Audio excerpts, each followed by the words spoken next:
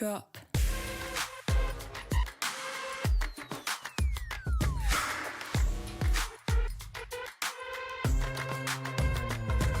I want it, I want it.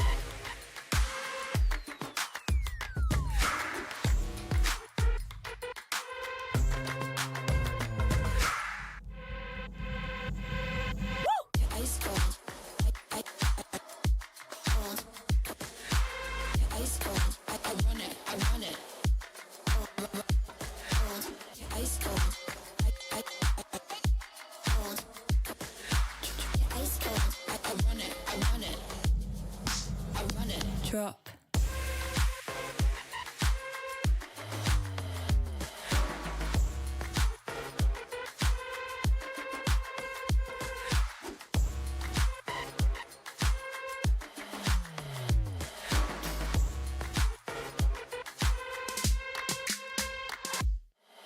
Ice cold. Cold. Ice cold. I want it. I want it. Ice cold. Cold. Ice cold. I want it. I want it.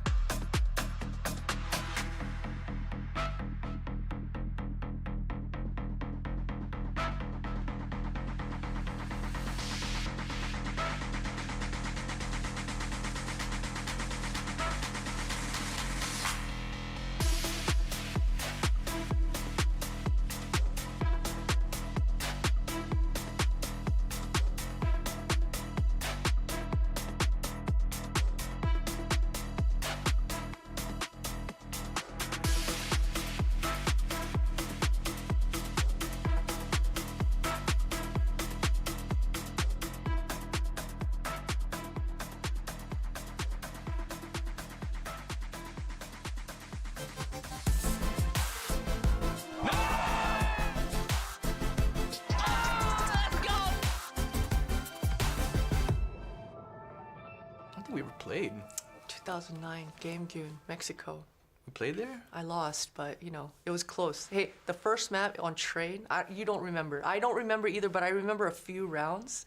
And we were up in the first half. I'm pretty sure we were up 11-4 in the first half. Yeah. And then when you guys went into the second half, you're just like locking in. You're just like, that second half was different. You know how I competed and how I was in the server and stuff, and it's really hard for me to say those things to my players, but sometimes I have to try and tell them, like, man, I was that guy. I don't know how else to say it, but if those conversations come up about what you did in the old school, like, or back in the day, like, how do you even, like, explain this to your players? You know, what I would mention, luckily for me, I had a stint in VALORANT. It was short and it was not successful, but luckily I did beat a lot of my previous players in VALORANT. So I'll just bring up the match page. Like, all right. What I try and do is I always like when Aspas is playing ranked and stuff and he needs a duo, I always try and play with him. Yeah. I say I probably play like 30, 40 ranked games with Aspas, so at least he knows I know what I'm doing in the game. It's actually like you got to like earn that respect in the game kind of thing. I can't believe we're both still here. I was actually preparing for this interview. Oh, yeah? I was looking back, rolling back the years, and I was looking back at ESWC 2005 and 2006 on our Wikipedias, and that's the first thing that pops up to my mind when I think back on our relationship. But in 2005, we had both won the event. Coming from an American team, we were always kind of the blunt end of the joke or whatever, because we were never competitive. It was always the Europeans and Asian teams that were destroying. So that year in 2005, because we both won, I just remember being super proud. Well, the cool thing about it too is like we were the first team to ever win a tournament on international soil, being from America. Yeah. So we were both able to accomplish that feat at the same time. Actually, I wanted to ask you too, like your experience coaching. What's kind of been like the biggest challenge for you dealing with the newer generation? Avoiding saying, well, back in my day. Oh yeah. I'm just like, I hear you. Because you know, for us, it was always just the grind. Because the grind was just a given. There was no complaining about it. It's just you just kind of knew that it came with the territory. But that level of grind is a little different with with this generation a little bit. Things have changed now with the psychology, performance coaching, and everything. I think that there's so much resources. Because I don't think we had any of that. We didn't. We didn't even have coaches, right? Did you have a coach? I did not. I did not have a coach. And also, though, I would say those resources sometimes is a little bit distracting. There's a little bit too much. You know, one of my players earlier was talking to me about, oh yeah, if you wear 100% cotton, oh dude, it's good. I'm like, bro, that's caused by my player. That's what are we talking about? He must have heard a rumor. Okay, damn. So I know it. They heard it from our prac room. They're stealing our tech. They're stealing our tech. Listen, I don't know, man. There's a lot of... They're stealing our tech. I always felt it was difficult to play against the coaches that you really don't know what to expect in some cases. And that's where I always put you there, especially with you and your players, where we didn't know what map to expect or who to play or anything. And always going in with like maximum preparation because of the respect we had. Yeah. I just remember always being excited every time I knew I was playing up against you. It's a familiar face. It's nice seeing a familiar face. Like there's just a quick flashback of all the memories. Like it's been so many years. So, and I told you this last time, I've always been such a huge fan of you and have watched you for 20 plus years. So it's just excitement for me playing against you. The one thing that we still got to find a time to do is go fishing. But I will say, as I've gotten older, for some reason, I've been getting motion sick lately. I don't know why. Have you ever tried Dramamine? I might have to. It's like once you hit past 35, your body just can't handle it. I don't know. So I was like, I'm down to go fishing, but we might have to be land fishing. I don't know about going on a boat. Let's go!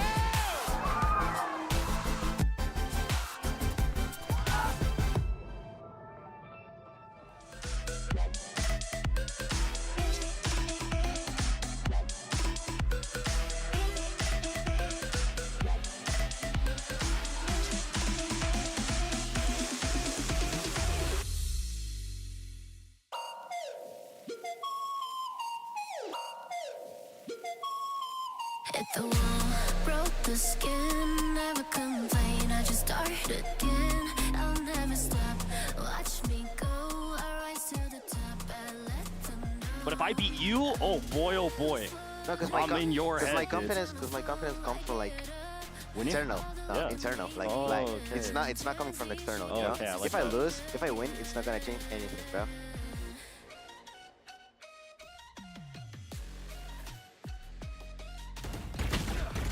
Why are you whipping, bro? You don't gotta whip, bro. Listen. Don't use all your energy. Don't use all your energy in the skirmish. Don't use all your energy in the skirmish. I have so much energy, bro. Oh, you have so much? Oh. See, don't. This is what happens with you young kids, bro. You get antsy.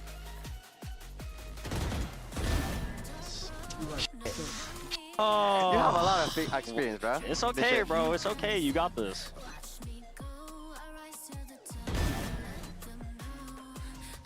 Oh, dude, I can feel your tenseness. You know what I mean? You gotta loosen up a little bit. You know what I mean? You gotta enjoy it. You gotta have a little. Oh, I'm so fast. Nice shot. I'm so fast. Are you nervous? Maybe. Don't be nervous. Oh shit. Ooh. I don't want to stress you out more, but you'll be my first skirmish win all year. Oh! Where are you? 4-4, buddy. 4-4, buddy. Oh! Oh shit. You know, bro. You know, bro.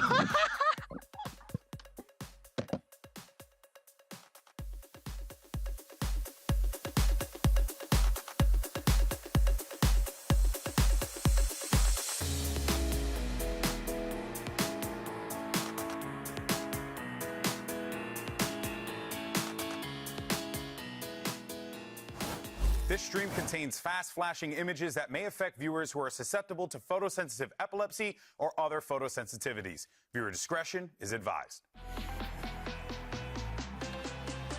Bora pro primeiro mapa aqui no VCT Americas.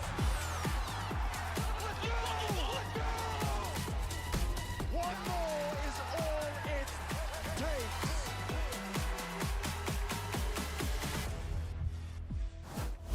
Today, the streets are going to be humming because it's Brazil versus NA in a beautiful doubleheader. And stage 2, every single match is a must-win, so you know the pressure is on. Hello, everyone, and welcome to VCT Americas, coming at you live from the Riot Games Arena in Los Angeles, California. Of course, I'm Golden Boy here alongside Brent. We got Drya. We're going to yap about some video games here today. You're going to join us on this journey. We're going to have a good time. We had a good time yesterday. We had a great time. Show. Great match yesterday, too. Yes. Holy Honestly, crap. yeah, a treat, a delicious little treat yeah, to open the week after last week's slop in the trough. Yeah. But listen, I was all here for it, honestly. It was a banger 3-mapper. Well, listen, I don't want to disparage a good swap in the trough. No, okay? honestly, As a person some who slop in the enjoys trough swap. can be quite nice sometimes. Yeah. A little treat. Yeah, no, I gotta appreciate it. But Yeah. you're right. We had some good stuff. Good news is we have plenty more on the way. But here's the other thing. There's another big thing that's going to be happening. In 2 weeks, as a matter of fact, we're going to have our play-ins.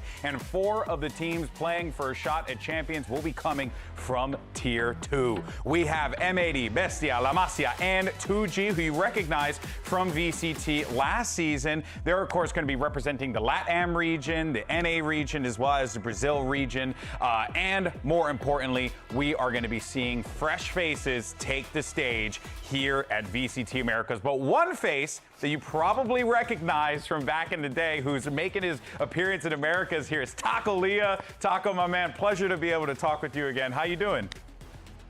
Yeah. Hey, I'm doing fine. Long time ago. I know, man. It's been a minute Thanks since we received me. I know. Hey, and let me tell you, the hair is beautiful. I'm all about it. As you can tell, I lost it all. That being said, why don't we go ahead and talk about the team, talk about the run that you guys have gone on, because it really was just you guys dominating through and through. So how does it feel to be in this position, but more importantly, do it with your team, Bestia? I'm super happy, to be honest. Like all the work we done in the year, like all the stuff we've been through,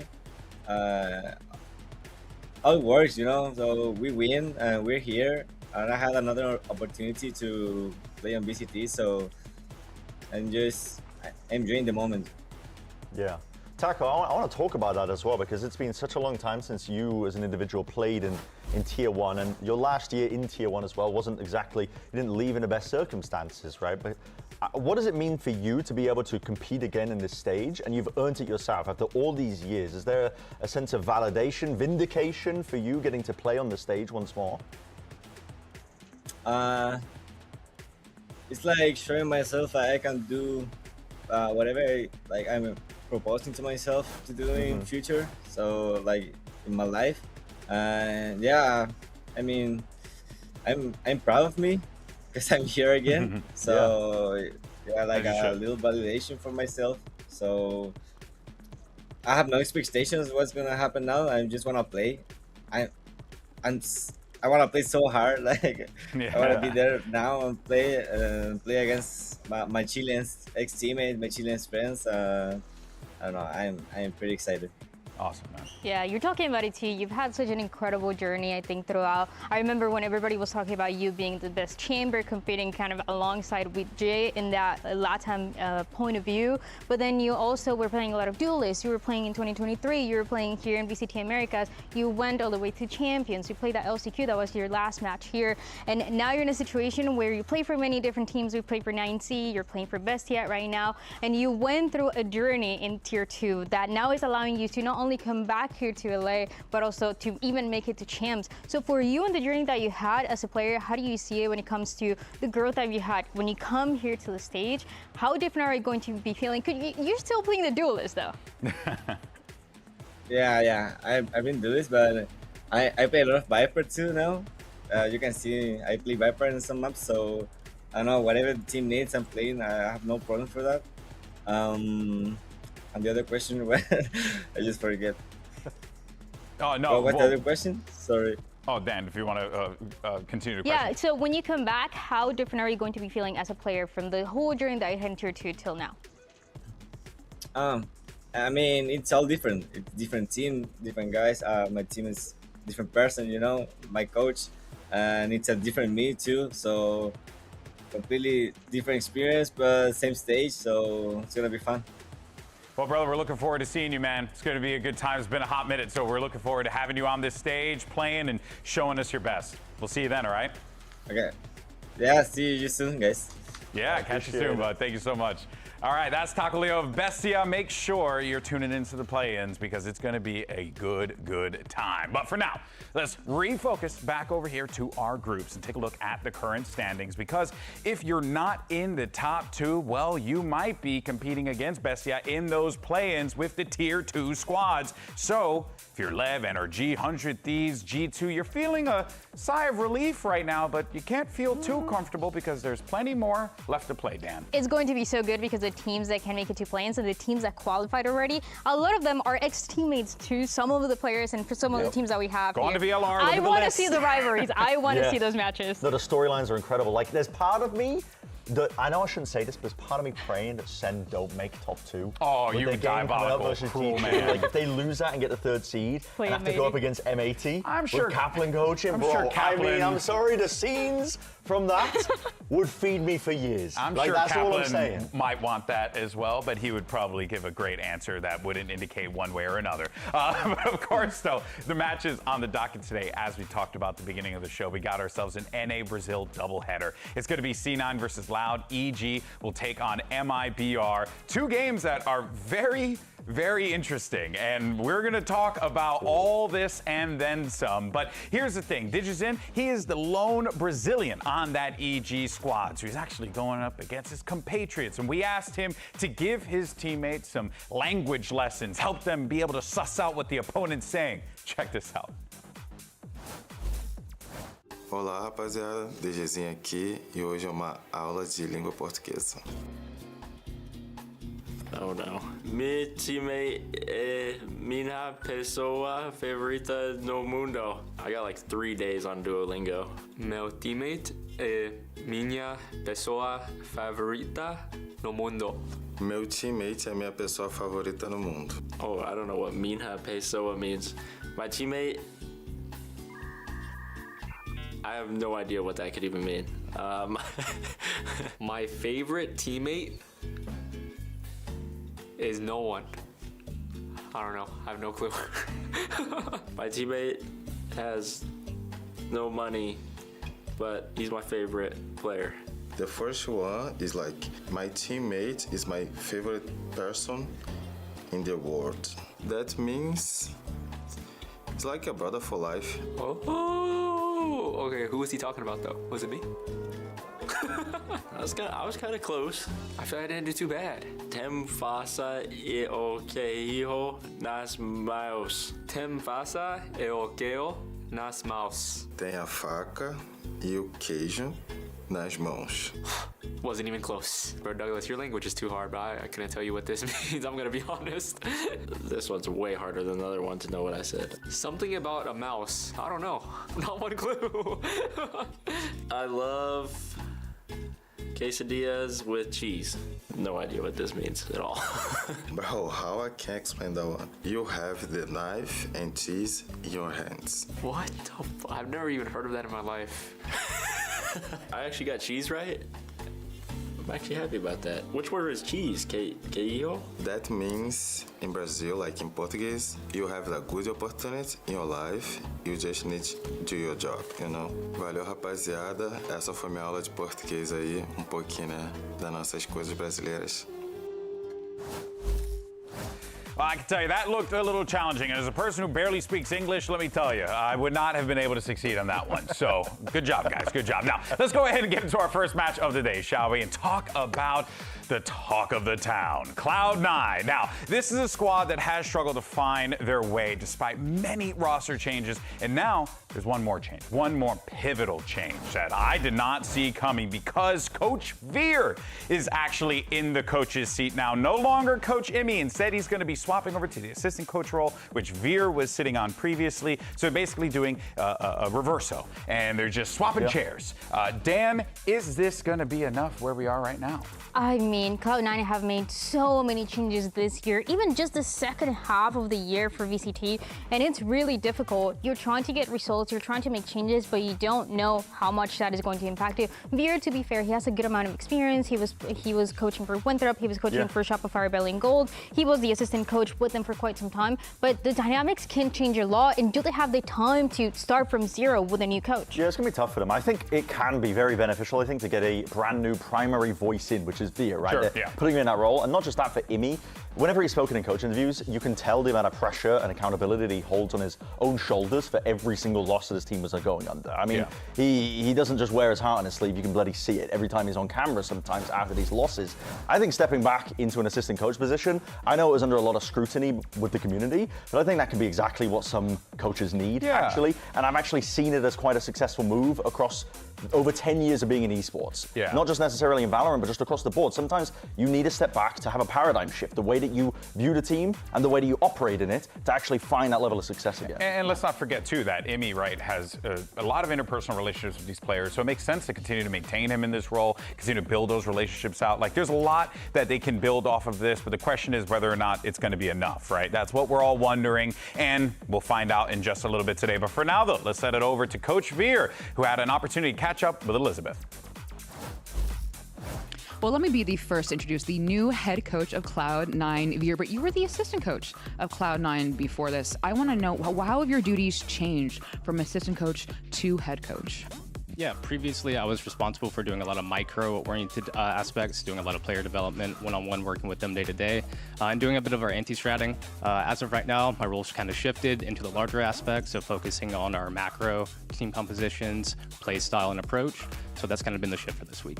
I think there is a question about how much you can do in such a short amount of time. Can you enlighten us on what you've been able to do? Yeah, we've had about 3 or 4 days of practice with the change. As of right now, really focused on emphasizing individual player identity and using that aspect and utilizing their skill sets as individuals and players and building our larger system and picture around that.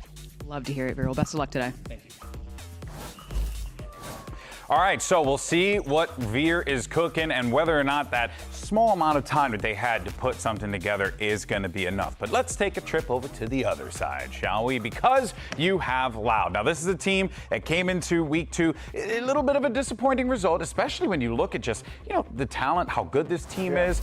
We've been singing their praises nonstop. It does feel like this is a system that eventually is going to start to click, given just how vibrant this talent is. Yeah, I think they've got a lot of very good pieces. It's just about putting it together in a very short amount of time at this point, because like we've been talking about every single time we talk about Loud, they don't have the reliance of prior champs points earned up from other wins. They are purely looking to see if they can get into the best possible form as they head into most likely the playoffs, or the play-ins, I should say, right? Because they're not going to be able to get that 1 and 2 spot in their group. But the pieces are there individually. I think the players can put something together, but they just have these overall issues. I mean, I can't really isolate and pin it down to one particular issue, but I've noticed a lot of hesitancy, I think, in terms of the way that they make decisions across the map that you don't really see from a lot of top teams currently, and it's difficult to pin that on any one individual. And I like the assistant coach Batty, he recognizes it, and how last match they play so different. They play so passive compared to what we saw in the week 1, and even what we saw towards the end of stage 1. It feels like this team is looking good ever since they got earned. They have some great ideas. They have really, really good individuals,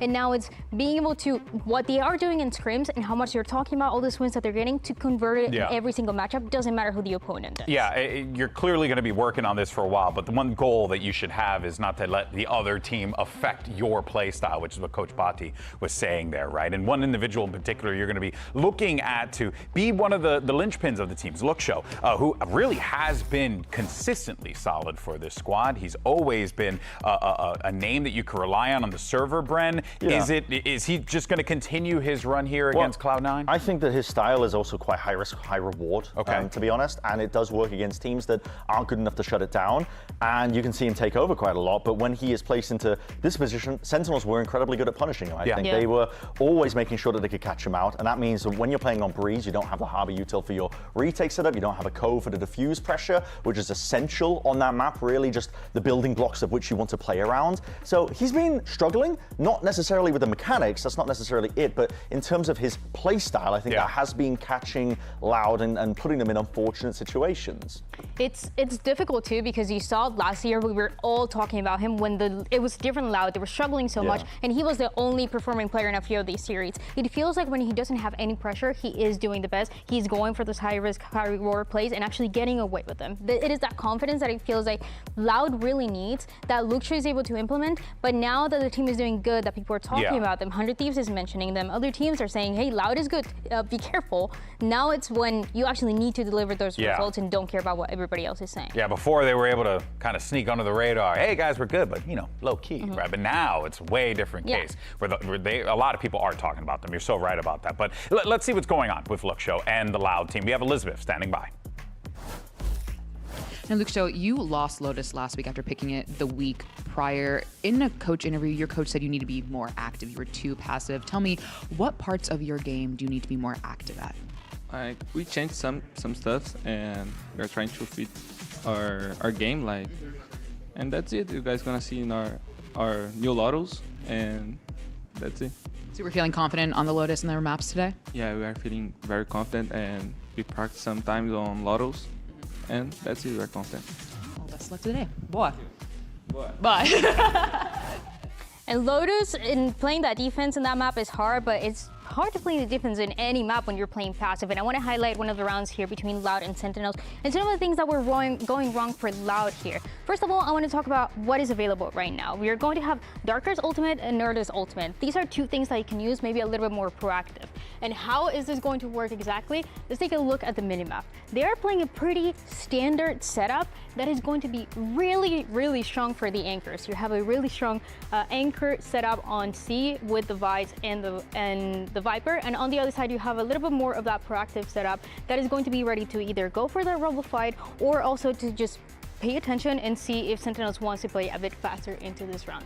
But let's see how this is actually going to play out, because part of it also comes from the conditioning that Sentinels is having. They have been playing this 4-1 where John Cutie is immediately going to shoot this eye, and that leaves Loud wondering what is happening. Is it only one player? Is it 5 players? Is somebody going to be holding us if we want to go for the push? You have no information to work with. And on top of that, you have a B side that we need to talk about, because there's nothing there. There's nothing slowing you down. There's nothing stopping you. So if Sentinels wanted to punish this, they honestly could have. Davi's job was to support his teammates towards A side, but also to turn around and just be safe in case Sentinels was trying to find a timing there. Fortunately for them, that doesn't happen, but there's other things that end up going wrong for them. As this plays out, the rest of the squad, as they rejoin with John Cutie, are going to be fighting for this mount control. Darker over here, he's hearing all of this. And that reaction from Loud that you just saw is going to be a Prowler that is going to clear, and there's nobody there. You don't spot anything, so that should have been the call for either the fast rotate to support the teammates on C, or at least to get just a little bit more space, go for that flank, try to catch some timing on the other side. None of that happens though. There's still a lot of hesitation on the side of Loud, exactly trying to figure out what is going on. So they're still going to clear with their bodies, and in the meantime, Sentinels is just going to be taking all that space.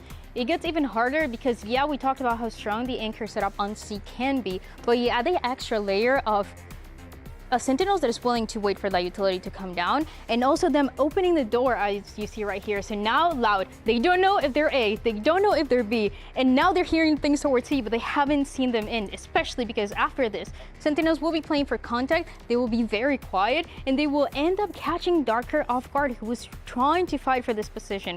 Gets taken down completely, and at the end is a defense that doesn't work out. It's just a reaction to what Sentinels was doing, and it's some of the things that we saw for Loud last series, and that needs to be corrected today if they want to get the win. Yeah, it's very clear, Bren, that what we saw from Loud there was a team that was, you know, like unsure of themselves in that moment, right? And that's the thing that they can't let happen to C9 today, because talent's too good. They're going to take advantage. It's like what Barry pointed out, I think, as well. And this is overwhelmingly in favor of Loud in terms of the predictions. I think this is quite reasonable given how Cloud9 have been looking, and and I think as well, it's a lot to turn around in a short amount of time. Now, it's not going to be that one-sided. Let me tell you that much. Cloud9 definitely have the possibility to be able to take it to Loud. I agree. It's not a guarantee, despite what we all think. Yeah. I am #1 Loud supporter. I'm just saying they have been looking good, and they didn't prove it last time. But All right, folks. Well, you heard the desk. Let's go ahead and start the show. VCT America starts right now.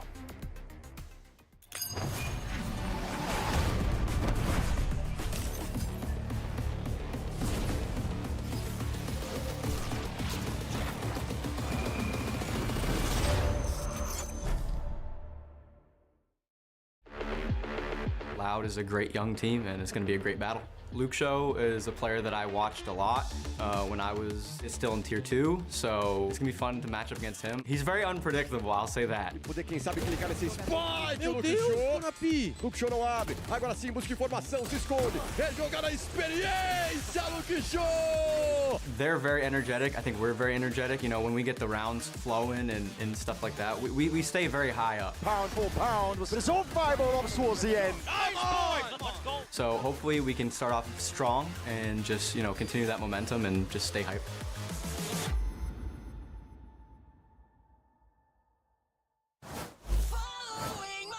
All right, Riot Games Arena, it's now time to begin your first of our NA Brazil doubleheader matchups. Welcome to the stage, Cloud9.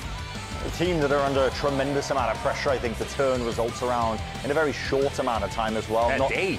Yeah, really, barely any time at all, and under an immense amount of scrutiny from the community, which cannot help whatsoever. But you cannot deny this team has talent. The pieces they picked up, it's all about making sure you can get it working at the right time. And luckily for them, there is no missing out on playoffs with this format in Stage 2. They have the luxury of being able to use these matches here and now to build experience, find out how they want to play, look towards play-ins potentially, and make that run. It is a tournament at the end of the day. It's a completely different format than what we are used to historically in VCT. Yeah, one can hope that with these changes, this could be the start of something great for Cloud9, a fresh beginning, some new voices to lead the charge. Is that going to be the case here against their opponents? Let's welcome to the stage, it's Loud. And for Loud, this is going to be an important win to continue that growth that they've had since Stage 1, since the changes as well that they made coming into Stage 2 with Davi, with TK Zin as well coming from that Crew Academy. And they have everything to do so. I still have in mind that interview that I had with Erde where he was saying, we're ready to win it all. I mean, the only thing that you should be expecting from us is to win against every single team. That confidence, it comes from the practice that they've been having, but they were not able to show it last week against Sentinels. And this time, it's time to reset against an opponent opponent that you don't really know what to expect from. Yeah, one could say that Sentinels match, Brent, great challenge for this Loud lineup because now they understand where they sit within the hierarchy of their group, but it's something that they could build upon because now you know what are some of those shortcomings that you found in that Sen game. Losses like that are pretty eye-opening, I think, for a lot of teams here. And as we look at the and map, week 2 is a good time to have that loss. Absolutely, yeah. I think this is honestly, this could be taken in any direction because what you're seeing is 2 teams that have been struggling on a variety of maps, and it's pretty important to note as well. Summoned as a decider in map 3. I would love for it to get to that point. I'd love to see if Cloud9 have improved. Shocked we didn't get Lotus. Lotus as well. I mean, it was banned second round of things. It was floated and it was proposed. It could have been picked as that first round of things. It wasn't. But I think there is that one connective thread between these 2 squads of Cloud9 and Loud. It's that willingness to, I think, just want to do better than they've displayed in their previous games. And for Cloud9, the entire stage, they have not shown what they've got whatsoever. There are 2 tier 2 players that have been injected into these squads on either side with the intention of it being a rejuvenation for them. That hasn't been the case. They have more to show. They have more to prove.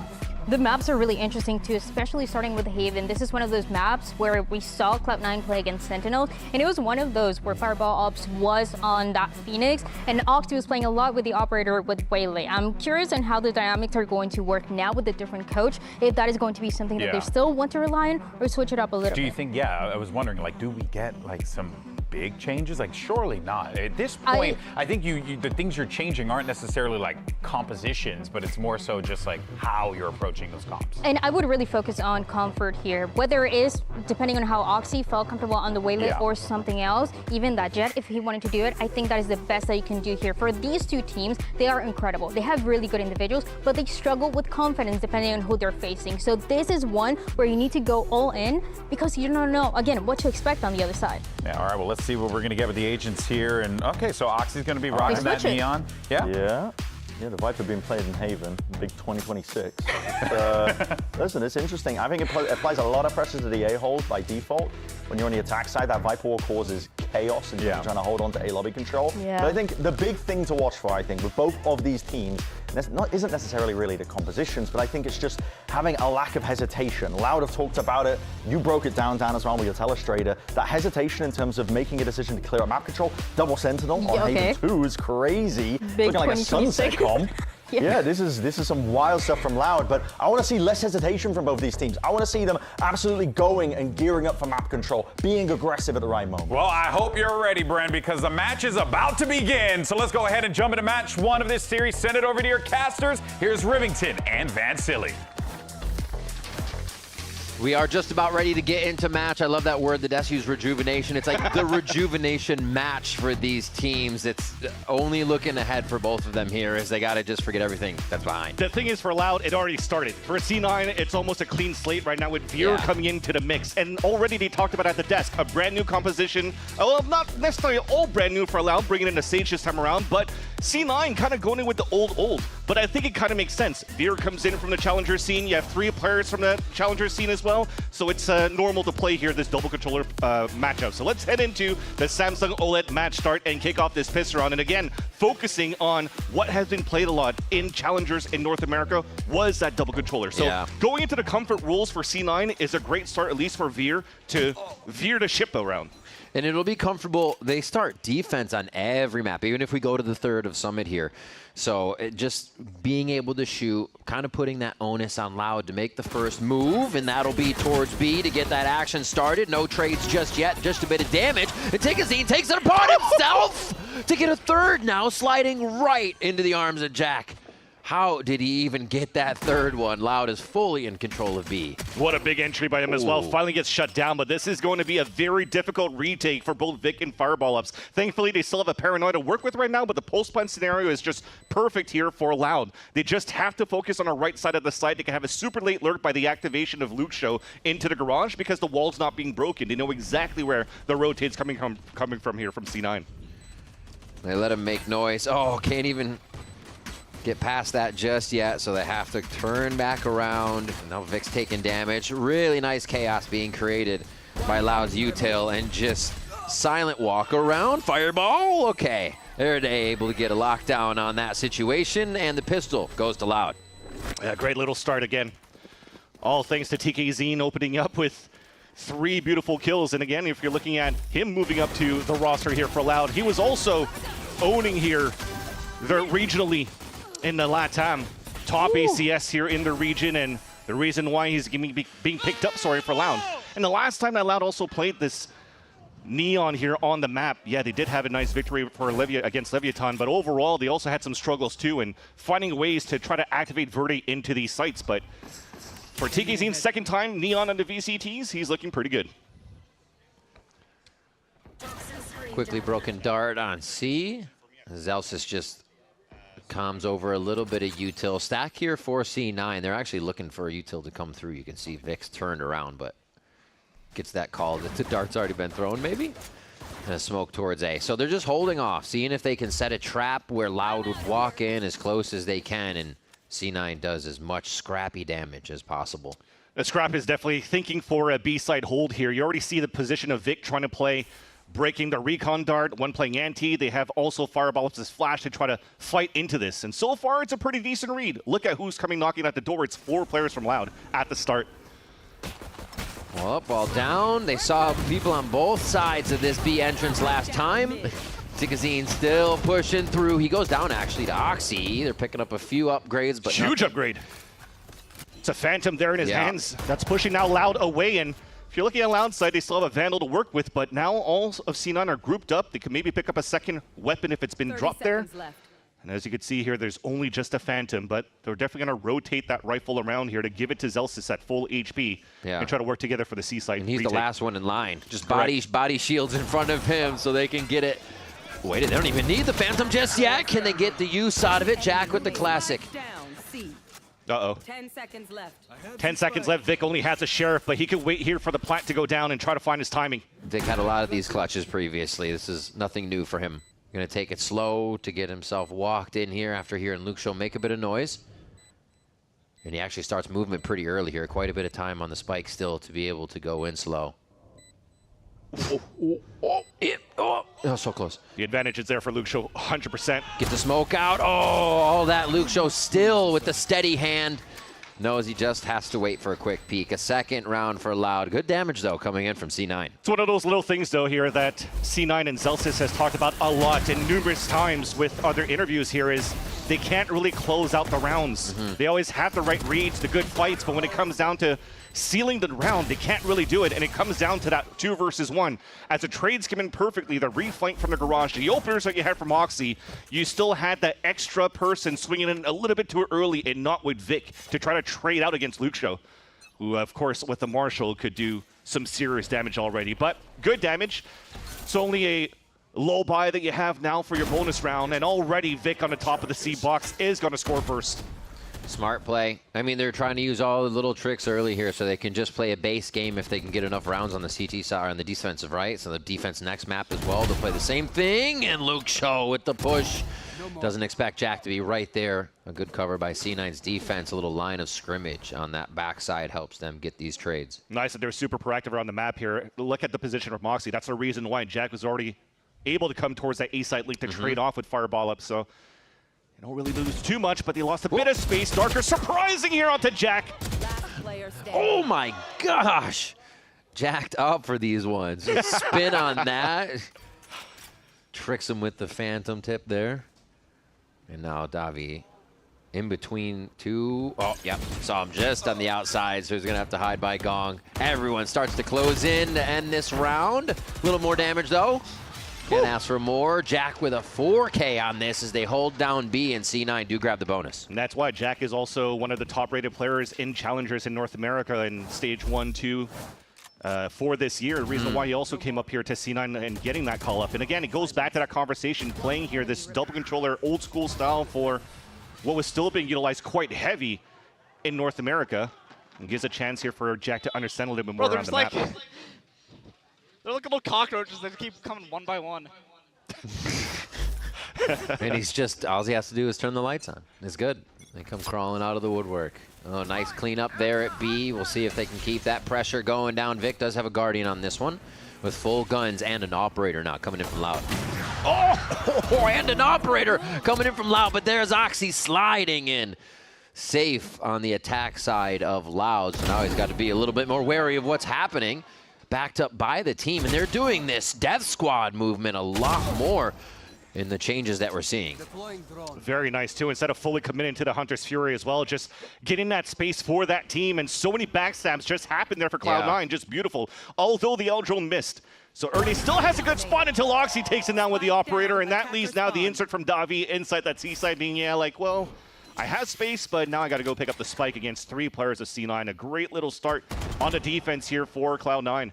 I think it's obvious Veer has already executed a more proactive strategy for every member of C9. All of them were in the window when that push hack was executed. That's not a normal thing you see from this team, or a lot of teams. Yeah, well, he talked about it with Liz, the focus on the macro this time around here as the head coach, and also just the protocols. You're seeing C9 being a lot more together in these moments. At least for the start, it works well. Now it comes down to, again, those chaotic moments that still needs to be fixed. We heard that a couple of weeks ago multiple times through the voice comms on the side of Cloud9. And also, the other good news, too, is Veer, stepping up to the head coach slot. Still has the support from Imi, though, who took down the assistant coach. So the experience is always going to be there until that was a lineup that looked dangerous. Oxy low on HP in the end, but the round comes in for Cloud9 and the tied game. Trading off the alt orbs. And it's sometimes, there's always a solution C9 was looking for, and sometimes you keep going over that same speed bump, but you have a solution the next time you go over it. And you sometimes bring in a person like Veer in, he's like, guys, work on the steering. We can go around this speed bump. Check out this. And you just try something else in this aggressive mode for a team that already has very aggressive players on it. It just seems to click. Yeah. It looked dangerous to start, though, with Luxio's first opening with that op. That was could have been a nice little flake from his POV, but again, thankfully, C9, as you mentioned here, are really playing with each other at the beginning of these rounds. Now, Recon a lineup here for this C side for Davi. Trying to see if they could go proactively very quickly into the garage, potentially. And Vic just stays inside that smoke, so he could maintain this element of surprise to anchor up on that C side, and already the rotate comes in towards this C spawn from Jack. Another great read to start, because they have Fireball ups solo anchoring towards the A side with the wall too. So as they feel no pressure at the beginning of the round from Loud, they have the right numbers again. Loud continuously pressuring B. They feel like getting together on this site and guarding these shots is the way to do it. And they do protect each other quite well in the entry, only losing Darker. And it's going to be Vic able to put the smoke up, so they have to make sure they stay in sight. This can't be a protect from outside and guard the spike. It's going to make it messy. The chaos favors who is the question. TK Zine starts with one. Zelsis can't lock down the shot, but he's able to find it. The Vice ultimate rings out. Not too many affected by that as everybody takes a moment and a deep breath. Time in their favor, Fireball. too. Fireball and one. The second it clicks as well, and Luxio goes down, and Erde has to play the cat and mouse game now. Ring around the Rosie, a hold almost from Vic, stops it. Oh, Erde with the good click on that second step of Vic. Takes him down, and Loud bring that control right back in their favor. Stay calm in that scenario as well is Erde. And I like the idea that what Vic was trying to do, going for that tap on that second time, and Erde's not really in an angle to see that meter of the spike going up, so sometimes you expect a much wider swing. But look at him just stalling there. Just read that Vic was tapping as a fake for the second time, because he has the favor of the time for Loud to win. So that's going to force the hand of Vic to swing out. Easy crosshair placement. And it allows Loud to maintain the lead here in his first half. It's a great point about the patience, too. You see multiple teammates going down just feet from you. To not swing on that is difficult. Know the play can still come after the fact. Really heady stuff there to get Loud another round here as TK Zine walks through the smoke. Just opening the site with hardly any util except for his relay bolt. They've actually crossed paths, ships in the night there, but it doesn't matter. C9 still getting dropped in the site, and Loud just exercises every Cloud9 member. A little bit of an eco round as well for Cloud9 to try to fight back into that one, but you definitely saw here from the previous round into this one that they have this ult available for Erde for this Sage, and overall now you're starting to see Sage being utilized on multiple maps going into this stage a lot here. As for maps for helping out for exits, but also at the same time really stopping the fast floods that you have potentially with the double duelist setup from like a Phoenix and a Neon, right? So starting to see this pick rate from the stage coming up more and more for a lot of teams, but interesting that Loud is bringing it here on Haven, and so far it's been pretty decent on how they're executing towards this site, always utilizing her to really block down a lane for a good 30 seconds of the round. At least some good damage before he escapes. Yep. Jack trying to die to Spike, but can't. At least upgrades to an Outlaw. You'll take that at least. Silver lining there. See this one again from Loud, going very fast off the back of TK. There's somebody that's just fearless on these takes. When C9 were playing Sen, it was Sen actually falling prey a little bit when they went fast. Cloud9 was able to organize quick here, but it seems like they cannot figure out what Loud's doing before the fact, and they aren't having the same result. We'll see what they'll have to do to get a read on that early round strat here from Loud so they can get those rounds back in C9's favor. Oh no, we're just gonna go fast again. It isn't stopping because he's going so quick, he doesn't even realize that people could be behind him at this point. Nice by Vic too. So they expected here that disruption from the Omen ult from Darker in. Yeah. The sneak around from Zelsis in the back of the B side makes things a lot more difficult, but it still gives a chance for Luke Show to start entering towards the A side. They'll now call the A side being open for Loud to be able to move in, and they'll make the audible for the plant. I don't think Luke Show should be exploring a little bit more than this. A little bit dangerous here. Next. Oh, if he can get another kill, I was going to say, if he can get another kill, it makes the Hunter's Fury that much more effective if they can play off site. But now they just, I think they play forward and see how many kills they can get here. Yeah, but I think getting the kill and falling back would have been good as well, because remember, they have this res for Erdi. Where can he really go for that res now? So now the possibility of playing the Hunter's Fury in the Pulse plant, a little bit more slim. Just wait for Sewers here, or are they going to go for Zelsis? I'd say Zelsis would be saying, wait for me, if anything, since we've heard the comms before. And yeah, they are going to wait fully for that leader to come up and make sure it is just a squeeze on the last few members here. Davi, though, with a chance to create the 1v1s necessary. Oh, that swing, double face from C9 to make it click. And that's going to be a third round for them here in the first half. Yeah, and it worked well. You see that Zelsis was calling for the timing once it's very close. They don't have that recon dart available for Jack, so Oxy has to sacrifice himself by sliding open and trying to figure out where the shots will be coming from. And I like that. Selfless plays from a couple of the players from Cloud9 to allow the 2 versus X to always happen in their favor, which is also something that Zelsis mentioned a couple of days ago in a conversation with guys. Ravishing Go, Ravish, baby. Let's go. the most ravishing man on the internet, saying that, you know, our protocols are a little bit off. I wish we had players a little bit more selfless. And selfless we saw there in that previous round for Cloud9. It's nice, but Loud still has a very strong opening every time here on the attack side. That's true. There's just a lot of confidence behind these strategies that TK will create the space and the rest of the team can follow. Whether it be dangerous or not, they're all in on the same play, and that's the thing that matters. Again, here, they all break that doorway into C. Might lose TK, but now there's 3 in the site. Zelsis doing his basket spam through the wall. And it is actually an insert by Fireball and a few other C9 members to make this a little weird here. Oxy pulls up a kill and gets himself a good dash to get out of the ultimate of Davi. I like the drop smokes too, trying to leverage that in the back of the platform for little one ways to fight with. Ooh. Double bounce goes right at his feet, so Oxy tried to dodge that, but it didn't work. Paranoia keeps their opponents at bay. You're going to try to pick it up and TP away if you can here. Oh, not anymore. That's perfect here, utility from Cloud9. Just about 30 seconds here. Once they do get the spike, run across the map would almost be suicide if they don't know what's behind them. Could be anything from garage to grass. So the fight goes straight ahead. Davi pulls up 1. 30 seconds An ace on the horizon if he is the one to actually take the shots, but Luke Show, that operator, could be the next pick. And it is good for C9 to just hug the walls right now and let them in as far as possible to try and get that crossfire they have going. Oh no! It gets broken apart! And Loud still find the round, inching their way into C site. Oh, that was a nice little flick, though, not going to lie, from the Headhunter pulling out to the headshot onto Vic. It's understandable here when, again, you're trying to play protocols for the side of Cloud9, but you kind of had no choice to play in that way because you have no information towards garage. You have no information towards that back of that C site, so they kind of had to cover each other's backs.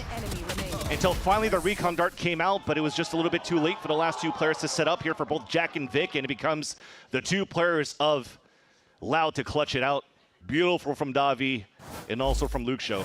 And that's Veer's first official timeout as a head coach for C9. And it comes on the round that rears its head of something that Cloud9 knows is plaguing them. Finishing out that round. Yeah, another one of those. Finding the last few kills and how to secure a win that was almost surely theirs. Yep. Now the big question too is as well with the storyline of what's been happening for the past couple of years, and especially this year when Zelsis joined here, the Cloud9 team, was a lot of work put in from both Zelsis and Coach Imi, who's been good friends for the longest of times in tactical FPS. So how much trust do you actually instill here onto Veer, take it into this role? But thankfully here, Veer was also a coach for Fireball Ups in the past as well for Nightblood Gaming and Challengers.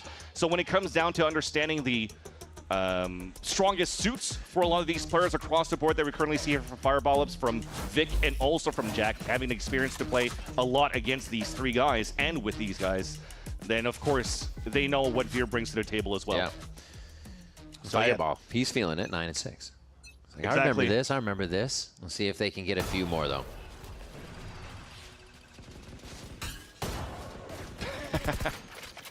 Trying to run after that like a stopping a home run hit, but meanwhile we've seen a little bit of pressure attempted by Cloud9 into the A choke point, and that's already taken down by a spam through a smoke. It's only an eco that we have from Cloud9 though. Timeout's going to be for the next round, which we haven't really seen an op really come out for Cloud9 on the defensive side.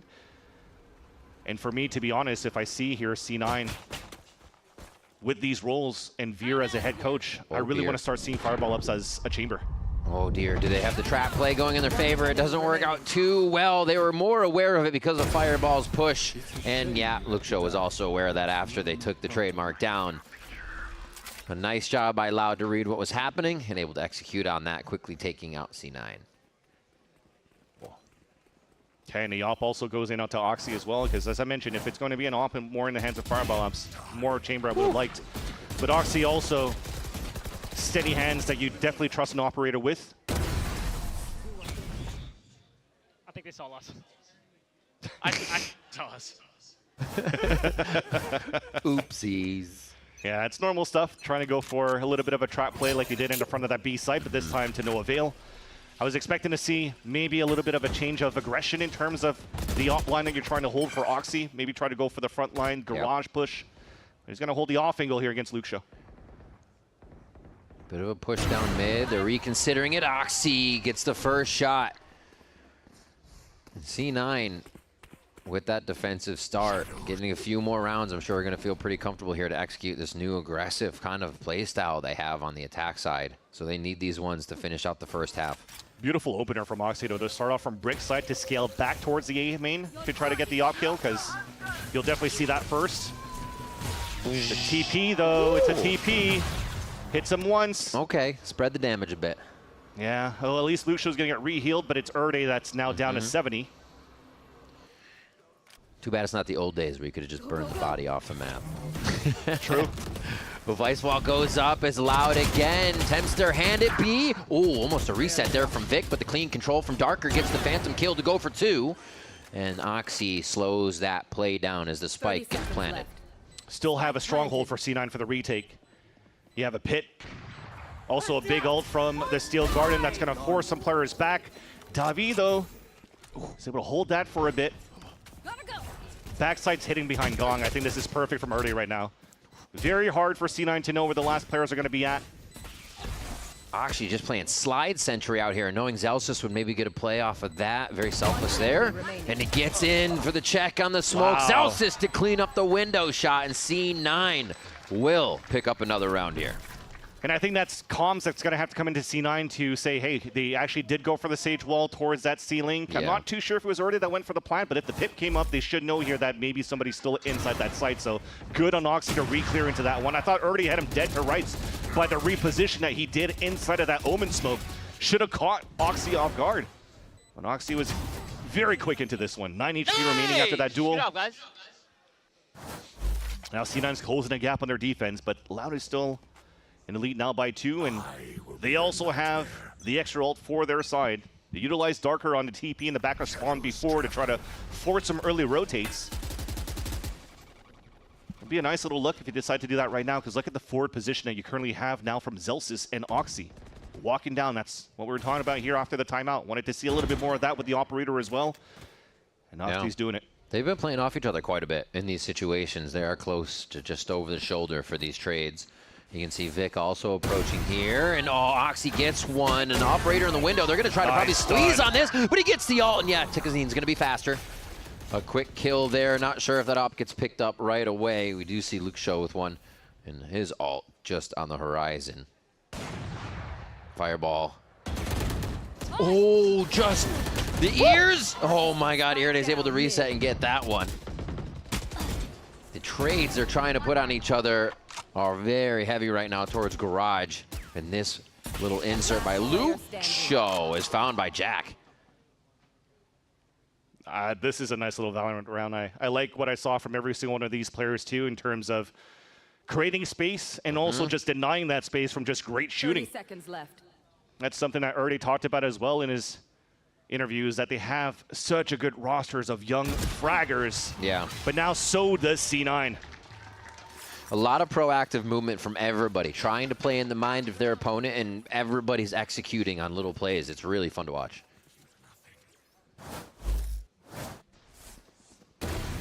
Jeez. Yeah, that stun was perfect onto Darker as well.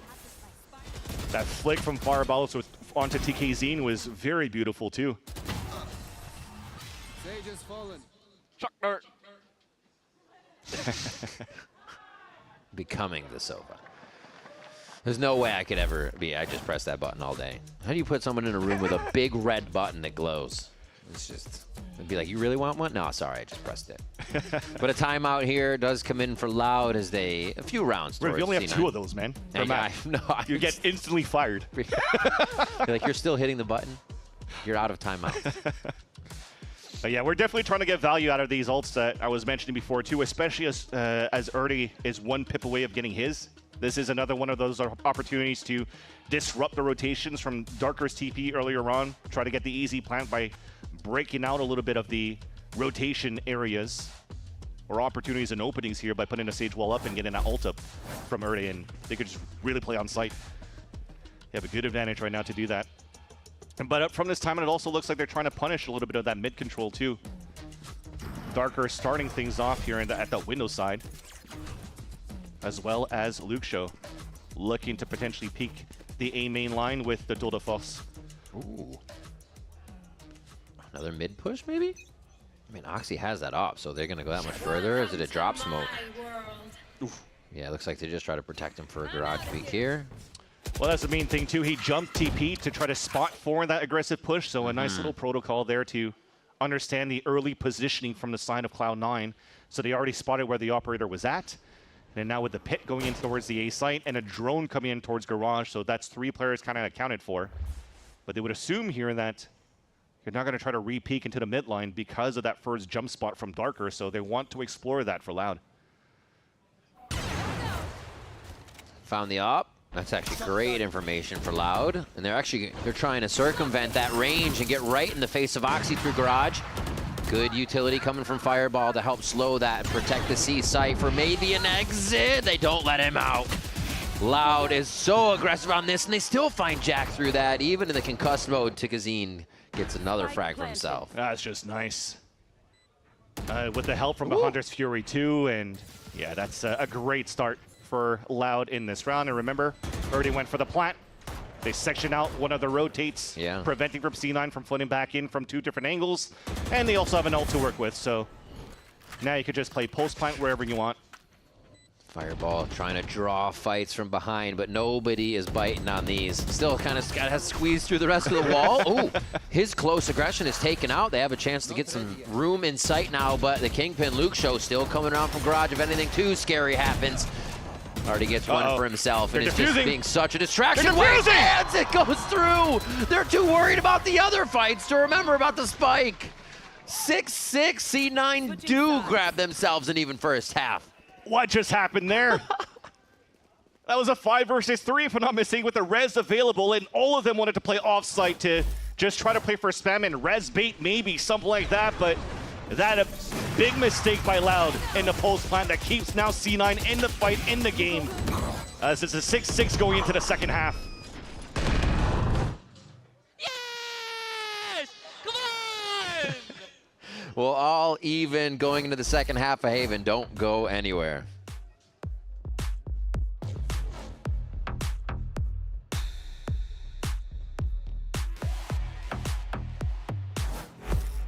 Yep, that's me. You're probably wondering how I ended up here. It all started when I got to the FIFA World Cup, and wow, thousands of Verizon customers. Oh, you got the free Verizon tickets too? No, I'm with amazing seats. I'm sorry. Okay. And even pitch-side access. Are you? David Beckham. A Verizon customer. This used to be for players. Now it's for Verizon customers. No one gets you closer. Only on Verizon.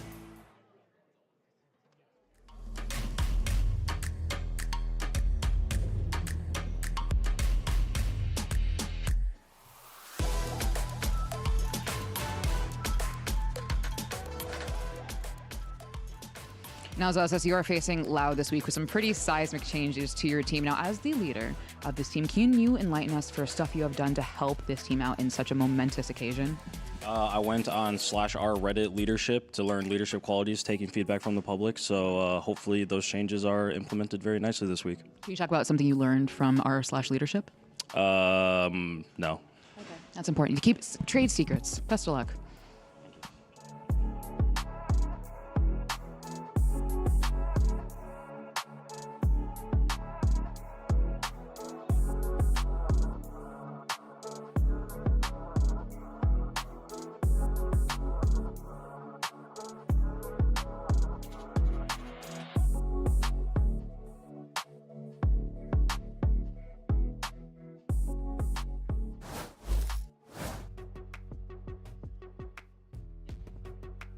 I'm on leadership right now, and there's nothing. Good calls, Elsa. So, what have they been working on is the question as we get into the second half here at VCT Americas. It is C9 versus Loud. And Cloud9 able to grab those last few rounds, even after Loud had that timeout, tried to surge back. Still C9 finding those last three, as you see on the scoreboard. And a few of them are retakes, so they are able to follow through on the protocols they're coming in with. And now they go to the attack side, though, Vance, as the Vice can play out for them as they wish. I think it's more for Loud as well with this Sage pick. So the 4-block wall could be very annoying to deal with at the start. Erde is already holding a close range, and there you go. Once he puts that 4-block, now he hears so many shots. Look at the rotate, look at the push as well. Ooh. That gets denied by Fireball. That's huge here for C9 to enter towards this C site. Yeah, Fireball starting hot. Looks like the defense setup here from Loud is just going to be a quick line of scrimmage. And no, they are going to gather and spawn. They're not going to actually have any entry through Garage here. A late lurk coming around from Fireball isn't really going to be a part of this fight, so we're focused on these shots right here as Loud light up the kill feed, and C9 answer right back. Hang on. TK Zine still alive. Has to source out the last two players, and that's going to be Fireball on that lurk. That does come up big for the team. Played it calm, cool, and collected. C9 get pistol. Yeah, as Luke Show had a couple of nice little flicks on the first half. This time it's Fireball ups as well. Luke Show had him dead to rights. Usually rotating back on that side. You don't expect anybody to walk down towards grass, and like that, he's still clearing towards grass on that angle and had to flick for that kill. Oh, a nice little second one through the Viper Orb by Jack. So clean shots on the pistol round.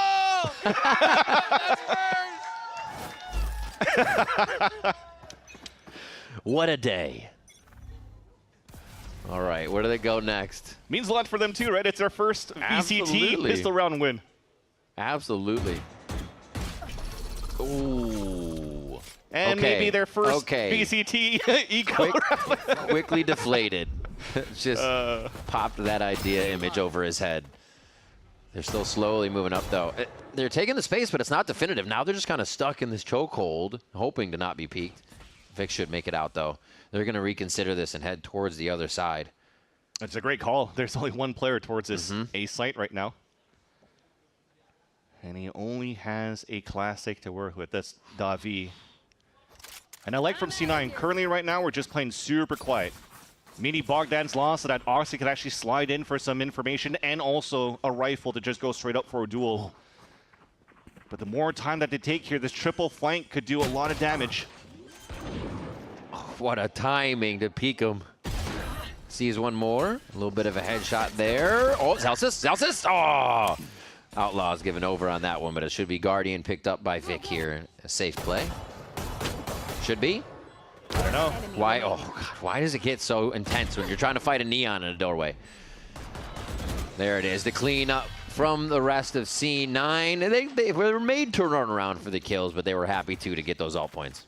And that's the thing, when it comes down to C9 with slow plays and moving into the site and realizing that it's open, there's still a window for them to cleanly communicate with each other. So understanding here that very early in the round, Fireball is felt in the hands of Luke Show, then they know that the gap is there towards spawn, that the wall is not going to be useful here. The Vice Wall's already been deactivated, so Zelsis watches that flank, so able to get a nice collat from that. Hey, Jordan, you got the collat. It's not us. I got the collat.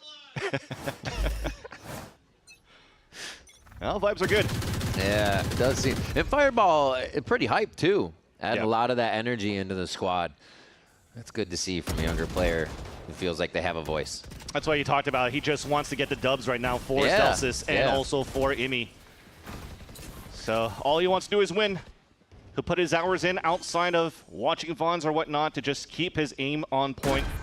Keep watching Nats as well and how he plays as a sentry role and affects his own play style. And look at now, Darker setting up for the retake with the rest of their team. A Paranoia that from this angle is only going to hit now one player in the back of the site. Yeah, they chose that left side as they were coming through, but they can't get the high-lows under control just yet, and C9 wreaks havoc with that elevation game inside B. Hello, Fireball. Another lurk here. I mean, if he's trying to focus on the Nats game, he definitely has the timing. Yep. And it is going to wreak havoc here for the rest of the members allowed trying to come in. Nice map control here for C9 to come in and take these rounds. And that's what we wanted to see a little bit more from Fireball Ups as well, right? So that's the trust that Veer has into a player like Fireball Ups, who's had the same type of like lurk timings, same type of style that he has in challengers, and now brings a little bit more into this matchup.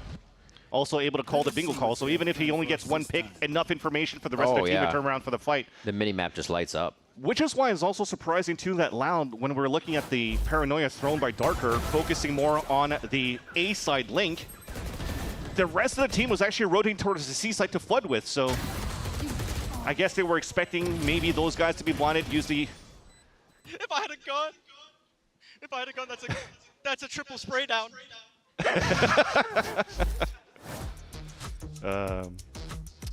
Yeah, so I was trying to say here, just a different look that we had from Loud that maybe guessed one angle for the Paranoia and hoping to flood at the right spots, but unfortunately that missing gave really a chance for C9 to convert their bonus round and to force here Romanilli to call his last timeout of this map. That pistol round really helping here. And the fact that they got 6 on the defensive side. Remember I mentioned before, they start defense on every map here. C9 coming in with that, not brand new leadership, but a swap of leadership from assistant to coach role for Veer. So it's nice to almost be able to sit back and really see, kind of in a baseball term, the first few pitches of the other team. What's the style they want to play? How will you receive them? And then Cloud9 actually executed the aggression we are not normally seeing from them. So that was really cool that they also had a plan in this defensive start. Yeah. The plan now for Loud as well with this double Senti comp is really to try to figure out how they could start funneling the players towards Luke Show. Because right now, early with the Sage, yeah, you're walling up towards the C-side. You can maybe wall up towards sewers, anything here to just really try to funnel towards where the stack could be. Right now, let's stay a little bit quiet because it's an eco round that we have. Luke Show has that rifle to work with that he saved from the previous round. It allows for them to score the first blood, but C9's already activating inside the A site. Zelsis knows there's aggression there. Great cleanup as they quickly insert themselves very deep. Looks like Loud thought they had a moment to reset there on defense. They already lost their residence. And now it looks like it's going to be Air Day. Maybe a sheriff shot. But nobody's going to give him a peek until he gets all the way in. Might have a chance to do some damage to Fireball Ups. Favor him. Ooh. Oh, okay. That's some damage indeed. Yeah, that is some damage. Pretty flashy, too. Even under pressure, you love to see those shots from anybody. Cloud9 still clean it up, 10-6. And that timeout fizzles out. Yeah, and we just saw here, A nice little entry for the side of C9, but what will be interesting is what is the setup now for Loud after the timeout? I'm sure they have enough money for the operator, so how do you set up here Luke Show for success? It's also with an Odin. So now you're blocking out a lane, you're going to wall through Garage potentially, and then trying to funnel towards the yacht. For C9, they're just looking to 5-man hit early into the A choke control. Back to the old death ball. Let's see how they're calming it as Cloud9 goes into this round.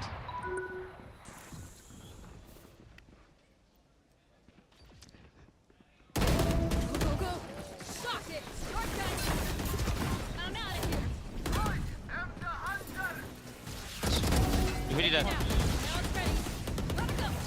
Come on, Pulse Strikers! No charges. Shadows traveling. Pretty sure there was more comms than that. Yes. Not checking NV I was going to be like, wow, they really modified the comms. This is stoic. Had a few, but you saw the idea, just really walk down and explode. So trying to do the old school, walk down towards the Viper wall, try to surprise the op that could potentially take the sewers control. Absolutely. And then just explode once you have the space. So that's very nice for Cloud9. That forces the last two players from Loud to save their weapons.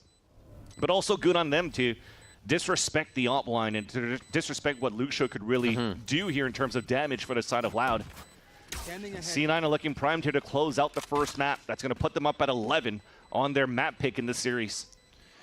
There just seems to be so much more confidence going into this, and with confidence comes trust. And it's one of the biggest things when you're playing FPS at the highest level, that you're really going in knowing everybody's going to be watching the angle they need to, hitting their shots. That util, if you're looking for space, is coming over your shoulder, and C9 have a different level of that today. Whether or not it continuously stays, that's tough when you play from team to team. But they're definitely showing us that, yeah, there is a different level they can unlock. They seem to be doing it here for Haven. 11-6 now.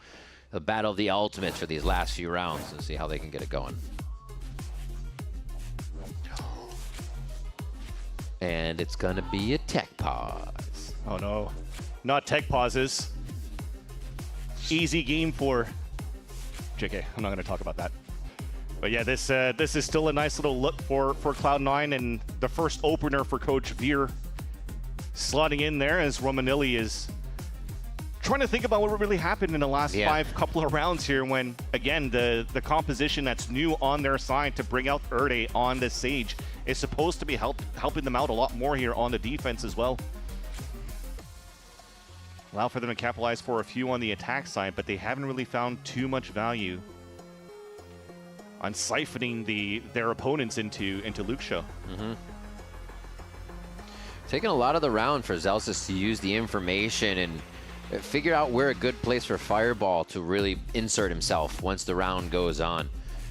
And there's been the rounds where you see Fireball halfway across the map, but he's still there on the play because C9's taking that time. They're fully understanding the wind condition, which sometimes can fall away. And I think plagued them a little bit previously when we see those moments like, oh, there are a few kills from the round in the 2v4. Wait a minute, how'd that happen? The 2 just beat the 4.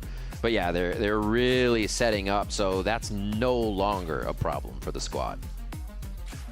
And this death ball has been pretty effective. Yeah. And it's also nice to see a change for C9 when they picked this map or they played against Sentinels. They won a 13-11 against them by playing Fireball ups on a Phoenix, so they played like a Waylay Phoenix and still tried to take advantage of the way of playing this double duelist, right, against, I guess, following the meta right now of the double duelist comps. And I think that's also another reason why Loud decided to come into this matchup here with that Sage. That's what we talked about before. How do you really slow down like the fast double duelist diet that we currently are seeing a lot here across all the regions of the VCTs. But this time, this maybe little change going into the double controller is catching him off guard a little bit more, because the double controller also forces C9 to approach the rounds a little bit more slowly to try to leverage the Viper G2 wall over on that A side as well. So now you're forced to use a lot of util at the forefront from your Silva, which then means you have a lot less to work with for retakes and whatnot too when your Sentis are getting run over as well. So they have to really rethink that, and that's probably why Coach Romanilli went for that timeout quite early in that second half to try to see how they could adapt a little bit more to their defensive rounds and maybe why it was, for me, a little bit preemptive for him to call the timeout in the last round of the first half when they seemed to be pretty comfortable already. Despite it going back and forth, it's still nice the openings that they were showing here for Loud to get the plants down on the sites. And we are just getting a comms issue sorted out here, so everybody can be hearing that from the coaches to the players. As we heard in the previous one, we only got little snippets there, so we're getting that sorted as well. And it's kind of interesting that we have two teams that are coming into Haven and neither of them play Phoenix. It's not like one team has Phoenix here, but both teams are actually trying to figure out agent compositions that work for themselves where they aren't running the agent. Almost everybody is. Yeah.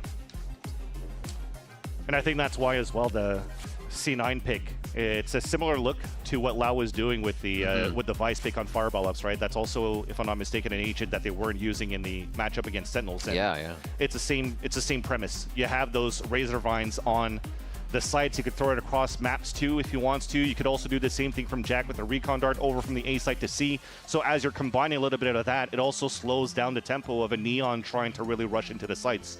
Although, you saw some very nice entry still from TKZ on this Neon on their attack site, despite having to play against the Vice, right? Those openers was actually really, really good for the side of Loud. One of the things I really liked about Loud's hit with TKZ is on shoot, is that they are definitively hitting that. I don't think anything really deters them from going after that strat, which is really cool, unless they kind of get hit with a Vice wall or a Sage wall or something on the other side, which they can't. But yeah, to just drive in, okay, TK might go down, but the space is there and we need to spread out into the site. There's confidence in that strat for them. And a lot of teams would just be kind of dumbfounded if you were strong enough to just keep doing that. And I love it for Loud because they're so good at following up on what TKZ does. And he usually is getting the opening kill anyway, so why stop doing it? That's definitely a change of pace as well in terms of, I don't think necessarily firepower when you're listening to what earlier was mentioned before into the changes of Davi and TKZ coming into the mix here, replacing Verdi and Kawadzine going into stage 2. He always commended how those two players are always very good for Loud, but he kind of needed the team rather needed a breath of fresh air here by bringing in somebody like TKZ, who's been on the top of the charts from the Latam region in the first place, but also Davi that comes in from Portugal. Played ENC with Team Portugal at the same time, so now you have a different experience from LATAM challengers to also the EMEA challengers to bring in new looks as well to help the calling and the preparation from Erde to Bati and to Romanilli to really set things up right now for Loud into this stage. And don't do that. So far, no, don't do that. Oh no.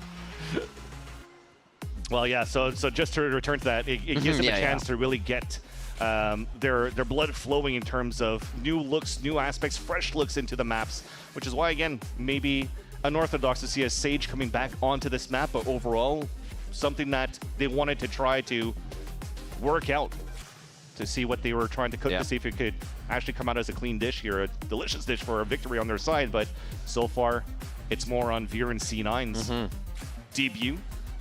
That should instill a lot of confidence for his side too if C9's able to close out this first map. For him to take the role as as a head coach for the first time and to finally get one map out of one under the belt, I think that's a lot of confidence for a coach as well to be like, okay, well, I have what it takes here to play on this stage.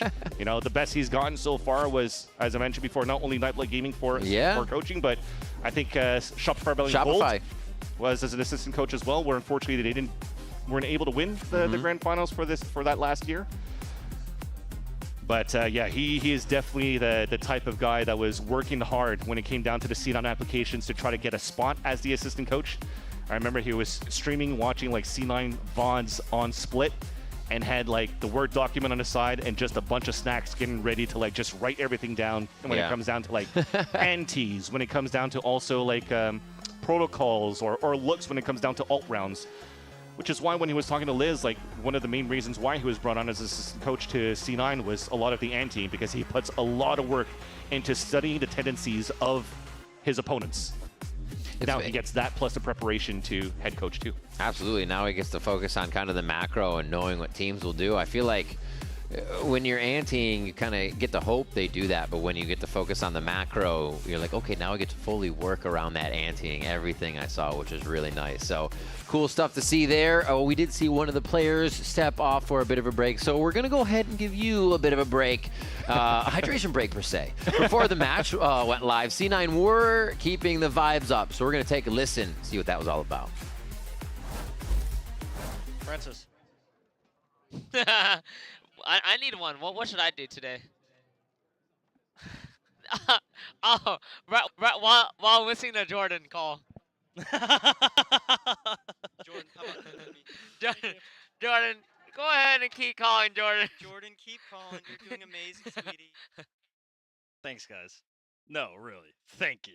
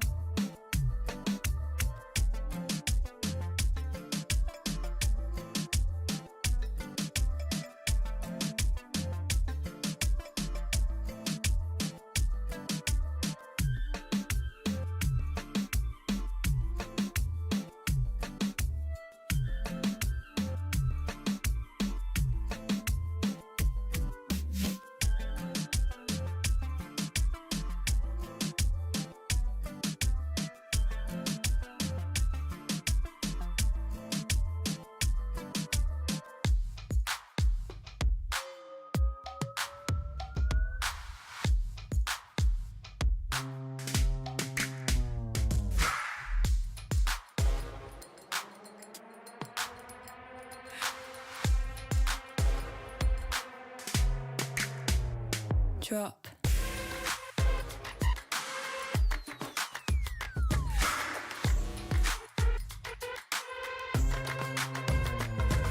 I want it, I want it.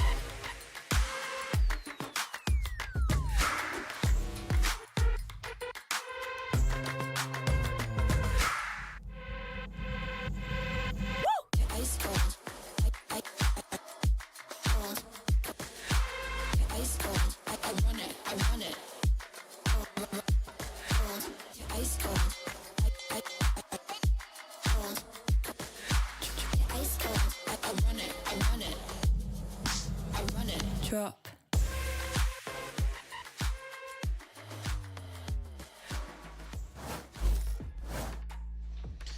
We are back here, VCT Americas, to jump back into game shortly. Currently have a patty cake tech pause going on here between Fireball and Zelsis. Very cute. Love it. Great.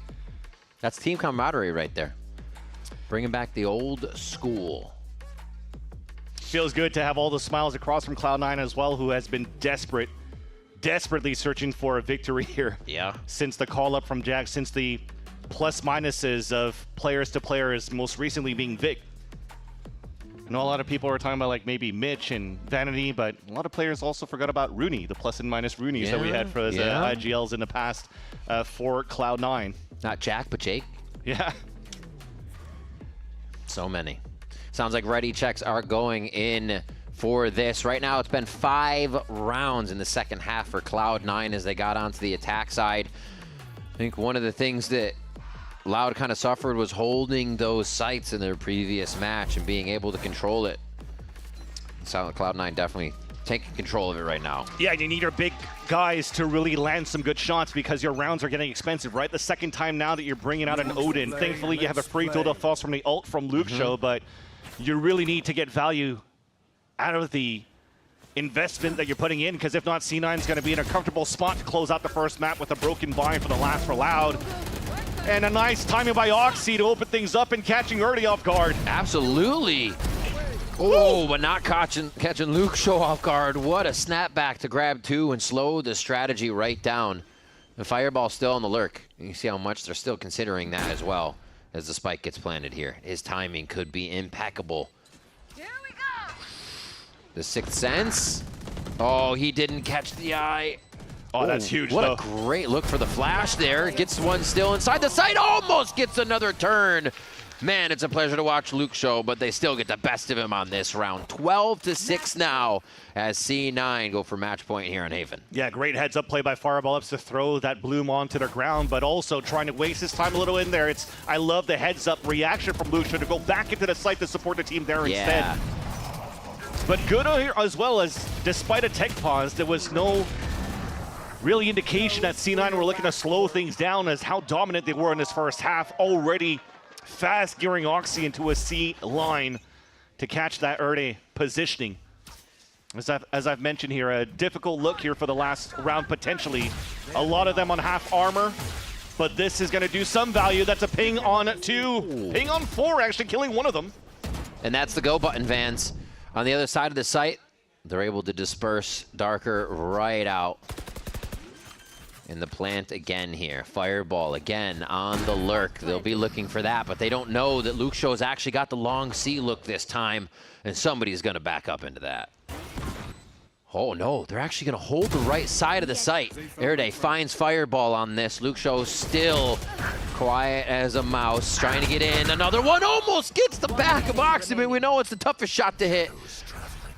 They got res too, though, for Erday, so this could be a quick 3 versus 1. The wall is going to be annoying to deal with. Not enough ammo, didn't clear it right away. Solidifies. Sight on the spike. Fast lane's there. It looks like Loud's going to be able to keep themselves alive for just one more round. That's going to be the spike, but that's going to be the kill. Taken to half, the defuse comes through, and Loud stays alive. Good on Loud, too, on the post plan, to identify the late lurk again from Fireball Up, so they kept one person at bay towards that B line to just fight him at that spot. And then for the rest, yeah, they had to go for the res. They used some big ults too to convert for that round. Utilizing 2 big ones here. That's the res and the Hunter's Fury on top of that. Once we move into the next round, they're going to be far away from getting the next cycle of big ults up in their favor. The only thing they have now is the From the Shadows from Darker. Yeah. C9 has so many advantages with those ults just to take the game. You're gonna have Oxy crash into the site, steal it with fire, steal all their arsenal with Fireball. This is Loud needing to play separated for this. Ooh. That would have been a big star. Another miss there. Luke Show just trying to catch the shoulder of somebody as he's now forced into a very tight spot. And he's actually just outside of it. Could still move back in and TP if he goes for a pick. Keeps the operator back in a rendezvous. They're actually just going to try to force this one in, cause as much chaos as possible. DK is in there. What a find from Darker to start him off just outside the pit. 3 members of Cloud9 still trying to skirt about. They're going to get Zelsis out of the fight. Pit is down, and Loud knows exactly where to look as they get the defuse in that situation. Darker has been a little bit quiet throughout this whole game, but had 2 crucial, make that even 3 on the retake on that B site. Finding that gap behind the Viper's pit. There's a bad start too from when you looked at it from the point of view of Loud. They were trying to deny the planner being Vic. And as you had Luke Show move in, he got stunned by his teammate by Tikazine and really couldn't come in to try to go for the denial. But thankfully here, Darker, again with the gap that he found towards Rabbit, is able to mow 3 of them down, including the pit. They still had the wall available here for Erday into the round. So what you're currently seeing as well is that Erday doesn't have to waste the wall so early. Let's hold that thought. A little bit of an idea to try to push down that line and reactivate right away from Cloud9. They're really banking on that operator opener. Again, pushed out of the site. Great detection from the sonar bulb that Oxy falls. Jack answers. A little timid in the site now as they try to get to the right spot, keep themselves alive. Great sourcing by C9 to find the last member and clear before plant. Nice little scaling in the end, too, after that punishment from the missed shot from the op. Already has to retake the site again, has the wall, but now doesn't have numbers to help him for the retake.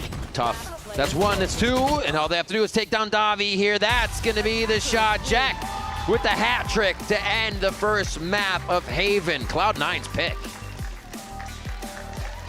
And C9 looking good towards the end as well, especially on the attack side. Looked a lot more clean in the protocols in the Pulse plat too. And this is looking to be maybe that resurgence of Cloud9. Not only a breath of fresh air that we talked about on the side of Loud, but maybe now again, the new head coach coming in. Instilling a little bit of an experience towards challengers is helping out the veterans like Oxy and Zelsis right now to be more comfortable because they don't have to maybe dictate the challengers players that moved up too much, that they can just focus on their game. I think one of the big things is here, if you came in today asking if C9 would look different, you got a definitive answer. As soon as they all pushed window in mid to follow up on Oxy, we knew there was something new. And it worked for map 1. Loud's going to be able to reset and come back on their pick of Sunset after the break. Don't go anywhere.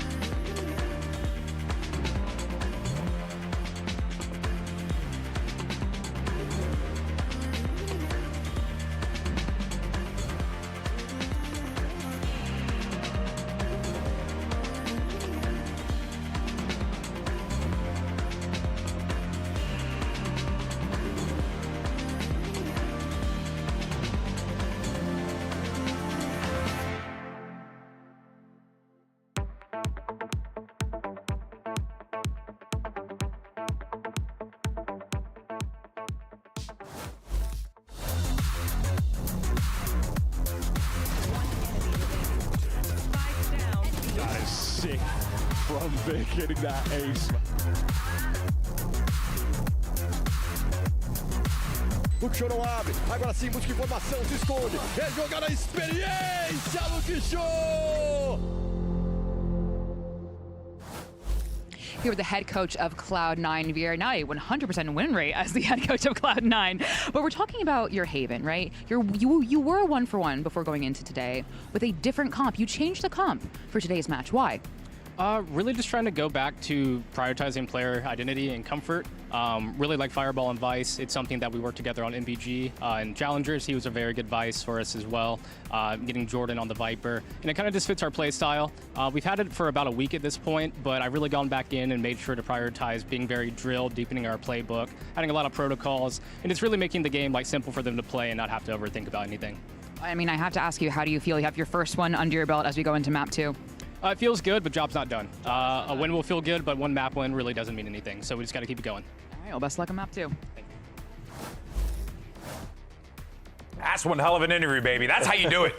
Take notes, kids. All right, that's how you answer questions. Yep. Of course, always a pleasure to hear from Coach Veer after a successful win on Haven, 13-8, of course. And as we talked about before, and what we saw before too, vibes were feeling pretty good for C9 going into the map. And it's safe to say, Bren, that they kept that energy throughout the game, even when it looked like things could have gone a little out of hand. Yeah. No, they managed to pull it back. I think it makes a lot of sense as well, because this is a squad that, honestly, everything's gone wrong for you. You hit rock bottom already.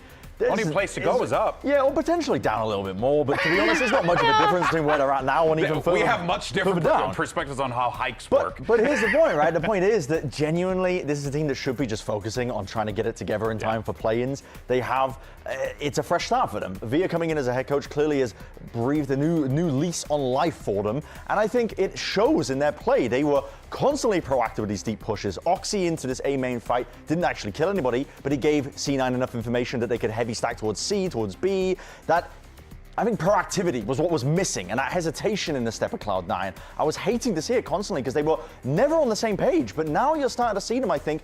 As Via was saying, the game's been simplified for them. You can see it in the way that they're playing. I really like what Via was saying, because it's exactly what we talked about, making sure that you can take a step back, the players are comfortable, and this is exactly what we see in the way that Oxy's playing, how aggressive he was willing to get on this defensive side, and also in general, what the team is capable of doing. This is something that we've always talked about, and there's a point right now where Cloud9 needs to show these kind of results, whether it's a composition that they change from one day to another, or something that they can continue to build upon. Now, since stage 1, they have only been able to win one match. So also, I like what he said at the end. The job's not done. Oh, for sure. Job is so far from done, because look, let's look at it like this, right? In that matchup, Loud started things off, quite strong, I would say. Yeah. There were some great moments that we were seeing from the likes of Look Show. Yeah, exactly. Seeing stuff like this, though, you weren't seeing Cloud9 do this before, right? No. They were communicating ideas like Vic holding window for this deep push. It's insanity that Oxy's doing this with an operator, don't get me wrong, but I loved how aggressive they were being. They were really leaning into their own ability to take over. But that's his uniqueness. Those are the unique things that, if anything, he should be trying to lead. Maybe not taking an operator all the way out there, but listen, regardless, it worked. It worked.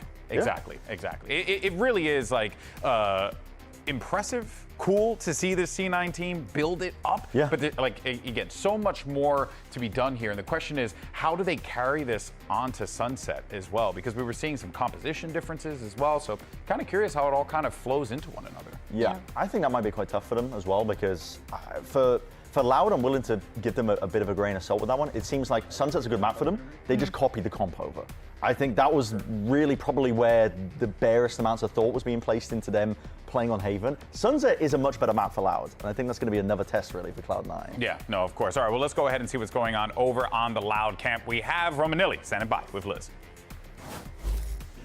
Here, the coach of Loud, Romanilli. Now that could have been close. We had a little bit of a comeback at the end, but it couldn't quite be your map. Such an interesting comp, because that's your Sunset comp.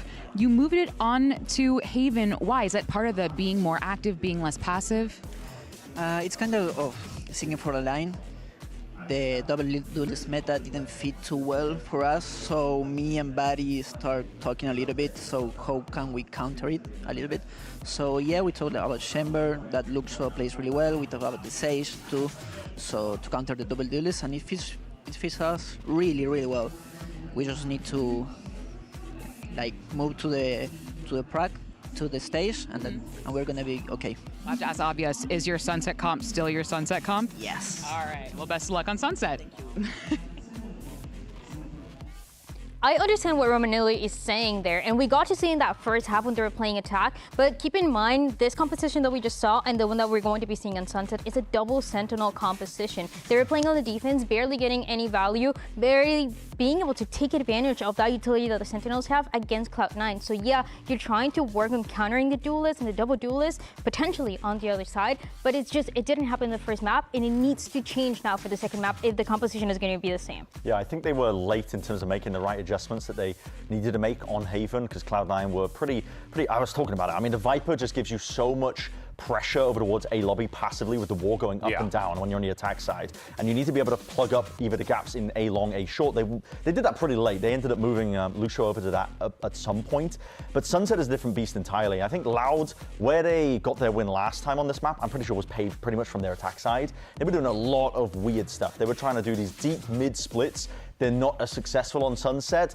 I mean, I'm curious to see if once they've revealed that hand, if Cloud9 are going to be prepared for it. Honestly, there's still so many unknowns going into this match. I don't really know what to expect. Oh, well, the good news is we got two great commentators that will guide us through the unknown. Ribbon fans will be with you on the other side of this break. Don't go anywhere as Loud and C9 continue their series.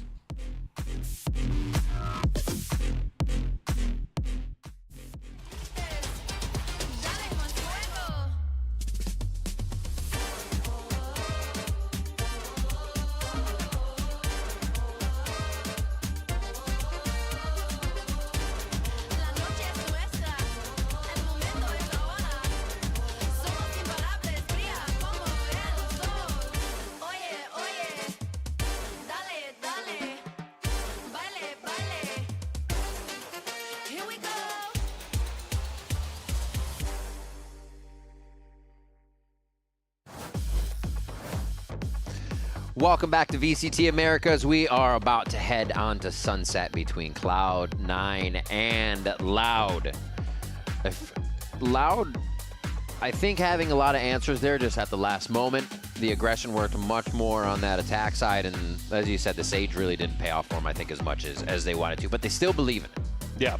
I think what's interesting from the conversations of both Coach Veer and Coach Romanelli with Liz here before we got into the second map pick is the fact that both of them kind of had, and I'm paraphrasing here, ways that the double duelist meta doesn't really work out for them, and you want to play more to your comfort picks. So as Wyatt, or sorry, Coach Veer, I know Coach Veer like that, so I call him Wyatt. He's my boy. Oh, okay. Coach Stack, you know? Gosh, yeah, Coach Stack represent.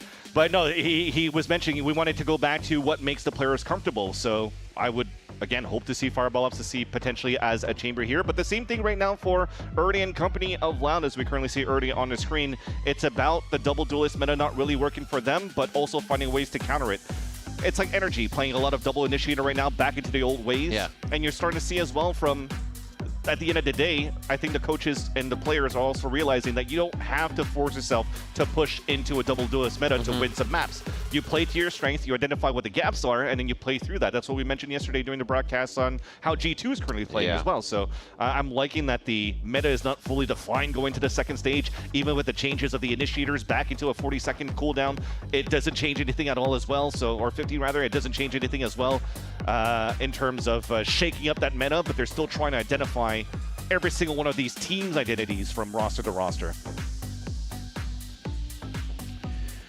We'll see what identity Loud has. He said our Sunset comp is still our Sunset comp, so we'll see that coming out of them. Yeah, and a great point actually from what Manila was mentioning too. Yes, they had a very strong game on Sunset against Crew, but it's also because Crew was playing a double duelist with the Rays as well, and they were like pushing every single time, trying to find timings against Loud when they were playing their defense. So Loud could just stay towards spawn and fight. And now that we have the agent select, there you go. Fireball is playing as his chamber. I'm super excited for this. This is basically what made him in Challengers, why a lot of players and fans were looking at this guy as Fireball as a chamber. So keep an eye on him.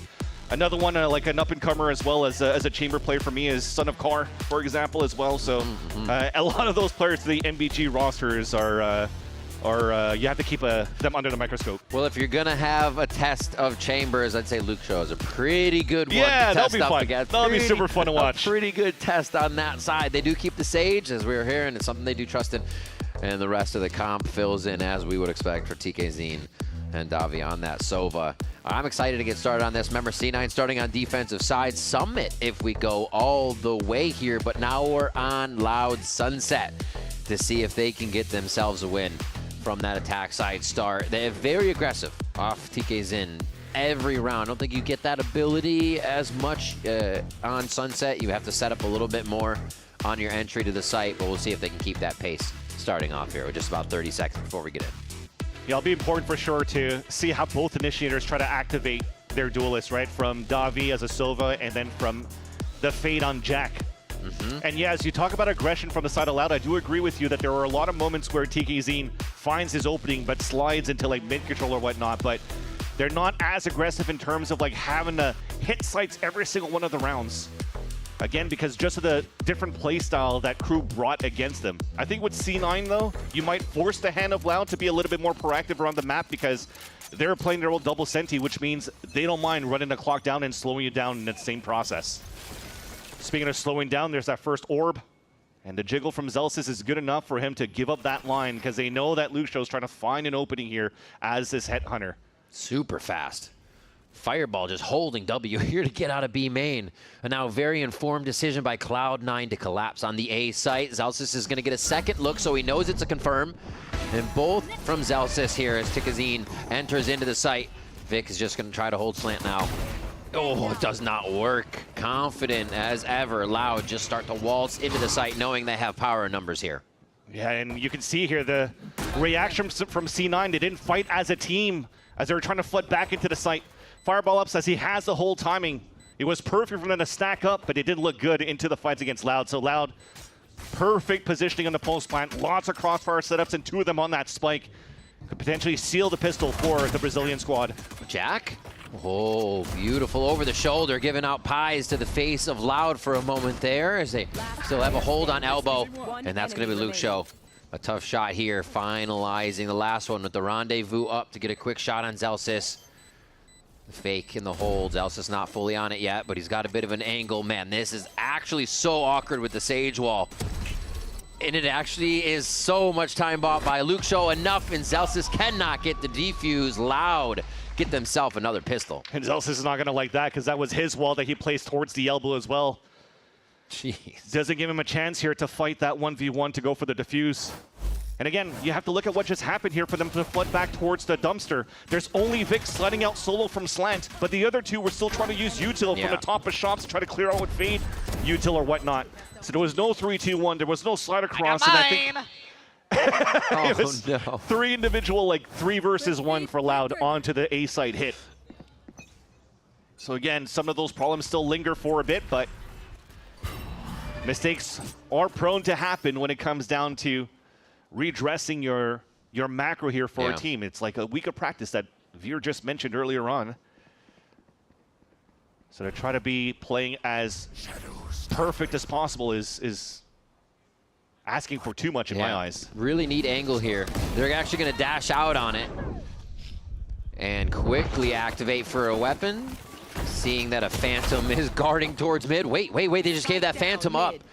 Just Erde. Yeah, Erde's going to try to deny a little bit of this, but it might cost him his life. He just, okay, we have to wall this off. Already broken. Is it going to start pushing through? And Cloud9 may have an answer to this. No, Luxio. Beautiful Marshall shots down mid to control the round. Another one of those, right? Player advantage that they had. It almost looks like the eco round that they had on Haven. Dropping four players when it comes down to a 2 versus 1. We're just a little bit off in terms of the comms on that swing. They swung 1 by 1 right into the Marshall Luxio. The same scenario there. Difference is this time around, Erde is also up with Luxio, and Fireball Ups has a rifle to work with. Rendezvous to Headhunter, but he's actually approaching the situation straight up. 3K for Luxio there. So you're going to see tour de force pretty fast here. But another round for Loud, and they're going to go into the bonus. Still ends up being good damage being set up by C9 here. True. They didn't really try to go for some sort of contact play. They just tried to go for a timing. Gambled, let's just flash down and see what we get. And it went right into the pack of Loud, made it expensive. And you saw those picks from Luxio. Being able to do the same thing from the defensive side of Haven, they left one member of Loud up on that second round and actually were able to take the bonus and see if that is something C9 can do here on Sunset. Whoa, right into the relay. So they know it's a bit of a rinse and repeat of the pistol round strat from Loud right now, but more C9 members are helping each other out in sight. Orb grabbing out. Mission accomplished. Still, look at Fireball Ups. He pushes forward behind the Sage wall as well over on this B side. So that's the protocol that you currently have from Cloud9 is, okay, we got a lot of pressure on this A side. Just activate here on mid. Oh, control, fireball, another, my God, he gets it, plays the edge of the wall. Told you. And plays darker. I told you. It's a perfect push. It's almost flawless and faultless because he can rendezvous out if he does see somebody. If he doesn't, he keeps walking and gets plays like this from out of B main. And now the pressure is on Loud here in the middle round. Luke Show loves that pressure and performs at A for a moment. At least both players are accounted for.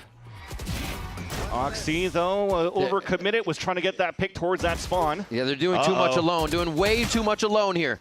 9 HP on Luke Show. They're going to get the full trades in. Why is it coming down to one person? But it's still Cloud9's and not Loud's bonus.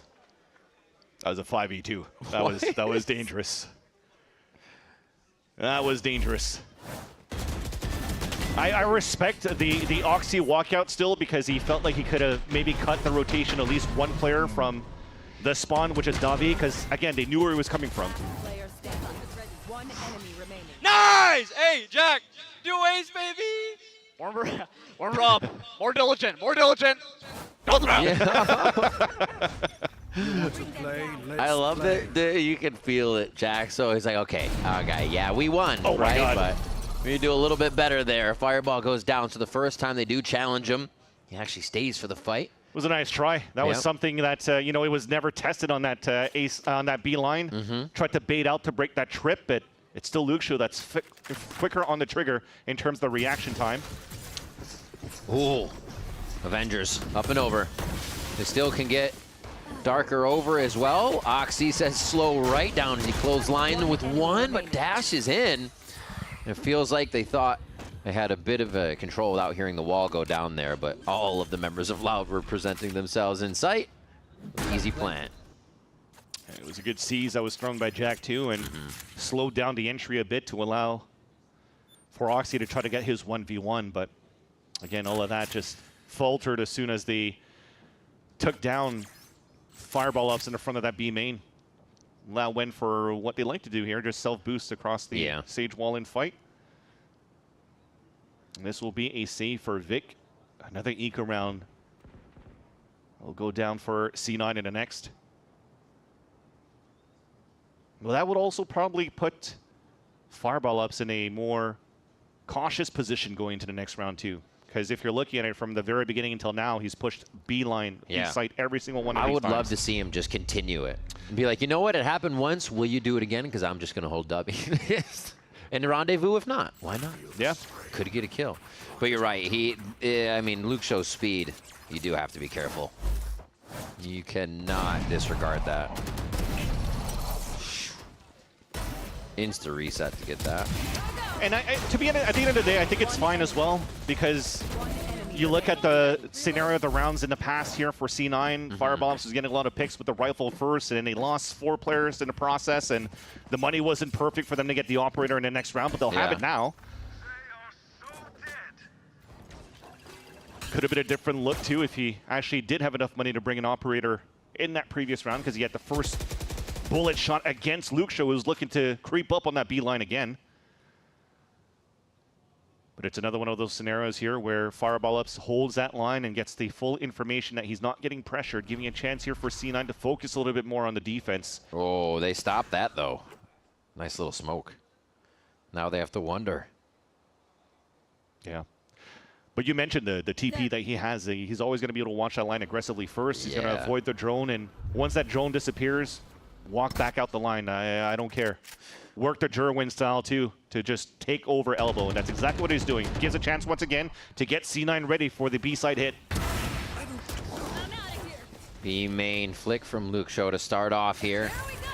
And still watching in mid from Loud. Have pretty good control of the map, so they're not pressured to really push forward to the site. Quickly taking down Oxy, and yeah, C9 are just being dropped left and right. Fireball keeping himself alive for a moment here with another kill in mid. Ooh, good read. Putting that chamber to work. Keep making it expensive. Right now, you could upgrade to a weapon, carry it on to the next, try to find some exit kills as well. This is all really good by Fireball ups. Back towards door. But this, again, was just an eco that we had from Cloud9. Mm-hmm. And because of that drone that pushed Fireball ups away, I like that Erde also called for Loud to be a little bit more quicker on the hit towards that B side, because as Fireball ups re-clears, he has to slowly re-clear back towards that A line. So as he's still trying to relay and find the confident call to say, okay, they're not re-hitting towards the A site. C9 were sort of ready for a B hit, but didn't have the right stack inside that B site. They still had 2 players watching the crossfire on the top of the middle, which is why you can see here that TKZ had just easy entries. My ult is ready.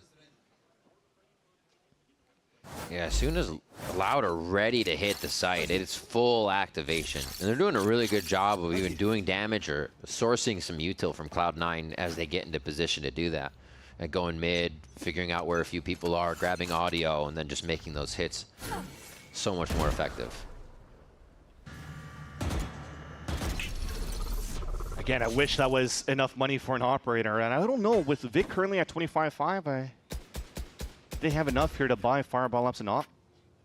But he tries to find the spot here in the kill with a Vandal only. He gets information, but unfortunately, no surprise for the first blood. Loud looking for a split on the top of middle into the B site.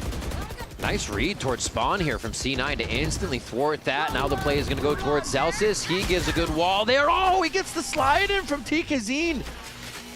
Cleared out through market, and they're going to make their way into sight. Boba's held by Oxy, but it's going to be a tough fight. Gets one, can't get the second one as Erde uses the teammate effectively for that kill. Still doable. 2v2. Right now with Vic's rotate, he's going to break that trip just to make them think that he's re-clearing that B line. And it's nice that he regroups with Jack, because now they could paranoia and haunt for information at the same time. Yeah, you got to get around Erde's operator Luke Show's operator somehow in the situation. B main smoke, default there. Oh! And behind the util. Beautiful little use of the trickery of the eye there. And now it's a ring around the rosy. For Davi, util there, but not enough time to use any of it. It comes down to the aim, the shot, to step into the smoke, but it's cleared. Vic there, playing defense, and knows which wire to cut. Another round for C9 as they get to defuse, retake that site. Yeah, and they were assertive, too, on what C9 was trying to do in terms of protocol. I was talking about a flash haunt to maybe try to ping both of them, but instead they just group up, try to use the haunt to break crosshair placement. A perfect pick that you had from Vic. And then also just the way that you rescale towards that site. Throw that tether towards that front of the site. You see no lines coming through the center of that circle, so you know here that the last player is elsewhere across probably B main or towards those boxes. They played inside that smoke, covered the diffuser, and had a clean retake. Another strong A push here on the Prowler to see if there's a fast fight, but no, it's straight up the gut. And a TP to spawn from Darker. In full control of a map flip. Oh, beautiful shot from Fire Ops on the quick scope as they're trying to retaliate on what is happening. Regaining control. They're actually trying to keep Loud on their heels, and it's absolutely working. They've sourced out every member instantly, and now we're preventing the spike plant from Davi. Oh, now they're toying with him. Everything was fast up until now, and they want him to make the mistake. Well, remember, we had a 5 versus 2 last time, and it almost lost it, so... You're not wrong. Can't forget about these rounds. This time, Davi has a rifle to work with still, but yeah, they're probably going to let him plant, which is okay. We'll still get closer to the Hunter's Fury. A little cash money for the team. Ooh. Full HP. I mean, why not take a few fights? You have just about a minute on the clock when he started searching. And Fireball Ops will have the scope up and ready for another round for C9 here. Almost tied up as C9 get 3 rounds now. Doing some very standard stuff here in terms of the range that the chamber is able to get through his TP. And the protocol that they currently have at the beginning of these rounds stays fairly similar, right? Instead of having a stage wall to cover his tracks, they have the door literally towards that market. If not, if it's a sage wall towards B main and it misses the off shot, if they're going to keep spamming towards that wall in the B site, then C9 could be aware that, yeah, Loud's trying to up the tempo. So they're trying to leverage the util around the Sage Wall and also the doors to get themselves a little bit more proactive and moving at the right spots around the map. Oh. Nice little 1-2 with a util from both teams there to try to execute. They reset for something else with the drone now.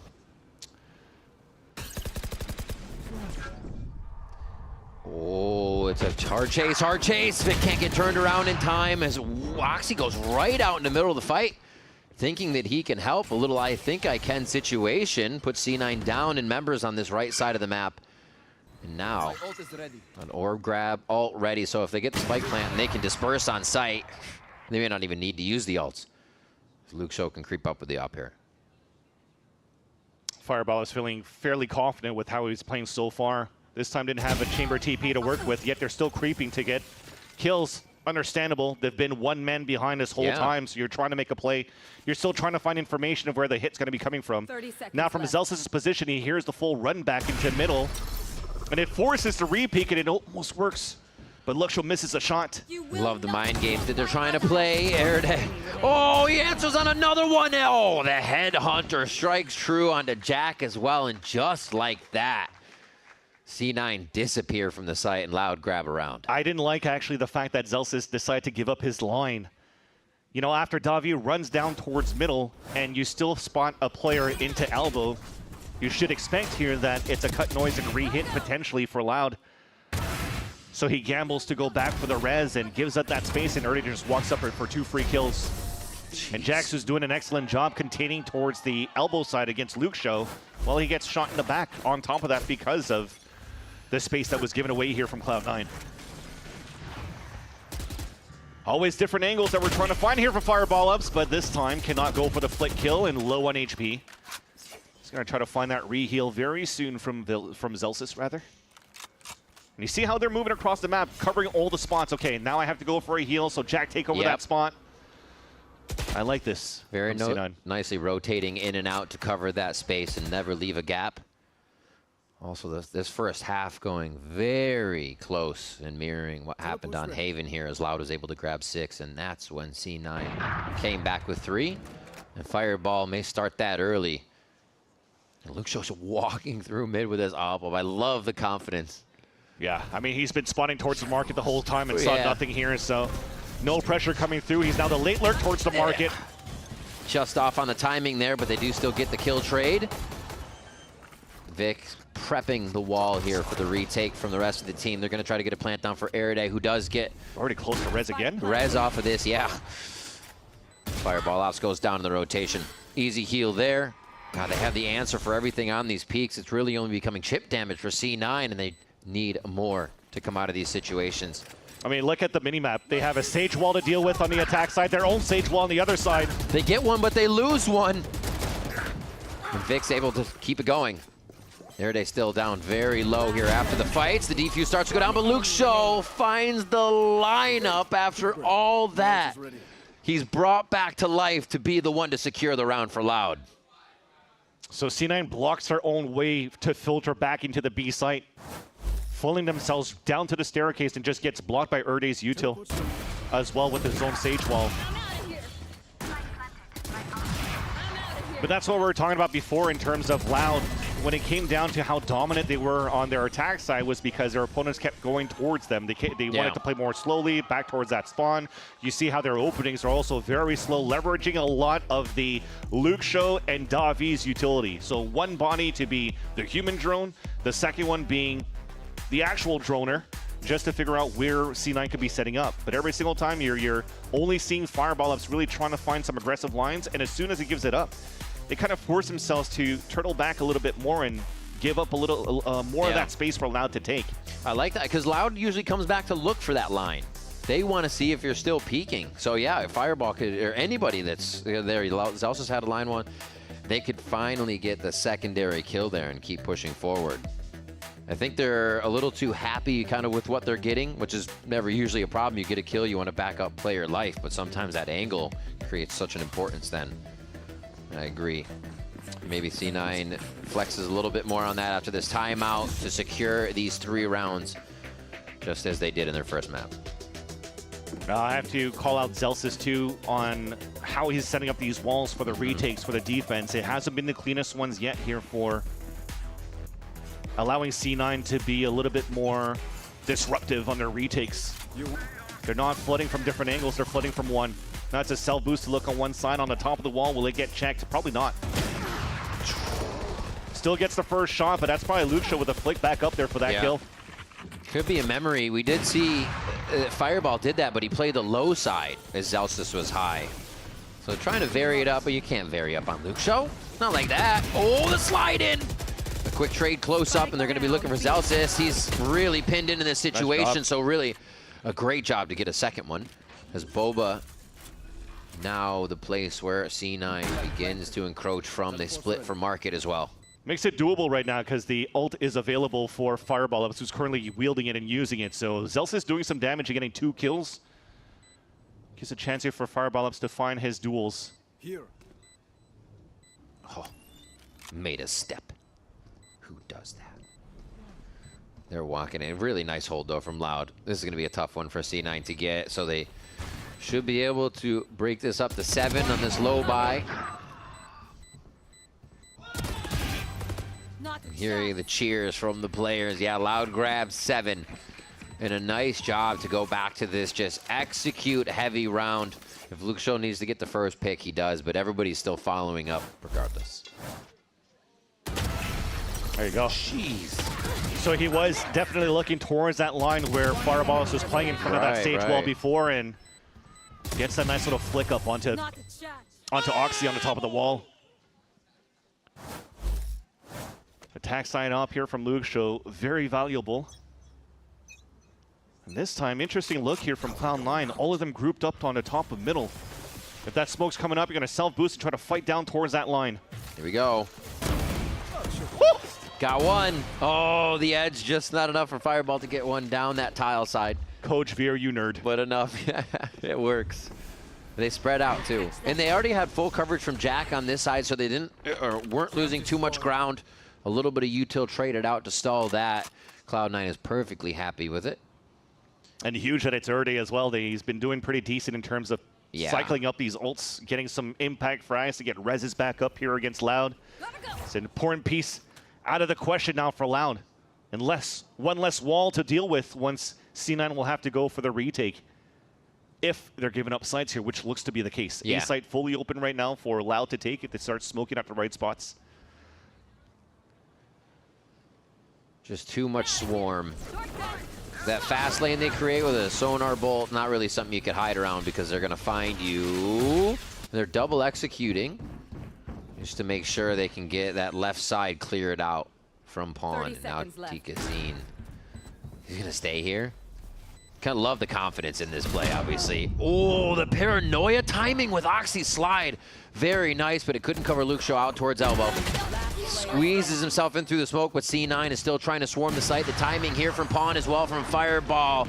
He's got really good just end of the round. The last thing is happening from the opponent timing, and he's executed on it quite a few times today.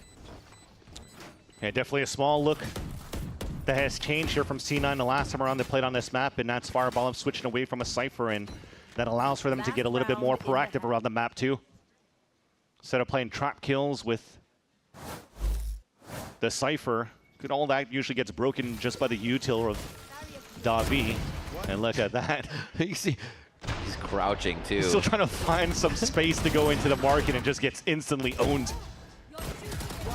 Meanwhile, a nice little haunt coming in here from Jack to start engaging on that flood. You got to have the little tricks up your sleeve, right? I mean, not seeing that, I'd say from C9 we've seen standard Valorant, right? Let's see what Loud's producing for this round from their comms. Bora, vamos entrar. Abre você. 3, 2, 1. Vamos caçar você, o que é isso? Eu vou passar. Parei o mercado. Puxou meio. Tá, ganha Maxi. Eu vou comer base. Tá. Come base vocês dois. Come base vocês dois. Tá. Pica como fake TP. Eu vou dar uma brocada e como um boss. Você fake TP e você pica, ok? Vai. 1, 2. Nada. Não vi nada. Tamo aí ainda. Ainda mercado. Ganhei mercado. Tá. Tô entregando aí, bot. Então CT? Não, eu peguei CT. Eu vou também, Olha, foi mais CT pra mim. Eu vou tacar outro logo, boa. É só abrir CT, galera. Eu vou ficar backside agora. Tá. Smoca CT? Fecha a mira, eu tenho... Deixa uma CT. Smoca, Smoca, tá close. Omen, gasta bang, É só stun dele tem que ter agora. Spot, alguém. Eu não consigo. Tá tudo indo base, galera. Ninguém mercado. Smokando smoke todo o tempo. Jogando na frente smoke. Bird. Boa. Mais um base. Tem que tá base. Ó, deu que se liga aqui. Ou tá beitando o mercado. Esse é meu time, caralho. É você, porra. Vamos, caralho. Pra cima, irmão. Ainda. Bora. This half has been all about the chambers between Luke Show and Fireball Ups, right? So Luke Show holding that market side, playing a very similar look, play behind the stage wall, anchor up that site, not give a chance for C9 to rotate back towards that spawn, or sorry, to split from the market and the spawn. It just allowed all the rest of the players in the back of that Boba to just mow everybody down from C9 on that attempt of a retake. A strong hold for Loud moving into the second half. Loud making a good move for a third break. Don't go anywhere. We'll rendezvous right back here after the break.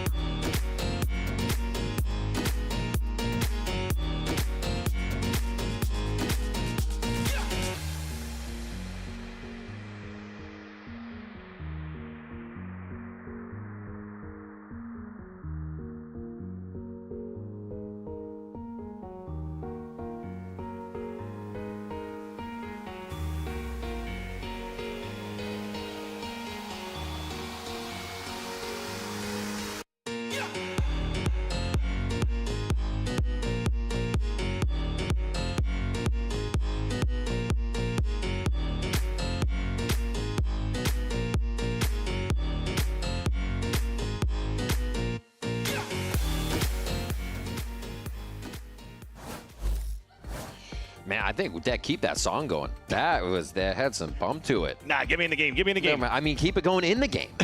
Let's go. All right, Loud's definitely having that effect on this one. They came in strong. They've been following Tikazine in on a lot of these ones, especially for the first map. Been a little more, like you said before we went to break, the chambers here on this second map. Luke Show and Fireball Ops kind of going head-to-head here, as we see, but we're switching sides. Loud is going to start on that defense now. And the clash, I think, is going to start earlier than expected. Both of them setting up TPs to take mid control. How will this showdown turn out to be? Oh, is he going to get triple peak, though, in the end? Oh, it doesn't matter. Tikazine still headhunts with a Sheriff down on his side at top mid. And Darker's pushed back. So Cloud9 trigger pulled again after one person going down, and they're going to try to get the kills in. Loud just looking down on them from on high here in different positions. 4 members for Loud still alive. The C9 scrambles for another one, trying to dwindle the numbers. Oh, it's a tough peek. Oh, my God. Teamwork on that was beautiful for C9, but it's still... Vic in the clutch. Is going to be tough. Jumping on him. Just making it as tough as possible to keep that crosshair in a place where he could get both kills. And Loud get another pistol round. Was feeling it for a small moment there for Vic, because he was definitely known in the challenger scene to be a huge clutcher, even before moving up to C9 for the first time. When he was playing with Moisek Shopify, second time around playing with ADG in the stage 3 of challengers, and he was owning and farming in the clutch. But this time around, a nice little fight back from Luke Show, and a protocol that's clean from Loud on the defense to just nullify that look that Fireball Ups continues to try to do here for C9. And yeah, after this plant, because it went on a 2 versus 1, it's Headhunter and Stingers to go for a rush hit. But still, open season for Luke Show's Outlaw. They're trying to slow everything. Even the first bit of noise, they went with a very early slow. And the wall, just so they can set up. Leaning towards the left side of the map. Here comes Luke Show. They reconsider, though. They say, wait. We're moving too They quick. need the spiker, yeah. You don't want to fall into that same type of mistake here previously. Everybody's using the Avenger play today. And C9 goes over the wall this time into the site. Grab one, great C's. No follow-up, though. They're not trying to push too far into sight. Fireball guarding the backside. And market is closed for now. And with their position on Pulse Plant with Stingers, this will be dangerous and difficult for Loud to retake with. They're going to try, though. 1, 2. Can't reset on that. Too quick to load. Wait a minute. Oh, no, the lineup. Bulldog. Just do a classic. Oh, he thought he had the time. Maybe he was getting wrapped. Maybe they weren't going to peek until the defuse, but no, they swing together. And there's the clutch. They needed a second round for C9. They were so low on HP for the last two players of Cloud9, and just thank the Valorant gods if you're a C9 fan that Darker also ran out of bullets. Yes. Yeah, look at that play. They tried to stall early with a relay bolt onto the ground, but it's nice that C9 just stayed on top of the wall. Everything just worked out in their favor to make sure that they traded with each other to the best of the capabilities. And one single gap, though, you see how much space, or what little space is given to Luke, show how much he could take. Prime Sage plays this game from Celsius and Erede for the teams. Oh, that is a, oh, okay. Trademark was there. I was going to say, that is a clean walk all day. They paranoid and tried to find the timing through there, but unfortunately missed it. Already still had quite a bit of move up. Vic answers, gets the turnaround. My ultimate is ready. They're set up for another one, too. Everybody is kind of oddly pinched here, so C9 does have to choose to go into the site. Zels is quickly cleaning up everything that could scare them from a timing situation. And there's the last kill that they needed. Spike should go down for a little extra cash here. C9 pick up another round. So now see what Loud can bring to the table. Yeah, Vic's the one moving down that A ramp to get that pick on that flank from Tikazine, just so that they build the ult orbs for Cloud9. Zealous has already had his ult after picking up the orb. This puts them in a comfortable spot now for their bonus round. Well, I like to call this bonus round because it was a forced buy second round that they've gone on to Loud, so. Right. Still have a lot of money to work with. Outlaw into the next round, or into this round. Yeah, Fireball playing it very smart. Can get value on 3 of the members here, Loud. Where to go? He hasn't really changed his position. So they might be looking to find him in the same spot. As C9 starts to hit that left side of the map, they are going to meet 3 members. Oh, nice wall. Great little bits of delay here to see what members they might have to fight with on their way in. This is going to be a weird angle. They don't realize is created by the wall, though. Have to be aware of that situation. You're the one making the play, and Loud punish. Not too sure what happened there, because I'm pretty sure Tikazine was spamming that wall as soon as it was put up. And on top of that, when Zelsos was running up to put that wall up, he saw him. Yet, as they're scaling back towards Boba, nobody's paying attention to look back towards the wall that's being broken on their side. And they just get backstabbed. Again, you see a little bit of those moments when it comes down to be hectic that the comms kind of just slip through. And yeah. It felt a lot like I thought somebody else had that. And everybody was confidently in that train of thought. Yeah. And then in the end, nobody has that. Luke Show has it. There it is, a kill on the Fireball. In that Chamber v Chamber matchup, he went hunting and found and buried. 10-6 now for Loud as we push closer and closer to Summit. See, the actual person that was breaking that wall was Tikazine alone. The other 2 players that was back there with them went back to turtle into that B site to set up their crossfire towards Boba instead. Again, to lack of sounding like a broken record, you can't play as perfect for C9, who has had to do a quick turnaround with a new head coach in, and those same type of lingering issues for C9 cannot be fixed overnight.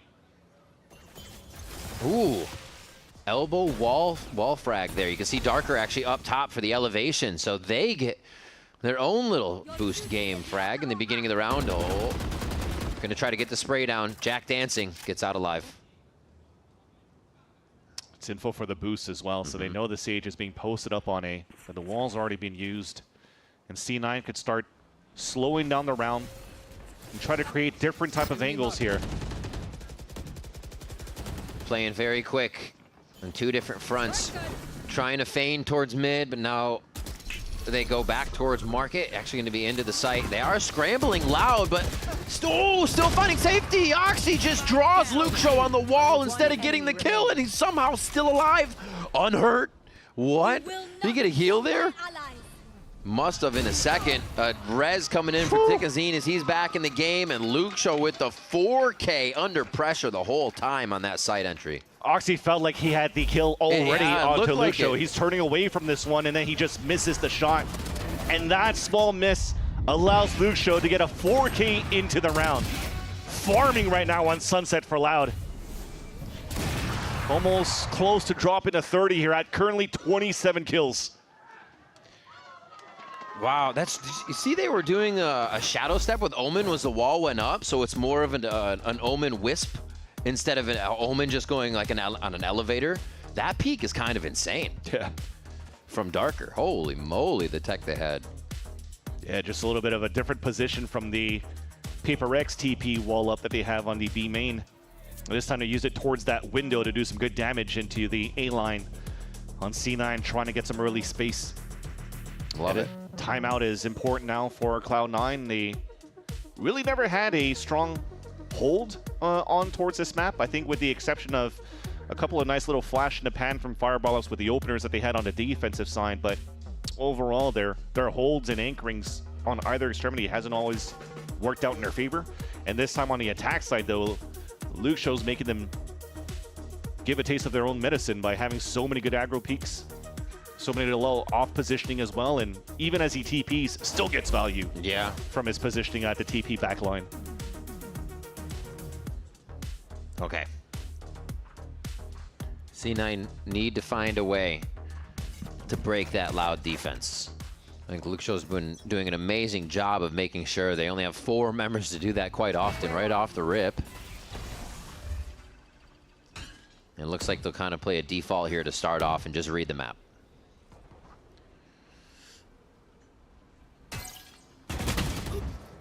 Not playing together here. The drone coming out, should have expected maybe a little bit of a swing, but maybe it could have been a instant TP. Good though for the side of C9, and we have a little bit of overextension on all extremities, so it still ends up being a nice little 3 versus 3. Everybody finding a fight at the same time, and I think that's going to keep Loud as well strewn across the map. No committal to a site here as they play 1-1-1.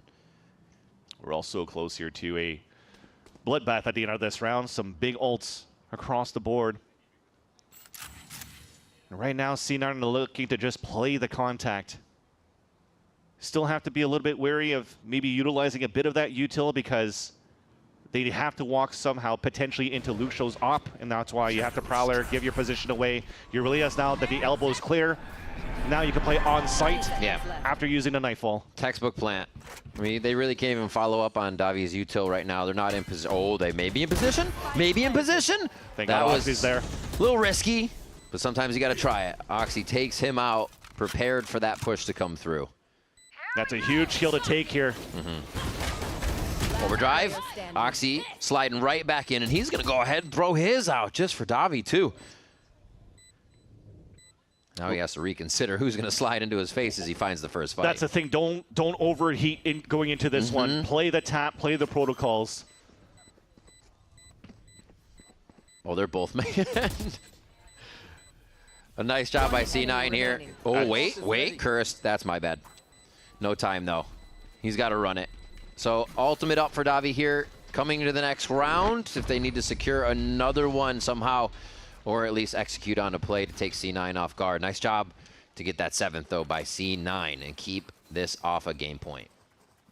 Oxy feeling that he could still play the old Neon style and quickly peek. Just waste out bullets, waste out the time, and maybe have 2 players stay alive. But that's the thing. This is still expensive rounds for Cloud9. They're not really out of the woodwork, because they're already low in terms of economy going into that last round for a buy. If you're looking at this one here, lots of hash shields, regens. Yeah. If Loud wins this one and puts himself at map point, this is a will be an abysmal buy for C9. I mean, even if C9 win, they get 3K, right? It's still, it's tough. Oh, TK's in crazy fast. So they do decide to go aggressive on this round. Really getting in C9's face the moment they get a buy. Loud goes for the throw. And another one. He sidesteps instantly for the peak. That's when Vic is most ready. But Luke Show just that fast. And Oxy, he's going to use a little util before taking a chance on that angle. Need to hero plays to come out for fireball ups. The best thing you got here losing this round for C9 is the ult from Fireballux going into the next round. There's 3 people there for him, Vans. You gotta make a play, man. It's a 5 versus 2. Oh, of course, of course. I think it's so funny. Loud's like, yeah, he's gonna be lurking. Let's set up everyone to wait. Wow. A very clean round. Super, yeah. I was gonna say, what a lockdown from Loud on that one. No point of damage taken from the side of Loud as well, so they could continue to build a very strong economy while they set themselves up at map point on their map pick. Luke Show getting close to dropping that 30 bomb. 1 kill away from it. 1 enemy remaining. TKZine also hitting the 20 bomb as well as this Neon. Yeah, like I said, going into this next round, there's only really the strongest weapon being the Tour de Force for Fireball Ups, who's staying grouped up with the team this time around. Cover going out. Are they going to try to go for a Hunter's Fury? Yeah. Little protocol there. I like it.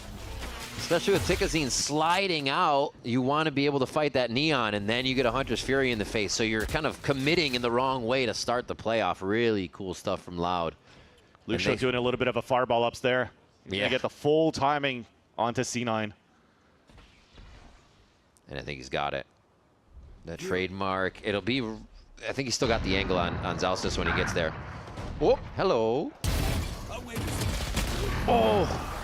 Goes for the quick ADS, throws him off just a bit. But it's still 3v3 here. Darker with an ultimate. And it looks like they're just going to hold steady. They won't go for a quick... I'm loving this. From the shadows. They already understood how aggressive the push came out here from Luke Show. And because Fireball has been doing that the whole time, it's the same protocol. They kind of have the stronghold back towards the A side. So they could just full knife out into B for the plant. Spike planted. Should be a reset time that you get Fireball to turn around. There it is. And they're going to hold for the front of that site with just Jack watching the back here. Util decently low, but Davi still has a bolt to shoot through when they start to enter the site. Eride is going to try to get to market to get back in, but he's going to have to rush it. Slowly creeping in. A C's locks one of them down. Are they going to wait for each other, or do they keep pushing? The time is dwindling down here. C9 look to keep the map alive. No, Davi takes one out, and we're that much closer to Summit. A kill from Zalstis as well, and C9 find all the members of Loud on their re-entry. We stay on Sunset. Big fist bumps 2 on a 2 versus 3 converted back for C9, and the lower weapons are the ones that are going to be able to save that round for Cloud9 at the Pulse plant. Again, we saw that idea. As soon as you break that drone on the side of Fireball Ups, the Paranoia and Hunter's Fury came out, but thankfully, the Zalstis is already back all the way towards the spawn where I think that third beam couldn't reach towards him. So he's able to stay alive and just keep the numbers up here for C9 to keep that dream alive when already Luke Show had that pineapple call on that big flank. Yeah. Should have had more, but you'll count your lucky stars here for C9. Still in this fight, behind by 4. And now still good economy, though, for Loud because of the amount of rounds to be winning here on the defense. Ops still available for Luke Show to take. Very confident on taking these peaks. Already racked up 30 kills just on this map and comes up just short of 31 on that as he misses Fireball. It's the rush from C9. These are the strats that they were executing on Haven that worked for them. Everybody all in one through to the site, and it drops Luke Show where he stands. Smoke's clearing out the vision here of Loud so they can't get the trades back they want. It's a spam fest, though, that comes out in favor of C9. And C9's not in a very good position. Once they get the plant down, they still have to scramble to set up what is a garrison for themselves, and Darker takes advantage of that. 2v3. It looks like they have a bit of a setup here. This looks basically what last round looked like in the same positions for C9 here. Ooh, Oxy trying to hug that wall there and asking for a little bit of help, which pulls out everyone from B main. Oh no, Darker takes one. It's just gonna be up to Jack here. One of the newest members. Holds it true. He's been saying he got his. Can he get one more for the round, though, to keep C9 alive versus Darker? And it's not going to happen. Darker gets the kill, gets the defuse, and we're going all the way to Summit. A nice close in on a 2 versus 3 for Loud to take away their map pick against Haven. A 13-8 for Cloud9 on Haven, a 13-8 for Loud on Sunset. And it will be decided on Summit as a third map tiebreaker. Some great looks, though, from Luke Show and TKZ on the Loud camp. And this is looking to continue to build that confidence for them into the third map. And for C9 to be like, oh, crap, maybe we really didn't have this in the bag. After the first map victory that we had. Man, Luke Show really turning up on this map and making it hard for C9 to do anything with all 5 members. And they just couldn't find the results on the rounds to bring it out in 2. We're going to Summit. Don't go anywhere. VCT Americas returns right after this with Cloud9 and Loud.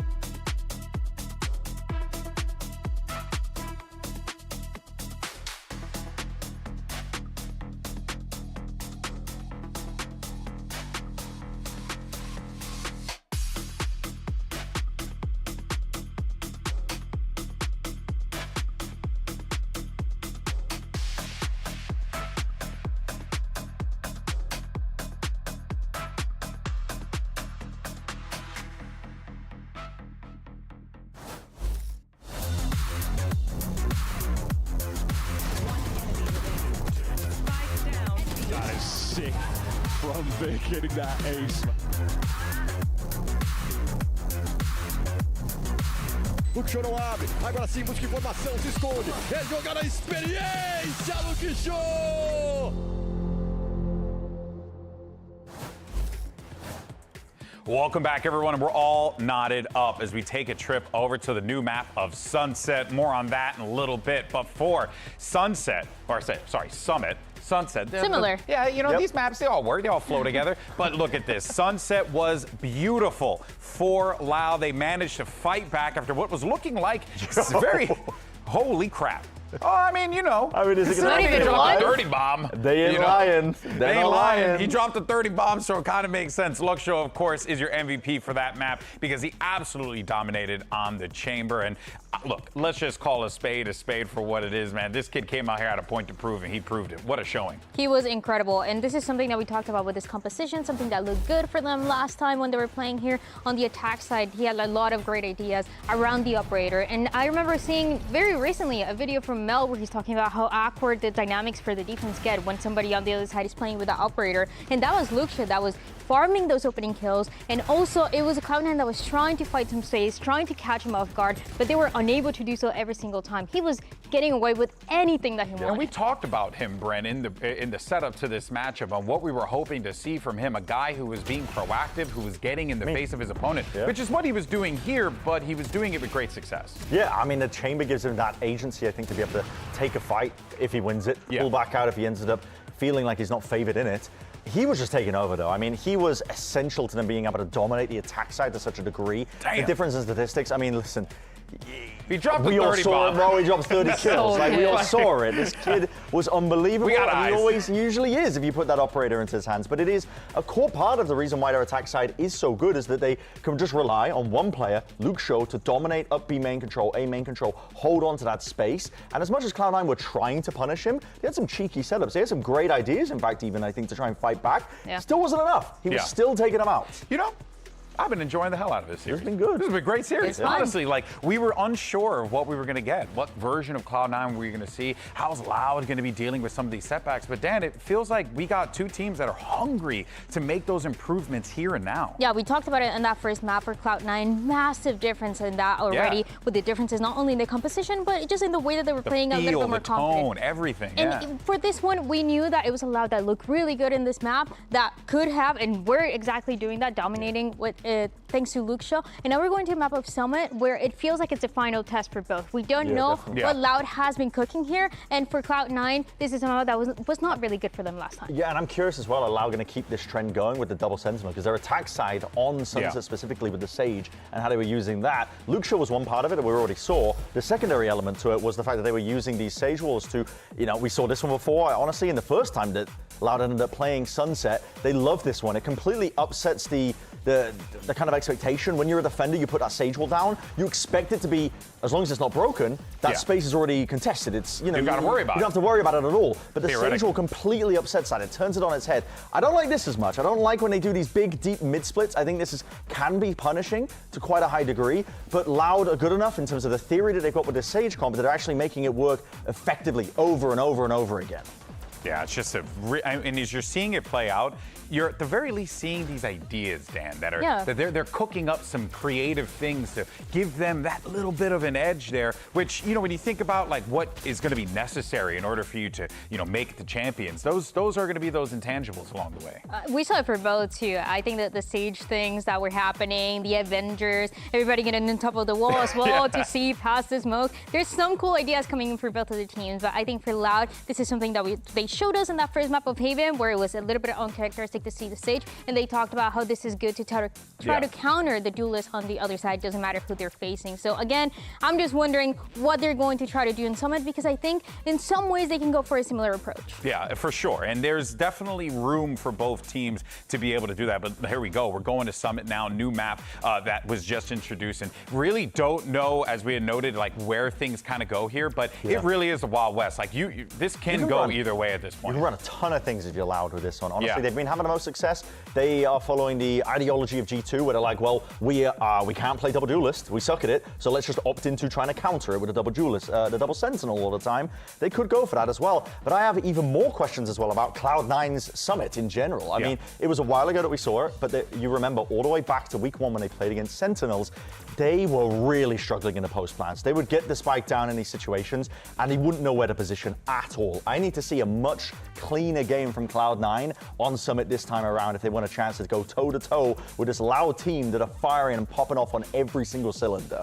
Yeah, I'm curious, Dan, do you think we're going to be seeing anything different here on the Cloud9 side that would be, or rather, are they going to keep with what they've been doing this entire time? Because I don't know if you remember, but that's what the coach was talking about. He's like, we're going to play our comfort. I think it's going to be simple. I think they're going to switch it up a little bit. It was a 13-4 that they lost when they were playing against Sentinel. So now let's go back to the basics. Let's go back to work out in the map number 1. Back to the drawing board we go for Cloud9 as well as for Loud. Hell, we'll see what the heck both of these teams are going to be running on this Summit map. But of course, Riven Van Silly will be the ones guiding you through all that good stuff. And we'll see you right after this.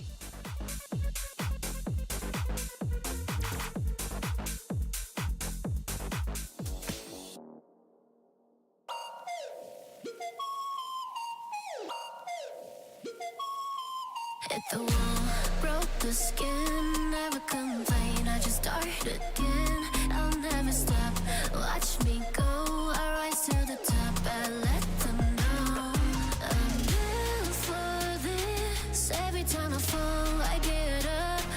All the weight that made me bend turns these shaking hands to strength again.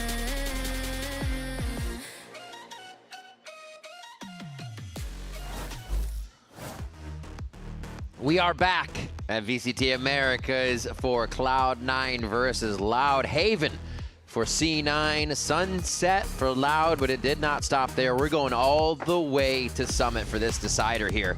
And let's see what they're going to bring to the table. Jack on the Tejo with a KO. And over to Loud, yeah, the chamber stays. Yeah, I thought we were going to comfort picks, which was why I'm like, okay, I like to see Zelsis on this KO. This is something that even Ethan plays quite well for energy, and they're able to find some good early information mid-round, denying info, denying util as well for their opponent's site hits. But Fireball up staying on on Cypher. I kind of wish he went over to the chamber side, but the most important thing is Jack playing Tejo.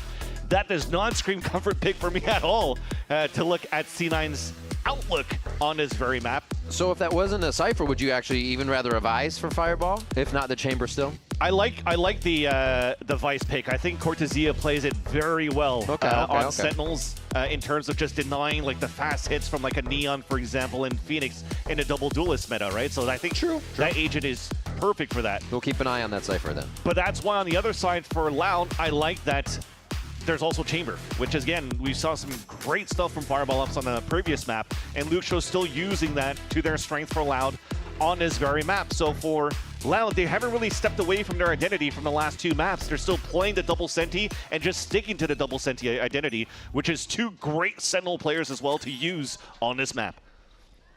Trap play set up though. Contact off the camera to Paranoia and do Tejo util. Trap indeed, that little triangle formation out there by Cloud9.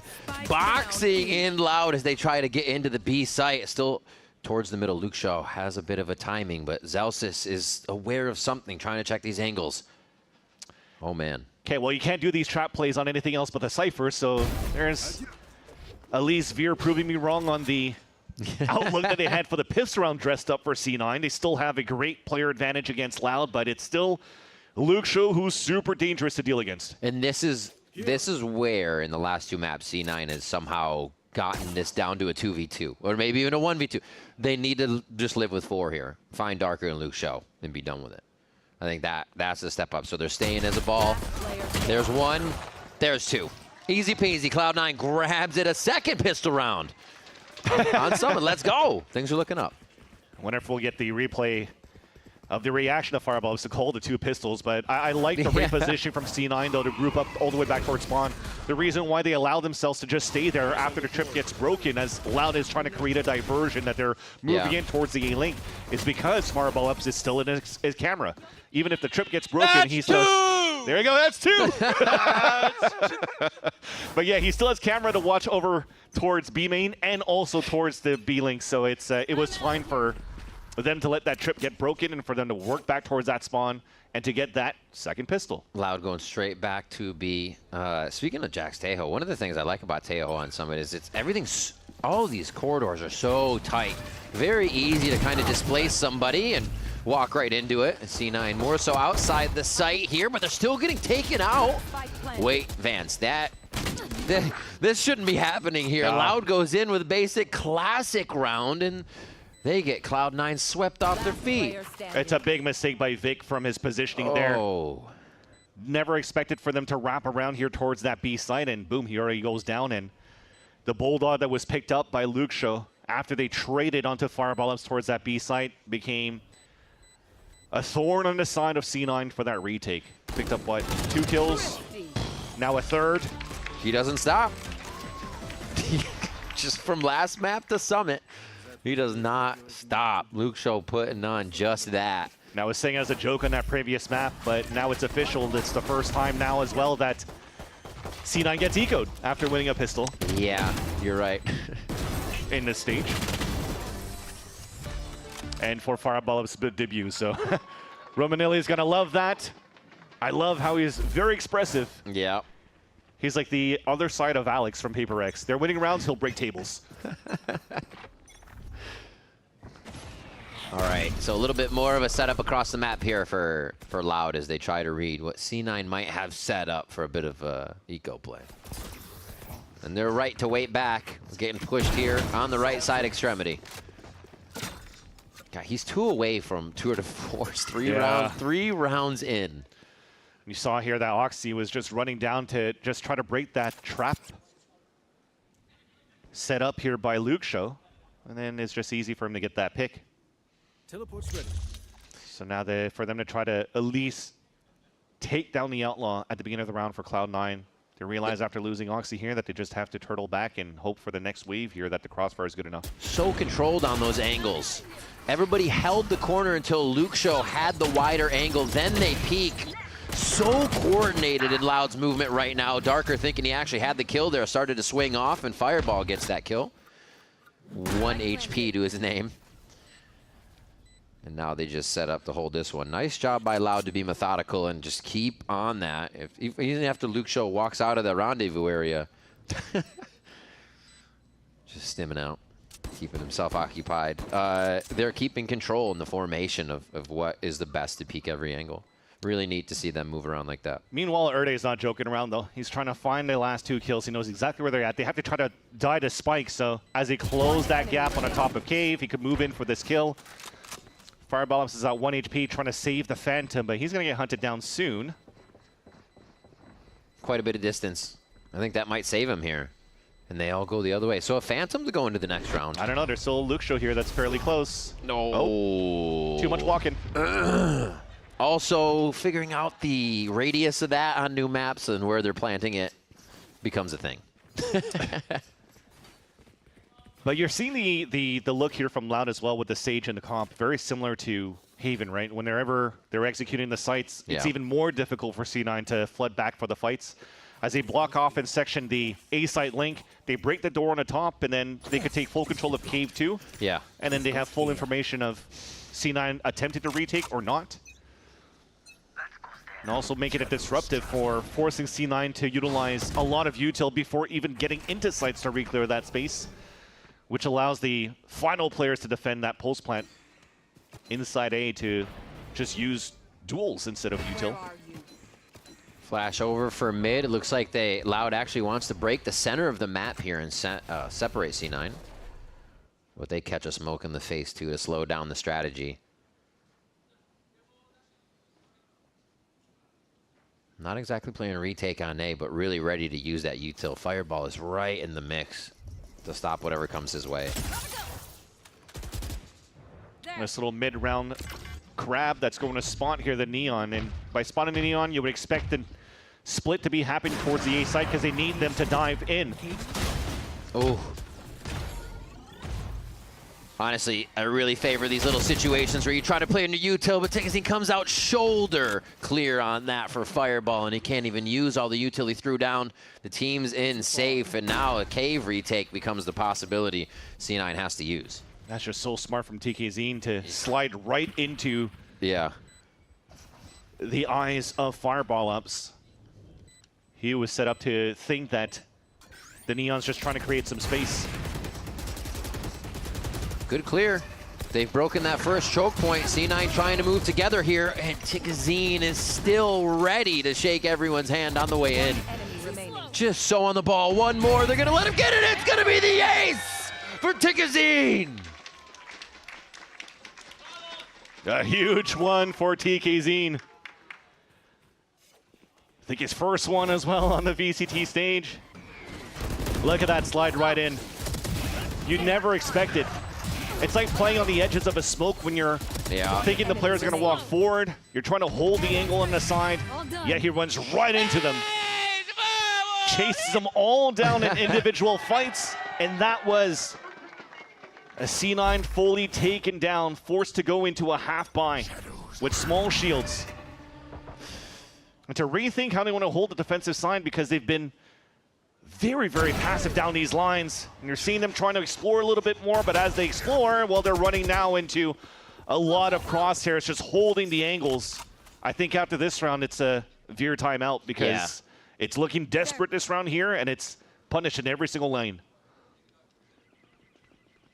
I feel like they're much harder fights to take, especially with the distance. The ability to double swing and double face these angles really lies with Loud. And there again, I mean, you get a trade, but they gain more space. And at these numbers, it's always favoring Loud if you go trade for trade. So they've already done the work, but they continue to go for the firefights. We know them to love that. And it seems to be working out so far. They stay as a death ball as they head towards the right side of the map and should be able to pick up a fourth on this one. So a lot of respect given here for the side of Loud, despite them having a very strong, comfortable finish on that second map because of the domination of Luke Show on that previous round. This time around, it's TKZ creating all that space again, like Haven all over. But they still wanted to walk contact into the A site, guarantee the round in their favor with the power numbers, and also forcing now C9 to have the last two players rotate back and save their weapons. I think this is so in such like a favorable position now onto Summit for Loud. They've such a crash into the site activation once they've gotten to the front here behind TKZ. These pathways up to each site really allow them to funnel each other together before they're even seeing C9. So C9's reactive play has to be either back up or perfect and instant. And that's so hard to play against when you got people like Luke Show hitting shots and TKZ causing that much chaos. Yeah. Not crossing out C9 yet in this matchup, No though, way, as no way. a lot of these matches on Summit have been favoring a lot of attack science. But so far, when it comes to their defense, though, the protocols that they're trying to build up, I don't think is really there yet. Hey boys, I'm gonna give us a little speech here. This is how we wanted to play, so we need to be talking to each other. Like, we need to listen to each other, we need to talk to each other, we need to go for peaks together. If your teammate need to help him, like, this is it. That's what I wanted to talk about a little bit as well, because you're playing a Senti with a camera. It looked really good for their pistol round, right? When you have Fireball up still having this camera, or it's watching actively towards that B main, or if he sets up towards A, it still covers up a good portion of that map. It locks down like 33% of it, while the rest, I'd like to see a little bit more of util coming out from Zelsis. Early knife, what information to get out of that? If there's nothing, can you take control of that space? Can you start moving forward?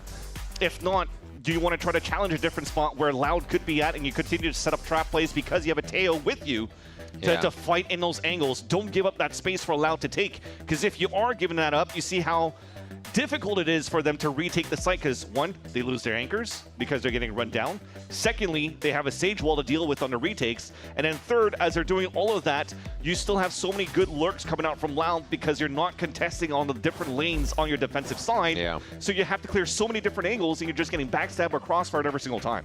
So yeah, be more proactive around the map, just like Zelsis is talking about here, and just try to challenge and lock down a little bit more than just a portion of the map from the Cypher camp. See if they can strengthen that mental come into the next few rounds here, get those comms going. All right, Knife sees a couple. How do you react out of that? Are they going to start to push forward a little bit more? The jiggles are coming out a little bit here from the top middle from Oxy, but unfortunately it still stays pretty static.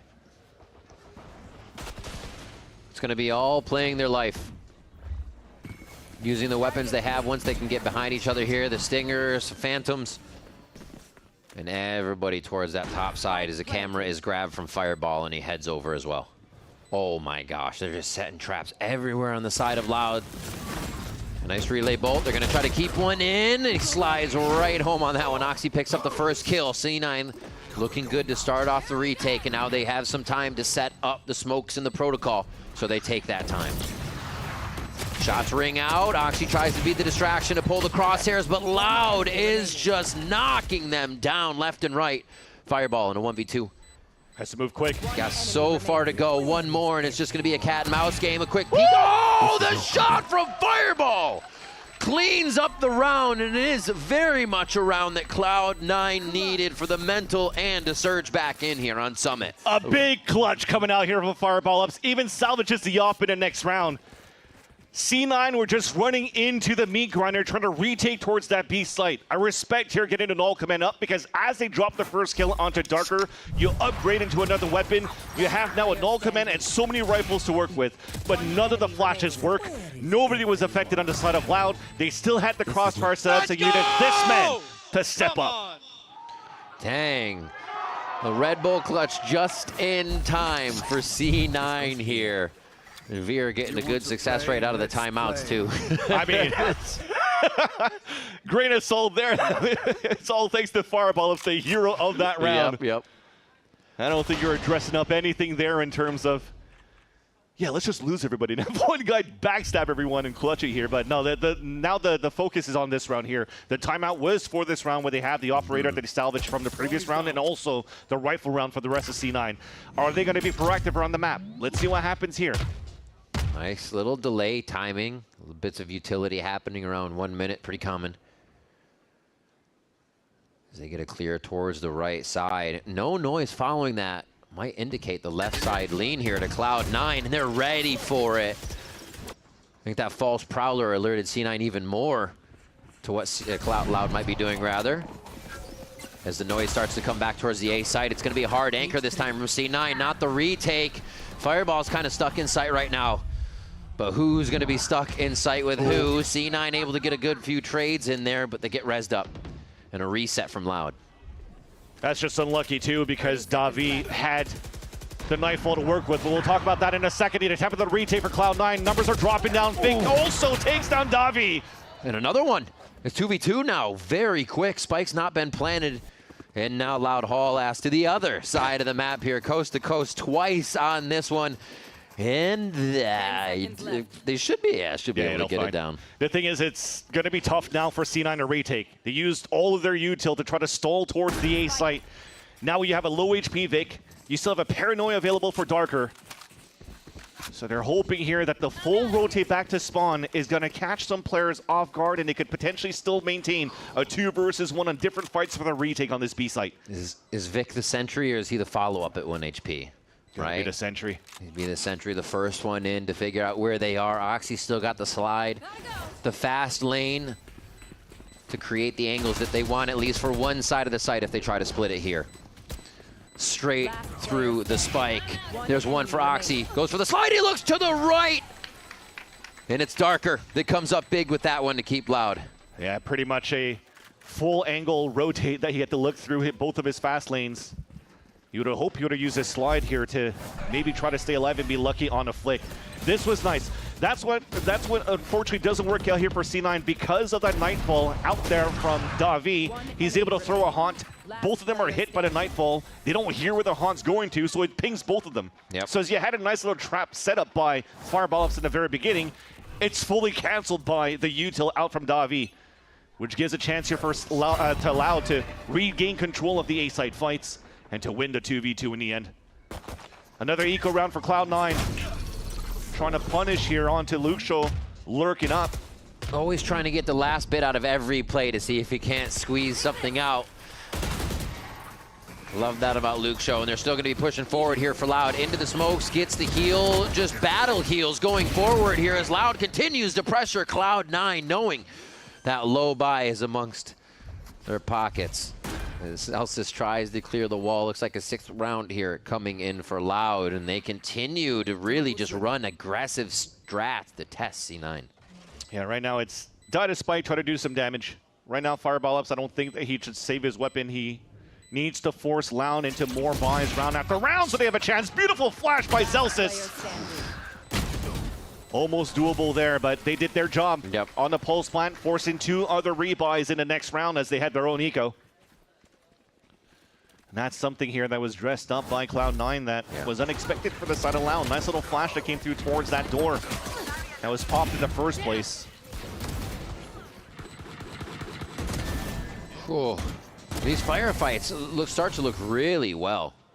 I think C9, when they came into Haven, they starting on defense, as we mentioned before. They had a lot of plans, pushing out mid, pushing through to A, doing that. Now as the series has gone on, Summit might have been in the playbook, but not as thorough as Haven. And we're kind of seeing it now become a firefight where Loud is really able to take over with Luke Show and the rest of the squad. Some heavy damage being done earlier this round. Look at the Zelsis and Oxy already trying to challenge that line once again over towards A. It wasn't Luke Show waiting for them, so thankfully it was not, because that was probably one of those two getting dropped early. But what are we really doing across after? The door gets broken on the top middle, and you're probably seeing the crab. Yeah, there you go. Comes out here from Jack to just re-clear towards the right side of that map. If it doesn't see too much here, this could be a rewalk back into that bend. That's exactly where Ernie is going. So they're going to try to pump fake towards that B side and probably finish towards A. They could cut these rotates. Oh, they're pulling the spike. They got to be careful where it's going. Back and forth now. C9 starting to read where it's going. Is Loud. Get themselves over towards Pocket to make their way in. Armageddon comes raining down. Airday should be able to make it out as they get through the Cypher trap wires. And we're still waiting for these kills to come through. Right now, everybody just basically on the other side of a wall looking at each other. They just don't know it yet. Loud gets one through Luke Show. C9 is basically trying to hide in plain sight. So unfortunately, a team flash there from Zelsis too that puts Jack down. They're trying to hold the line towards B. Look at this lurk coming in from Darker, though, denied by Vic. Great turnaround. Reading a bit of that timing, knowing the round's going too long, and that Sixth Sense comes through. 13 seconds on the clock as it gets down to that boiling point. Up to Davi, fireball again with a snapshot to clean the round up for Cloud9. Okay, maybe I do like fireball ups on Cypher instead of Chamber so far, but I do like how he's playing it. It's really reminiscent to Scuba, putting a lot of these cages around that map, utilizing that as special and extra obstacles to play around, and also always double tripping towards that site. There's less. Come on! There's less double one-way cages being thrown up, but he's still, again, because of those trips and playing around those cages, is having great value out of it. I mean, the Fireball 14-4 versus the Luke Show 12-5. Huh? It's been the story for the last two maps. Yeah, it wasn't the Chamber matchup he's succeeding in. It's that Cypher matchup, interestingly enough. But he's got that late round play style to him that makes him so effective on any of those agents. Yeah, probably Loud's going to start avoiding that a little bit more. So they're challenging towards the A side first, and Jack is able to open things up quite early. Here comes a walk-in again.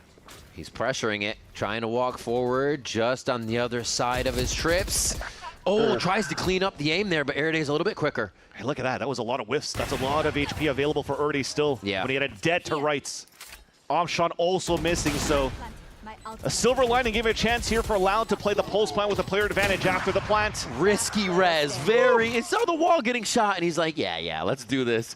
Z9 punish very hard there. Yeah. Tavi, little timing, but he alerts them very early to this timing.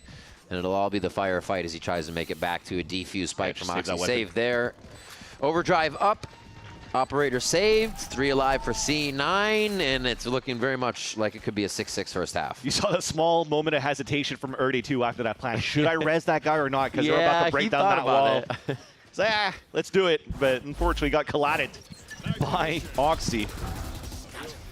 And that's a nice little start. And that's why, again, to talk about the Senti you posed before, do you like to see a Vines on that map? That position that Jack just got a kill from was such a good position for Cortezia when it was playing that Vice. Because now you're placing Razor Vines at that spot, you're spamming with an Odin, and it's just such a small choke point for players to run through that it's easy to get a lot of smoke kills. Now a combination, a little bit of all of that, is a chance here for C9 to stay back in this game. A timeout forced from Romanilli. Talk with the rest of his team, and not too sure what they could look into for the last 2 rounds of the half of their attack side. Fireball has definitely been a pain point a little bit more, but at least when we talked about the conversation from Zelsis after, it's like, hey, this is the comp. I was just going to bring that up. Yeah, right? The comp we wanted to play, this is how it should look like. At least the proactiveness that they have is just being a little bit more assertive on rotates instead of reacting on the information that they're getting and not getting, right? They're just making sure that they're with each other when it comes down to retaking sites as a team. So I think that's what was talked about during the protocols from Veer to the rest of Cloud9. Absolutely. More than trying to take early space here for their defense. I think that's the big one too, is that they are going for those fights. We saw, I mean, the round after that was Zellsis backing up so they could get the play they wanted, but it's been more aggression, been more taking those fights, and the confidence level does seem to be rising for C9 in those engagements. Just about back into round 11 now after that timeout from Loud. And they will, I was going to say put all their eggs in one basket, but they do split to go towards mid and that A side. The hunt missing here is going to make it more difficult for Loud to get some early space down towards that A line, but thankfully for the C9 setup, it's a 4-1. All of them focusing on information on a B side, and look at it, now proactiveness is coming. We have an early TP over on the A side because the Crab already puts Oxy down towards his B line. Now here comes the fight for the A denial. Cave is held by C9 right now. They're actually going to plant deep on their side for Loud. Is Oxy going to ask for a smoke as well just so he could get through, or is he going to use a fast lane? Yeah, fast lane to get across. Scoots right by that. Nobody's heard it, and C9's going to wait a little bit for Oxy to make that noise. Luke Show's already thinking about it. He always does. And Loud's now able to focus on the front of the site. That makes it so much more effective for them. A little bit of a look towards Link, but the rest of the members are holding down that choke point that makes it so tough to get back in. They'll even present themselves knowing the time's already gone, and they're just going to make it tougher for C9 to keep these guns. The 6 cents from Luke Show was huge. Crazy. I think it was also C9 stalling a little bit too much towards that cave. They didn't make enough noise here to give a chance for Oxy to really find his timing on that flank. So in the end, it becomes all members of C9 even not able to save their weapons, because look at the positioning also that Loud had on the post plant. 2 players back towards that B link, watching the cave flood back from C9, and they have 4 players pretty much on the crossfire setup. Haunt once again getting a lot of value from Davi. Last player standing. C9 missing a little bit more util to really fight back into the A choke. Man, Luke Show being the lurker, he tenfold knows when the lurker is going to be there on the other side. Like, so many times this series has that made Loud so confident in sight to continue protecting. So we'll see what happens now. Last round of the first half here on our 3rd map, and Oxy starts off C9 on the right foot. A huge kill as well. But is there no res available for Erde? But they're actually going to try to go very quickly on reaction towards this B site. Screaming through here. Zellsis just trying to drop breadcrumbs of utility to keep himself alive. He does make it to spawn. Can't use it. And now they wait. Still walking in. Loud feels confident this is the site that they want to hit. And all the way around, Fireball is making his flank. This time with Luke Show being down, maybe it's not going to be looked at. Fireball has a chance to really flank across here. They're thinking that they have to rotate because of TKZ's position on the top middle. It's Darker that knows. And he resets right after a smoke there too to get a bit of a swing for himself. Oxy, one of the first ones in. They're going to tap on the spike. That draws the eyes of Loud as well as the firefight. Zellsis on 1. This has happened before. Vic was the one to get the defuse down, and it looks like they're going to be able to stick it one more time. Here in the first half, C9 get up to 5 rounds. Haven all over again. A flood retake. Null command available to stop the post plant util on top of defusing into the smoke. Chaotic from beginning to the end in terms of these retake battles, these site battles, but Loud still has the lead going into the second half here. 1 half remains between Cloud9 and Loud in this series. We'll have that for you right after the break. Don't go anywhere.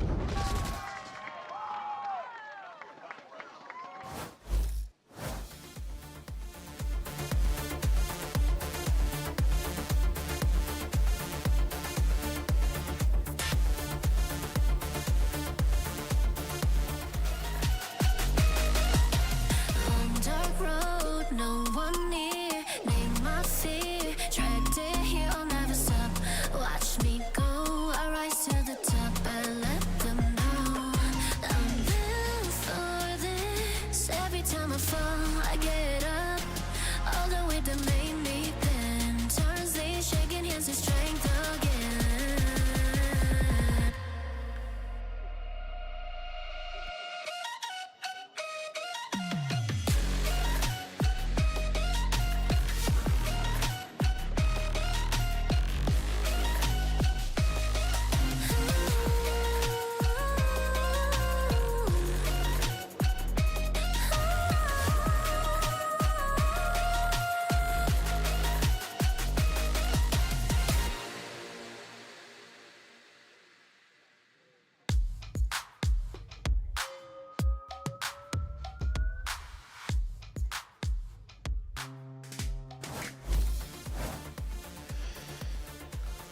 Thank you for joining us and returning, if you are, for the last half of Summit here in this series between Cloud9 and Loud.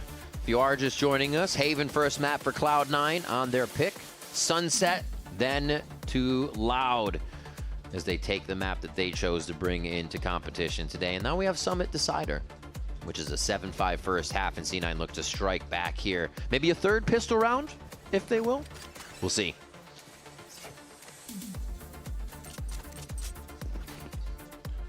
And Cloud9 with a different look too on the attack side, or at least overall on Summit.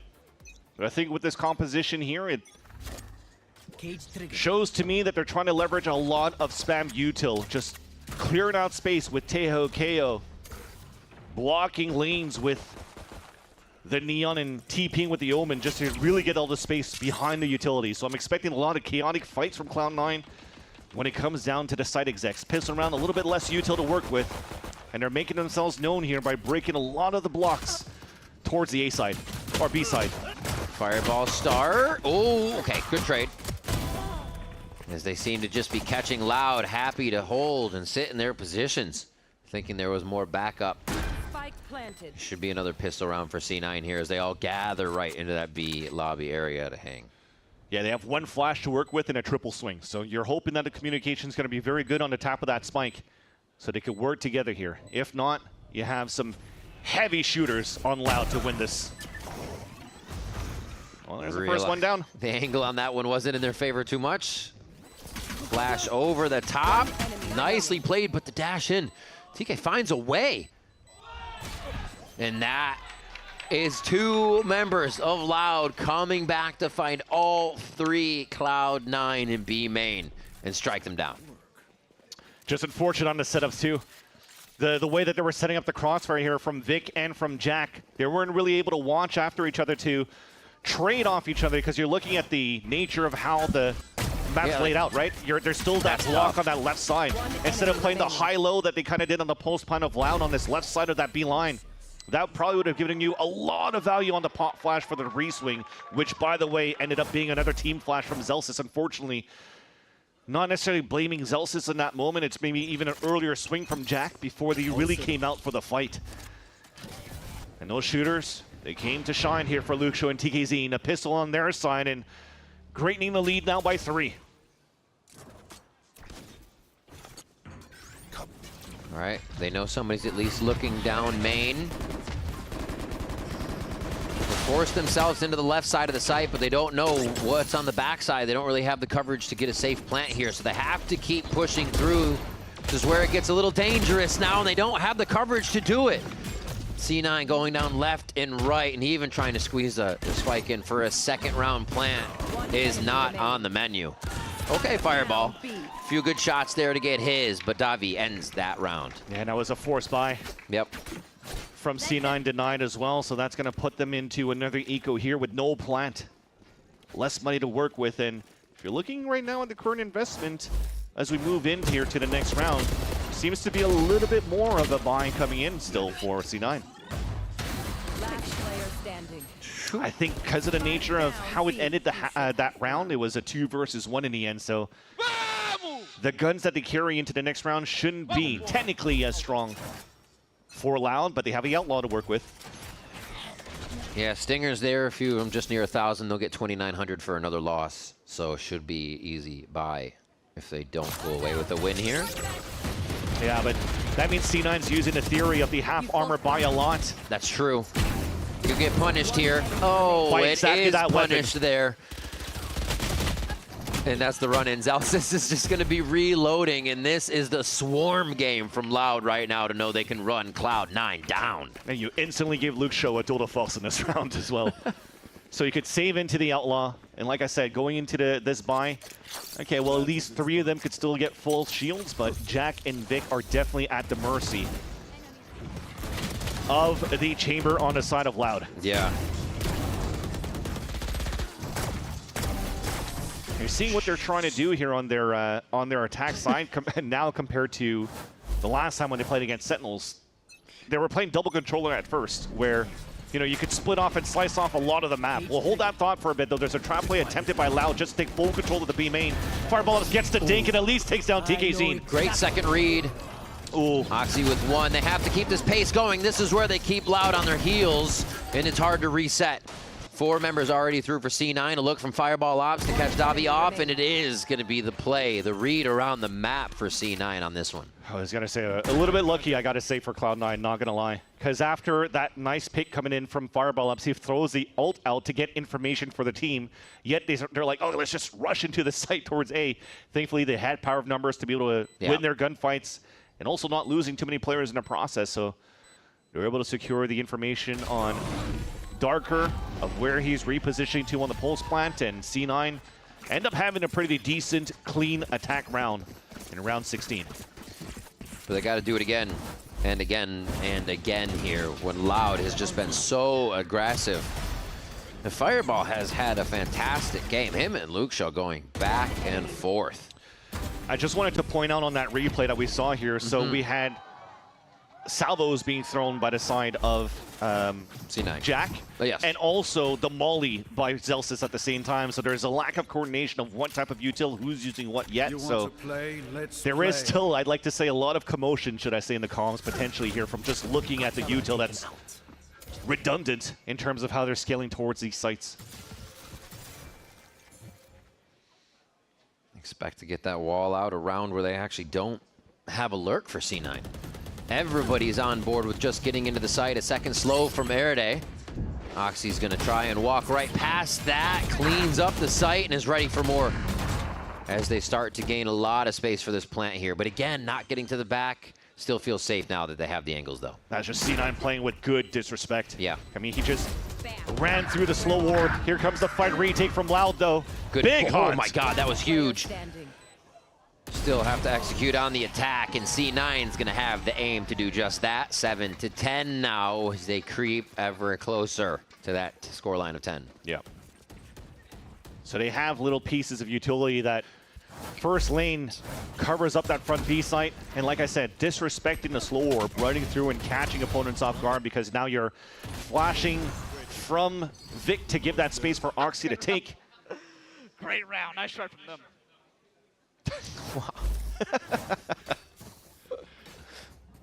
The vibes are still up here, and Fireball Ops currently at 21 kills. Yeah, crazy stuff. Feeling very confident this game, and we'll probably see more from him as C9 continue to go with that death ball. Well, Armageddon to create some space, but the fight's going to be on the other side of that. Yeah. Jack gets darker, and it is going to be Loud trying to present themselves right up front on this. C9 continue to lock him down. Nobody went into the site though. Zelsis was the first one to find TKZ. They're still clean enough to clean it up. Vic as well on the last frag. Team Ace on that one, as C9 is definitely playing more together on these rounds. Yeah, and Darker couldn't even play a game on that previous round, having to avoid the Armageddon, but on top of that, I'm pretty sure in the cages, he had to avoid more util, like a molly, I think, from Zelsis at the entrance of the A main. He got exploded. Yeah, let's see over here. It's a stun. Bonk. Salvo's on top of that. Where can you go? Let me TP right into the Armageddon. Oh. So yeah, great utility usage there. It was a big ult round for C9 to take against the Eco from the side of Loud, but as we mentioned before, this is a map here that favors a lot of attack rounds. We're starting to see here that Cloud9 are also having their own similar death ball style that Loud has, just with different looks because of the util, because of the composition, but it's working out. And I want to bring it back around to Fireball Ops for a second, because this kind of game, you talked about his tier 2 play and being known for his chamber and crushing, but coming into tier 1, you always hope to have those games, always hope to be able to show. This whole series, he has proved to himself that he can perform at this level against some of the best. And right now, very much so, taking on Luke Show and his chamber, but now verse with his Cypher. So incredible to see. It doesn't really change for him from agent to agent. He'll still bring that mechanical skill and has hell of a firepower behind him. Yeah, you could almost start putting Fireball Ops with the way that he's playing potentially soon in the conversation of how Les currently plays, Cryo currently plays as a Cypher as well for a lot of these teams, and that has also been an anchor role literally for those organizations, It's not right? provided utility kills. It's situations he has to find it. Find your 1v1s, find those fights, win your duels. And Fireballs has been doing that in spades. See if they can find a few more here. Oxy's going to be the distraction, so those duels can be found across the map. They've already split for that mid-timing. It looks like they're just trying to cause trouble and make a ruse over at A. See, look at him finding his timing right now. So yeah, they're going to realize this wall up, and there's 3 players here. Nice little peek out by Luke Show, though. It's still Luke Show on the other side, as much as we talk about Fireball in this series. That was a snapshot, if you ever saw one. Back towards A, though. Every time C9 loses someone, it seems to be the go button, and it has played out in their favor. But can they survive in this chaos right now? Because they all went through the A link to plant towards A. They have no information towards A main. They don't know where the rotate's going to be coming from Loud. Who's going to start watching Cave? Hey, look at them position themselves right now, too. Right, so. They just get out of knife. Still slow. A great little pop flash there to slow down the retake. Still enough time to get to the spike and take the fights, but Oxy's gonna get 2 quick ones. They're trading too much though. Without C9 being able to get back, the res comes through, and this is a tough one to take. Loud swarm the site, and C9 do not have the answer. Yeah. So what do we want to do here with the pop flash? Yeah, it's a beautiful one to stall, but it just, that's exactly all it did. It stalled. And then you encroached here, you're closing that gap for Loud. Isolated one fight onto Zelsa's solo. He dies. Oxy, yeah, thankfully gets 2 kills. But everybody else is so focused on holding different angles, still having to watch that flank in case somebody was there. So it kind of became 4 players isolated in different angles for the side of C9 that just got ran over by Loud on a retake. So they looked for a peek, but weren't fully committing to the peek after the pop flash. And that's where Loud really is just like, okay, I'm not flash anymore. Everyone's swinging. Yeah. The ideas are there. It's just a few more kind of bits of execution need to be layered in. Fast round here from C9 going through. Oh my God. Head on a swivel for Darker, and TK in the sight. That, I'm kind of flabbergasted there at the speed of reaction by Loud. And C9 not even be able to get a kill. Yeah. You threw double cages too on your exec on the side of Fireball up, so you could just try to fight within this courtyard. And unfortunately here, it's just some nasty shots coming out from Loud. Very nice look here for Loud on the defense. Finally finding their footing since the timeout from the side of Romanilli. They're finding some a little bit of room to fight back. It's not really set up on how they're doing any trap plays or anything either. It's just them finding some great positionings. Just instilling that confidence that could finish this series. And as once again Veer mentioned in the conversation with Liz, the job's not done after winning that first map. And now he has the challenge to call out this timeout and hopefully be the right timeout so that C9 could pull back into the retake and the comeback to force us into OT. He's nervous in these games. You even see when he's trying to hit that button, his hands shaking.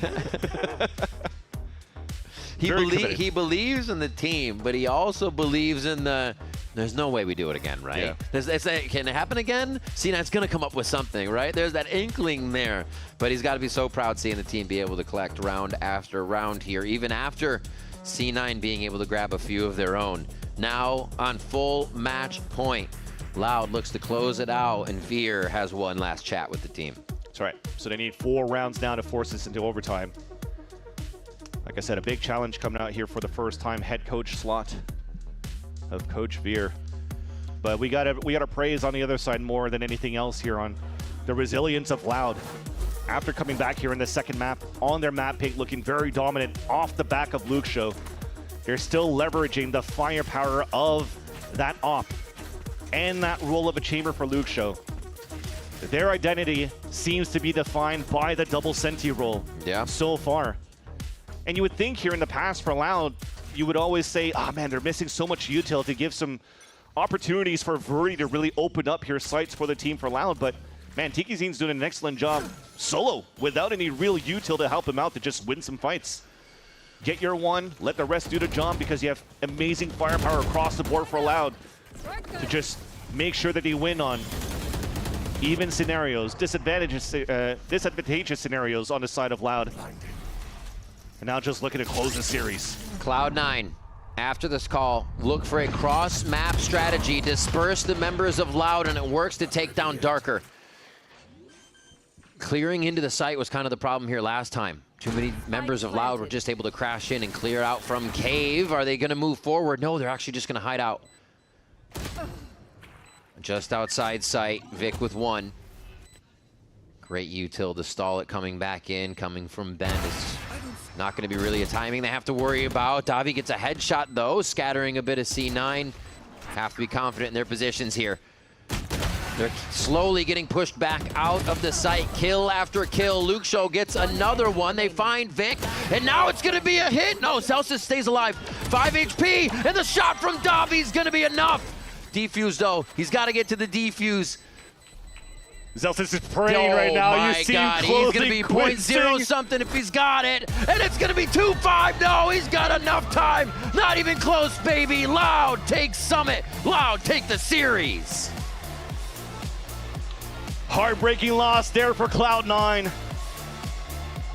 They looked so good on their first map in the opener. Revitalizing, going back to some comfort picks, going back to the old school style of the double controller on Haven.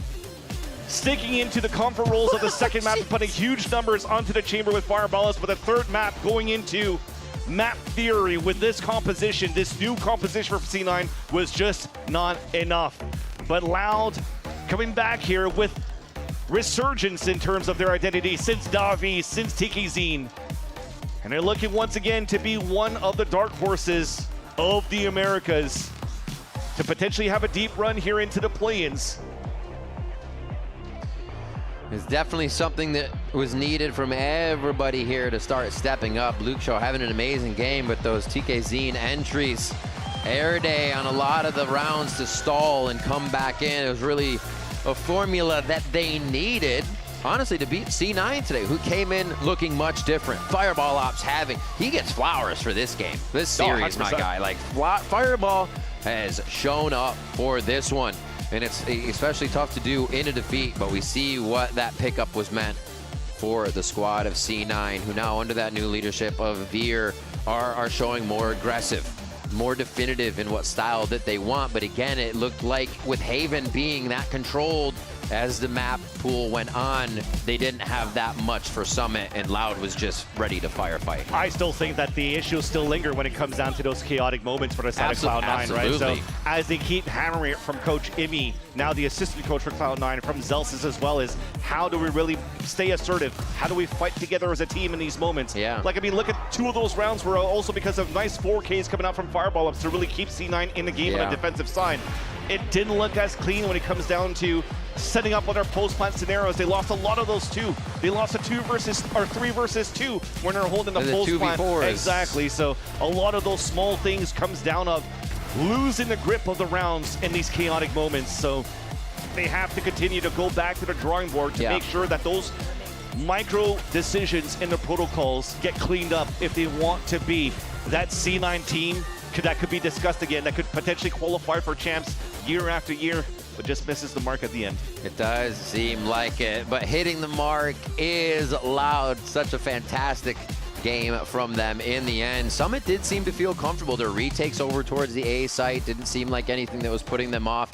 Always had time to set up there and no real problem making it in with the util they had. Also, like you said, double sentis just seems to be the love for them. They are really moving forward with that. Let's send it down now to Elizabeth on the stage for the Verizon post-match interview with Erday. Down there. Thank you so much, Rivington and Vansili. And yes, I'm here with Erday from Loud. An incredible performance from you, winning the skirmish into here. Incredible job. I mean, you just said to me, that was stressful, but that was fun. I mean, we can hear you screaming, shouting. Talk to me about the energy and the communication with the team. Like in the first game, when we started losing, our comms were like pretty low, and our energy too. So like going to the second map and third map, we were like, okay, we have to hype us up. We have to like get more energy and like play our game. Like we know how to play. We just doubting a lot, and that's it. And we did that. We did that correctly. I think the game that we showed today was pretty consistent. When you have to, you know, we have to be more excited, we have to be more hype. Whose job is it on the team? Is it your job? Is it, you know, the Lamine Yamal of Chamber, according to the internet, Luke Show? I think it's more of like everyone. When we're losing, like it's like everyone's like low comms, low confidence, not giving like any plans. So it's like kind of like when we like lock in, everyone is like up, you know? Yeah, I mean, talk about just kind of you're kind of reinventing the formula, if you will, for the comps that we're seeing. You know, you're bringing in your Sunset comp to Haven, keeping the Sunset comp, etc. Yeah. How has it been kind of adjusting to that? Because when I spoke to Manili, he's like, yeah, this is what's working. You know, we are finding what's most comfortable for our players. How do you feel about that? I mean, I feel like great in every agent. It's not like about me. It's like about the team. You know, if it's working, it's good, and we have to work. We have to work with it. So I think the comp really fit us and fit a lot on Luke show. Yes. He's like or up or like or fragger mostly, and Tekasim doing a great job on the entry too. So I think that mostly like show us like our strengths, you know, on our comp. I think that's it. Yeah, it fit us really well. Do you think people are underestimating Loud? Oh yeah, a lot. Sometimes we troll some rounds. Like it's understandable that we get underestimated. Yeah. But I think we getting stronger and stronger. Like every time. As time gets on, it's gonna be even better. Yeah. Do you have any doubts or fears with your opponents you'll be facing the next 2 weeks? No, not doubts to be honest. I think they are really good, but I think we can beat them like not easily, but like we can beat him like on a good day, you know. Well, this was a great day for you, Erde. Yeah, I think it was like a normal day. A normal day. Yeah. It was a normal day. Yeah. If that's your normal day, I would love to see what your great day looks like. Yeah. Well, congratulations on that win. We're gonna go to a break, but stay right there because the battle of North America and Brazil continues with Evil Geniuses versus MIBR.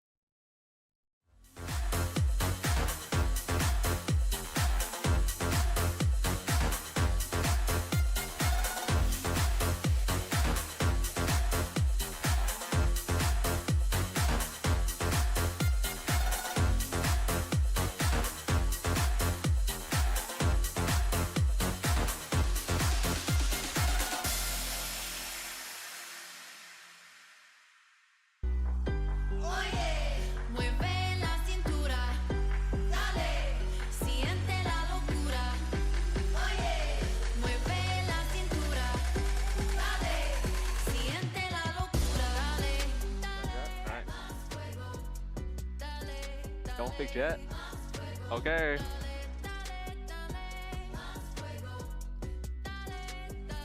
My hands are a little cold. Just me?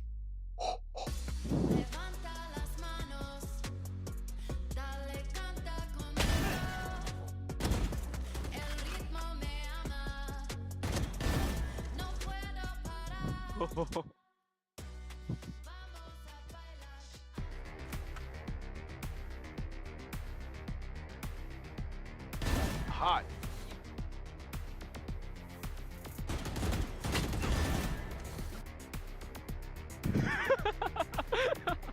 Don't look at me like that, bro. Oh my god, I'm whipping so hard. Oh my god, I tried bro. to cheese you.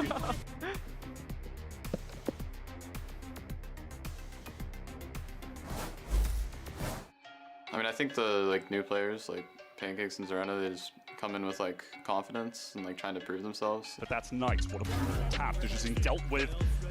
It's the timing. You don't expect Zerena to pick this angle up at all. He notches 4. ISO'd his fight, ISO'd him well, still damaged him, but now to defuse. That time pressure plays perfectly into the hands of Pancakes. I mean, I think we're like more like flexible like team.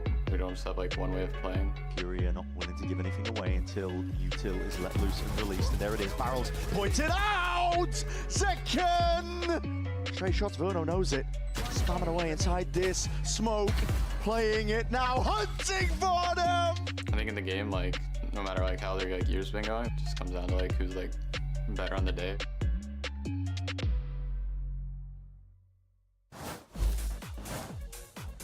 Welcome back, everyone, to VCT Americas and our second match on this Friday. We got Evil Geniuses taking on MIBR, of course. Golden Boy here alongside with Dryad and Bren as we're going to break it all down. Also, do want to give a special shout out to Fraud for holding it down for us olds. You could have at least gotten one, Papa. At least gotten one. It's okay, though. It's okay. It is what it is. Now, of course, let's go ahead and move on, though, because for stage 2, MIBR made a big change. They moved Mazzino into the IGL role, and they ended up swapping things out. You didn't have Verno in this seat anymore, and there was a lot of conversation about whether or not this is going to work out in their favor, so on and so forth, but so far, it's been great, and Verno has been slaying. Yeah, MIBR have been able to get the wins that they wanted to, and yeah, it was a little bit of hesitation. We were kind of questioning how it was going to play out, because something that they constantly talked about is how they didn't have a leader. So if they didn't have a leader before, what would change for Mazzino to be that leader, to be that IGL, and he's slowly proving it, not only with the results, the support that he's giving his team, but also some of the calls when things get a little bit challenging. I think that is something that didn't really happen in that first series that they had.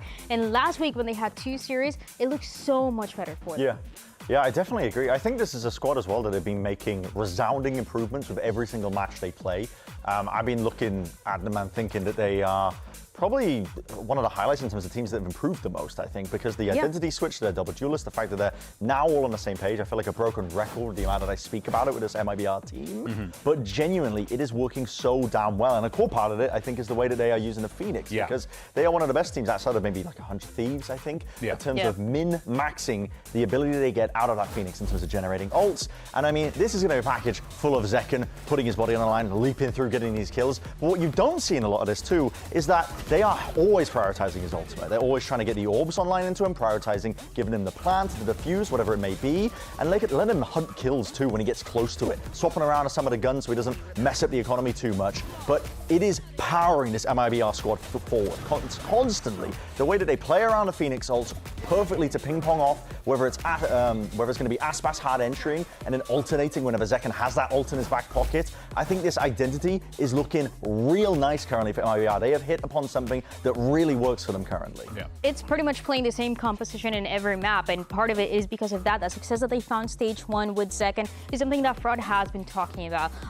We changed the IGL, we changed a lot of the compositions from stage 1. We obviously recognize the mistakes that we made and the reasons why we didn't make it after the chances that we had in kickoff in stage 1, but now it looks so much better. They're going back to what works for them individually. They have improved some things in the ways that they're opening up the skills, and they're also improving in the way that they want to see the game overall. I like how they're taking it one step at a time while also figuring out who they are as a team. Yeah, because I feel like a lot of teams oftentimes put that pressure on themselves, figure out that meta, fit every player into a special little box and do exactly what you need to do. But sometimes it just doesn't work out that way, and you just don't have the resources to be able to do that, or the time, right? So you got to be able to put that best foot forward. And you like what we're seeing here from MIBR so far. So let's go ahead and keep the conversation going. We got Tex standing by with Liz, I believe. Now, Tex, first of all, happy early birthday. Your birthday is on Sunday. Thank you for spending part of your birthday celebration here with us. But talking about the game today, it's been a bit since Mazzino has taken over the IGL role. Tell me, how has the team been adjusting to that? How does the team feel? It's been a good adjustment. It's definitely way different. Even just swapping an IGL on your team, even though you have the same players, it's still like a lot different system, a lot different how the calls are going to be, how the leadership works. So honestly, Muzino's been a pretty good leader, a pretty good IGL so far. He instills confidence in us, which is really important. And for me specifically, I'd say he gives me a lot of freedom to kind of like do what I want and kind of like, you know, make the plays I want. So overall, pretty good. Would you say that's a change from Verno, that freedom aspect for you? A little bit. I would say Verno also gave me a lot of freedom, but Verno has like a lot of like concrete ideas that he likes executing, and he has great ideas, of course, as well. But yeah, Muzino gives me the freedom. All right, well, best of luck today, and happy early birthday. Well, last week, Evil Geniuses thought that they had a pretty good game plan, I think, to take down Leviatán, but obviously they're going up against the current trophy holders, so it didn't work out, but there are some moments of gold, I think, that give you hope for EG moving forwards, and I want to highlight, this is the match before EG's game, when they played against Leviatán. Leviatán's defensive setups, and look at this player right here. There's been a lot of talk about Lev on their split. Blows playing up into heaven. He is there all the time. In fact, it was so common, it wasn't just one time, it wasn't just 2 times. He was playing in this spot 11 times out of 12 rounds in the prior game. Let's shift this over to when EG actually played versus Lev. And they're coming into this now, and they want to exploit this fact. They know that Blows is playing in this position almost all the time, and so they're going to try and make it feel like they're doing a standard little ramp take. They're going to throw some util forwards, but they're going to throw in a twist as well. The whole goal of this is to bait Blows, keep him stood there, while they actually TP another player heaven, and Digizine's going to be that extra element to try and put the squeeze on him. But look at how this gets played out. I think it's a fantastic idea, and the execution of it from EG is actually pretty good. It's clean. This would work against a lot of teams, but unfortunately, Lev are not just another team. This is a team that are currently holding a trophy. Blows immediately retreats all the way back, and this lovely play, this lovely idea where they were trying to collapse onto Blows falls apart because the rotations, there's no hesitancy whatsoever. But I wanted to point it out anyway. Even though it didn't work out in this situation, even though EG have been struggling as a team, I think this is signs of life for them. I think this is something to be proud of, I think, as a squad, because they are starting from really, you know, they haven't been able to get wins together whatsoever, but they are thinking about the game in the right way. With moments like that, I think it's evidence. The thing I took away from Evil Geniuses week in and week out, and even talking to some of the players as well, there's like this feeling of like, no, EG actually is a pretty solid team. They're just in a similar boat, still trying to figure out what that identity is. Because, you know, you got Pancakes, Zerona being brought into this. How does Digizin flow into this? I mean, what a weird hodgepodge of players you put together here. And the identity is going to look very different to, for example, what we just talked about MIBR, where they're running a lot of the same things in every map. For the other side, for Evil Geniuses, is Potter, who is liking to always experiment, to try different things, to watch the veto and see how that is going to play out.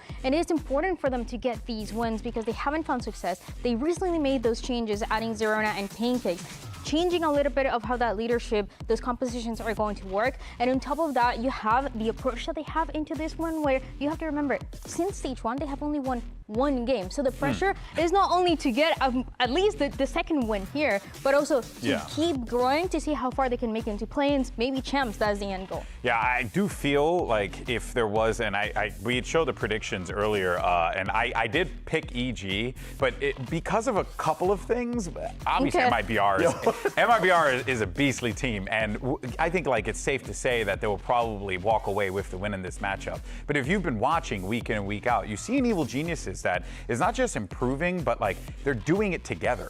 And that's the thing that really stood out to me. And while MIBR is doing the exact same thing, Bren, they're actually growing and becoming better together. I also see EG doing this, and listen, man, if there's one situation where EG pulls off a miraculous win, why wouldn't it be against MIBR, the organization that always seems to end up happening to? But I think this is a different MIBR. I agree with you, I agree. MIBR made so many improvements. I don't think they're the same team that are going to get caught lacking like they did when they played against Envy, for example, but they've slipped in multiple scenarios. We've got a small glimpse there of the map pick bans, and I think that we're into basically unknowns almost on some of the maps, I think. We haven't seen MIBR play on Ascent at all yet. That's going to be map 2. And for Haven as an opener, we don't know what to expect from EG either.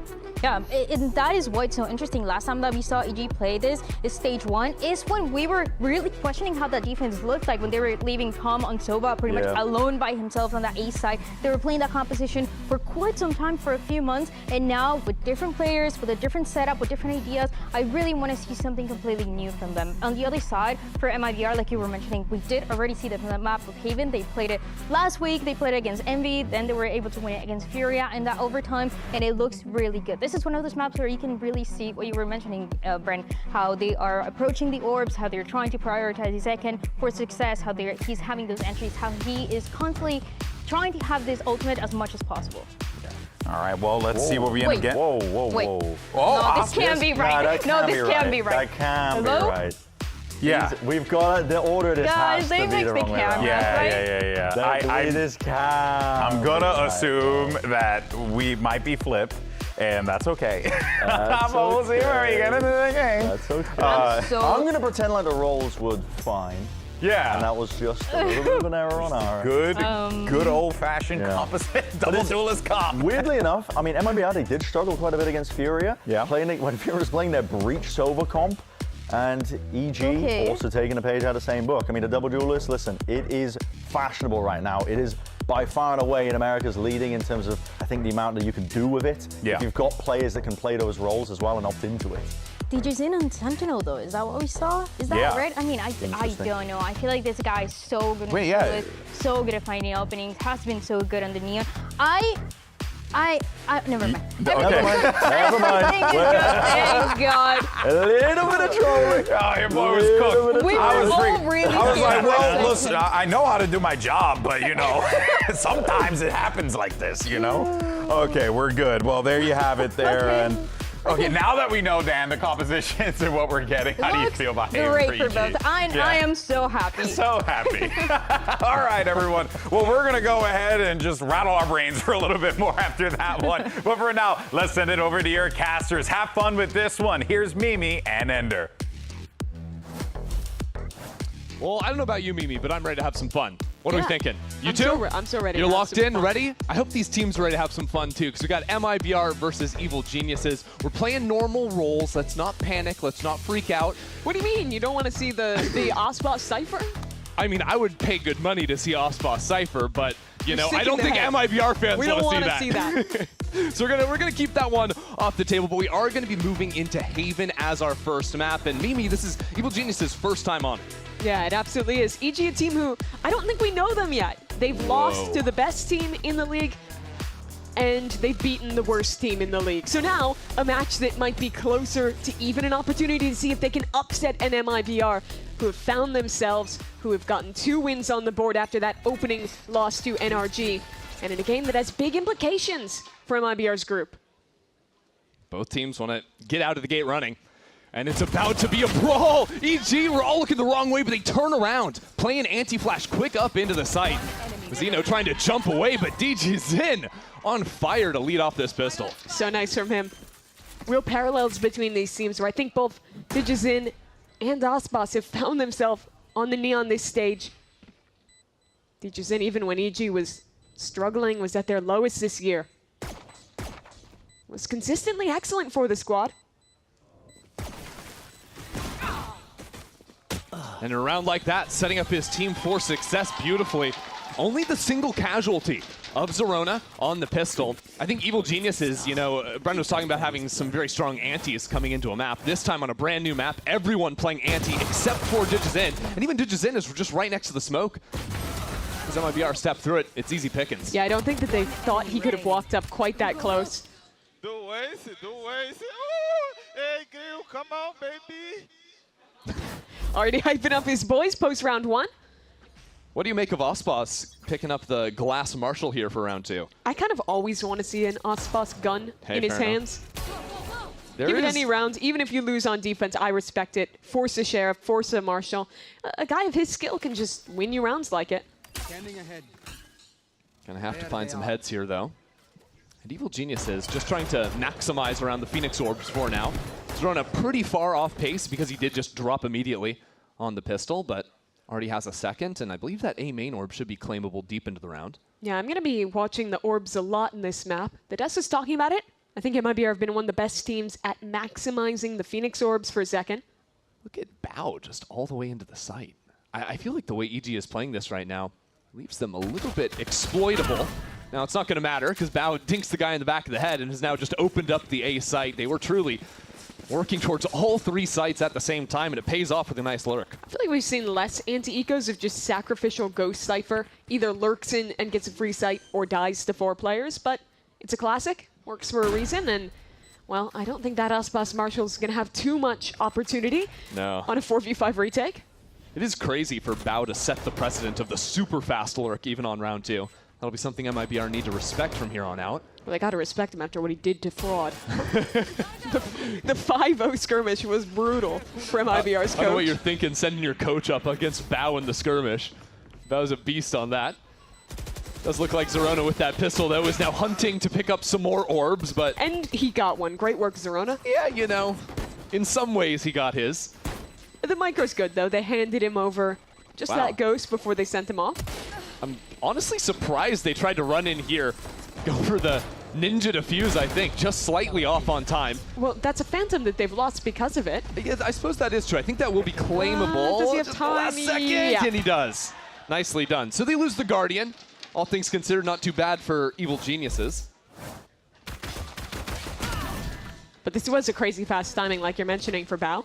Just full walks his way up long. The opposition had no idea. Let's see how that setup shifts now that there is money for MIBR. Like one of the things we're just hoping to see from EG is a little bit of confidence in their ability to step in and take some fights, and that's exactly what we had from Bao there. Yeah, the analysts were bigging up some of the strategy, how they prepped against Lev. Really what I want to see from EG is just play together, play aggressive, show that individuality, and this is a chance towards B. Well, this is together. This is aggressive, and Tex is down too. Nice in and out, not even choosing to plant the spike. It was a fake out to pivot back into Garage, where Pancakes lays out Tex. That'll be an open C site, and this lurk from our Neon on B site. There's a little opening, nearly punishes off it. Mazzino has a timing onto Jujuzin. He'll pick up that kill. And now, only a man up in the post fight for EG. This is very doable for the Brazilian side. Suddenly an idea of how to come back in, but still Cypher utility to work past. This camera and a trip. And EG all playing up here on site. Great positions to fight off one another. Curveball ready for Zerona to send back at these players. It sets it up, but MIBR into the site cleanly. All of a sudden, EG scattered. With Bao sitting back on long, Zerona doesn't stand a chance. This guy just has a Sheriff. What a retake, led by Mazzino. First that lurk kill, and then the retake. The setup fundamentally was solid there for EG, but I think they popped that curveball a little bit early. It goes around the corner, and people are swinging into a fight before MIBR is even out of this choke point. It's because Zerona gets hit by a paranoia and doesn't know what else to do. He just throws it, trying to help. A little early. But this early round was super nice from EG regardless. Having that fast bait into mid, opening up the opportunity to get a kill Garage because of it. You just can't be losing 3-on-5 retakes though, even if it is a bonus round. Evil Geniuses looking to bounce back though. Zerona just one away from the run it back. He's been playing down C for that. And it looks like MIBR maybe have that read. They're triple stacking over on C. Playing both lanes, as a matter of fact, giving up the B site to make sure Phoenix can't unlock ult. Look at the high angle from Mazzino. Doesn't quite have that window. Spam doesn't connect. That's the ult for Zerona. Shooting the floor right next to Zerona's toes. They're set up for a good split, but look at this refight from MIBR. Zekin just walking into it. No util to support the fight, but still 2 players bunkered in on the back. Tex gets the first, and him and Mazzino are just a force to be reckoned with here. EG slammed the brakes. Try to figure out if there's a way to retreat, if they can fight forward here. There's no fight forward as the spike drops out of Zerona's hands. Tex hasn't even taken a point of damage back there. Untouchable, this duo for MIBR. Some footsteps are heard. Bao tries to make the most of it, but we're all tied up. So impressed with Tex this round. When you talk about the kind of redemption for MIBR in this stage, they start off looking like the choker narrative is true. Have an amazing map and a half against NRG. Up 10-2 on Breeze, only for it to go so wrong. And them to get kind of dominated on map 3 of Summit. But since then, and even in the first part of that game, I think that Tex, the player that was... I'm actually shocked right now. I cannot believe that. What can't you believe? No, but we need some journalists to get on top of it. Yeah, we don't they have time gotta to think over here. Because Digizin ripping out the lightning. And still fighting forward. MIBR do not want any bit of this. Second, the only one to try and stay alive. And this is an eco round for Evil Geniuses. While Superman catches the player flooding into the site, MIBR have been completely routed off of one ultimate. Christy, this is what she couldn't believe. That they were going to win this eco round with 4 people alive. She can just see the future. That's crazy. Now just text in a 1-on-4. Potter's deep into the spice. Let's see what Tex has got. Such a good crossfire. I was just about to praise MIBR for having the perfect read against Evil Geniuses, knowing they'd want to just pick up the Phoenix ult and rip an exec, either A or C, and immediately Evil Geniuses, just through fearless aggression, dominate the site. And I think we've seen that now a couple of times, right? Whether that was that A main fight right off the rip in the pistol, or the bonus round, even though they ended up losing it, that fight onto the B site, when they are just working together and charging at you, MIBR haven't really had answers. I like how decisive they've been in those rounds.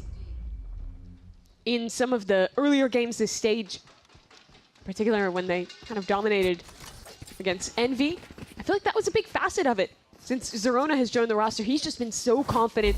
His aim is so cool. And it's just nice to see Digizin with someone who can match his tempo, match his skill in these early rounds. Really nice work from that duo to cut this A-long fight from MIBR down to size.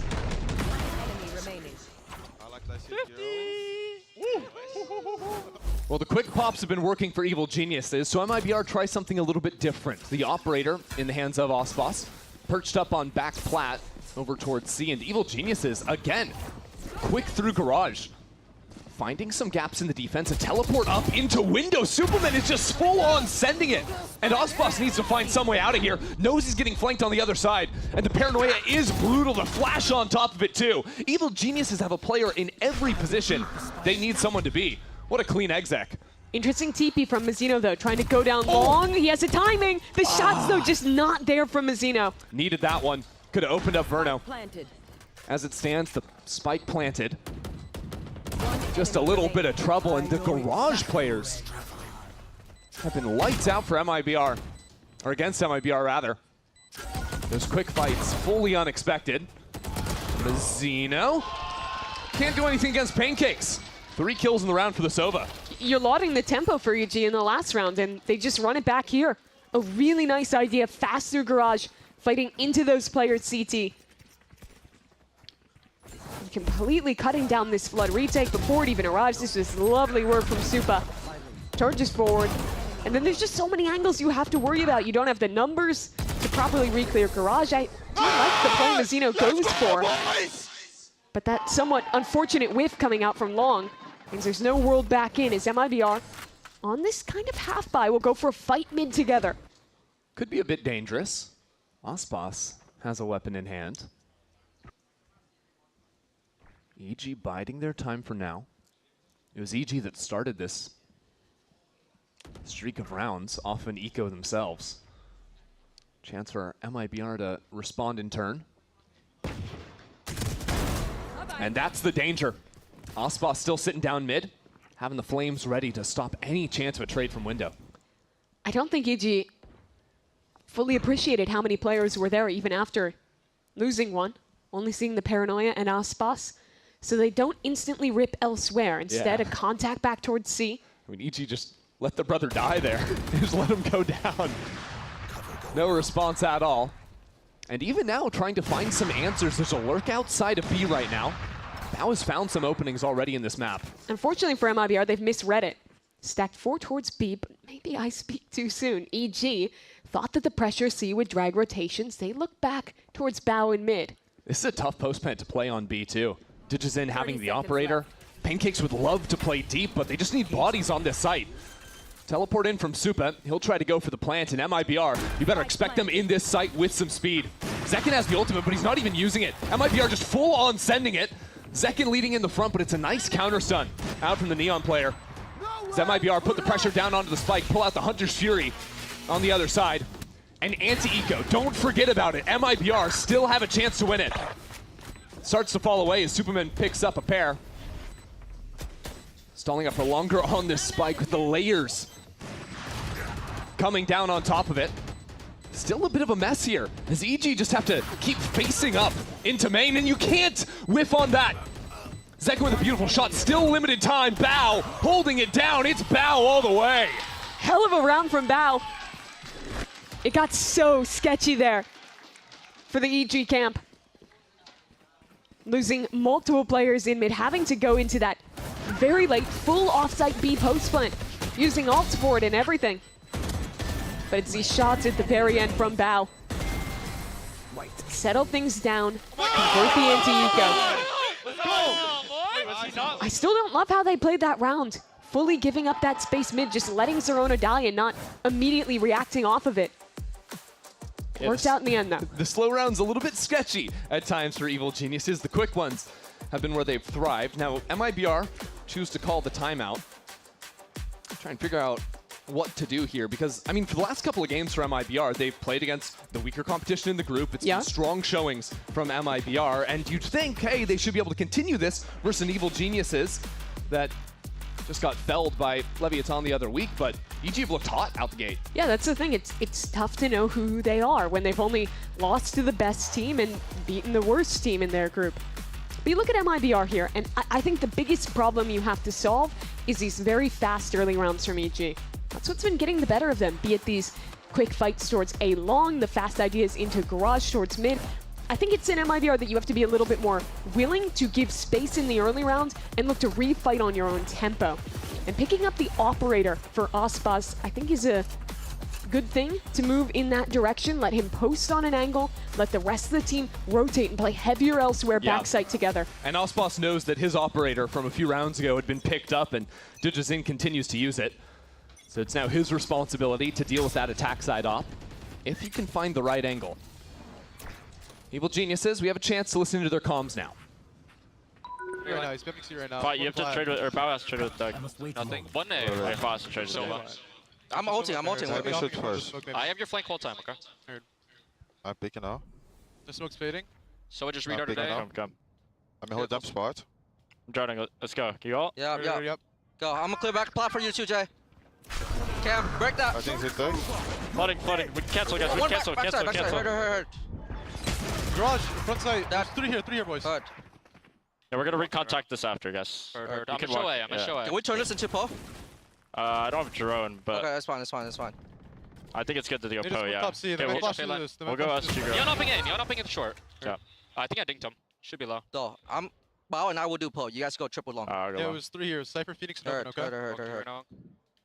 I have dart for backside. let I have They dart play for logs backside, and they platform. He has one flash left, guys. I'm picking now. Walk your op up. We have to Can I get look scrap my here, left side? boys. Yeah, I can. Can you hold my logs? Bao, can I? You guys ready? Bait me. Hurt. My shock side, left dart. I stop platform, okay? Yeah, go. I have your window.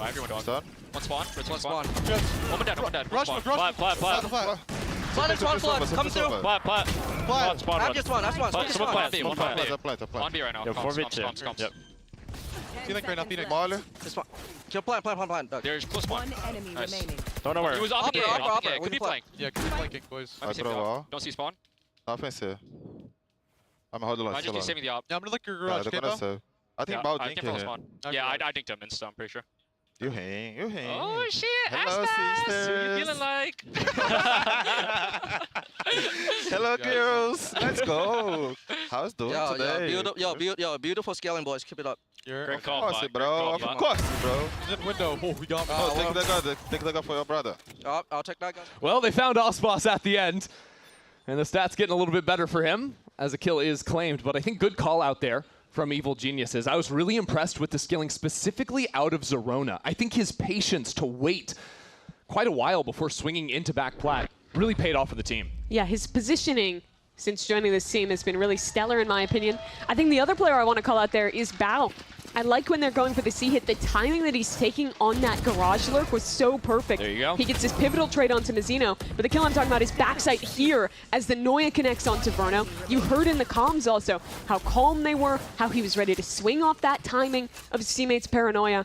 That round could have easily gotten out of hand, but they controlled it so well. And Bao's having a heater of a game. 9-2 right now. Let's see if Aspas can shut it down. Ready to fight down C long. Our ops on the same side of the map. Interesting that it's Digizin on the more passive angle. Maybe expecting a little bit of a pop play like this. It's a good read out of EG, but he's getting a little antsy, and Osboss wasn't cold on the line. And the follow-through didn't end up coming in from MIBR, but there is a gap now into Garage, which has been a consistent problem for MIBR. It's one they should be aware of, but it's something that Zerona now hears, and they are not ready for the pop-in through the window. The timing taken on these lurks from Evil Geniuses from the second round has been immaculate. It's so good. And look at the rest of the map. Bow's activating towards A. There's an Omen inside B. They're about to get crunched here. I mean, this is glorious. It's the matter of 15 seconds, and EG have exploded the entire map. They're practically in MIBR's walls here. I mean, they exec 3 different points of the map at the same time. And this is what, I mean, I personally am just excited to see as Zerona picks up 3, is Evil Geniuses having no fear taking timings and giving their individual players the agency to make moves like that. And you lauded Zerona for it in the last round. But I think, again, here he's taking just the perfect timing in how he plays this, patient in when he swings, even having the consideration to use the Blaze Wall CT, to not rush into a fight against Osboss. He's a rookie player, and he's just never rushing into plays. And to see EG have this already on a map that they're debuting for us, it's a very promising sign, especially if these tendencies continue onto future maps. You got Ascent after this.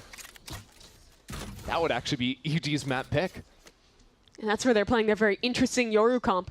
A big deviation in some ways from what they're running here, which is a lot more in line with the rest of Americas. Standing ahead. Well, their anti-ecos have been fairly similar now. Really slow play, eventually walking up through mid, where Digizin is actually just right up here. Here's that Cypher tripwire. I think that's ult number 3 for Zerona claimed. Yeah, trying to ping for his teammates to shoot that trip, so it doesn't give away the fact that he's right next to the wall. Pulls out a dark cover for it. MIBR have walked 3 players up A. Another one of these strat plays. Yeah, Bao's just about to walk into it in a moment. EG had thrown actually a lurk smoke over towards the C side to punish MIBR if they hadn't been doubling up with 1 in Garage, 1 on C, but MIBR have changed things up to make sure they have some info util with the tripwire in Garage so that smoke doesn't end up paying off for EG. I think EG have identified Garage and B as the biggest weaknesses. Yep. Again, they call late back into B. It's a completely free site. It's just really smart. And it's all set up from just that casual walk through mid from DGZ. And now Bao will hear that trip broken outside of A main. How do Evil Geniuses respond? Right now, not too many exposed players as Bao peeks in, finds 2 players looking right at him. So he'll just try and play for his life here as long as he can. Well, the dart shot's not quite there, but he's finding heads way better than he's finding the darts on the ground. Even has the camera to set up for him. Evil Geniuses are high, they're low, they're behind you and around you. Did Bruno try and knife him there? Just jumping around the corner. It's just brutality. Mazzino trying his hardest here.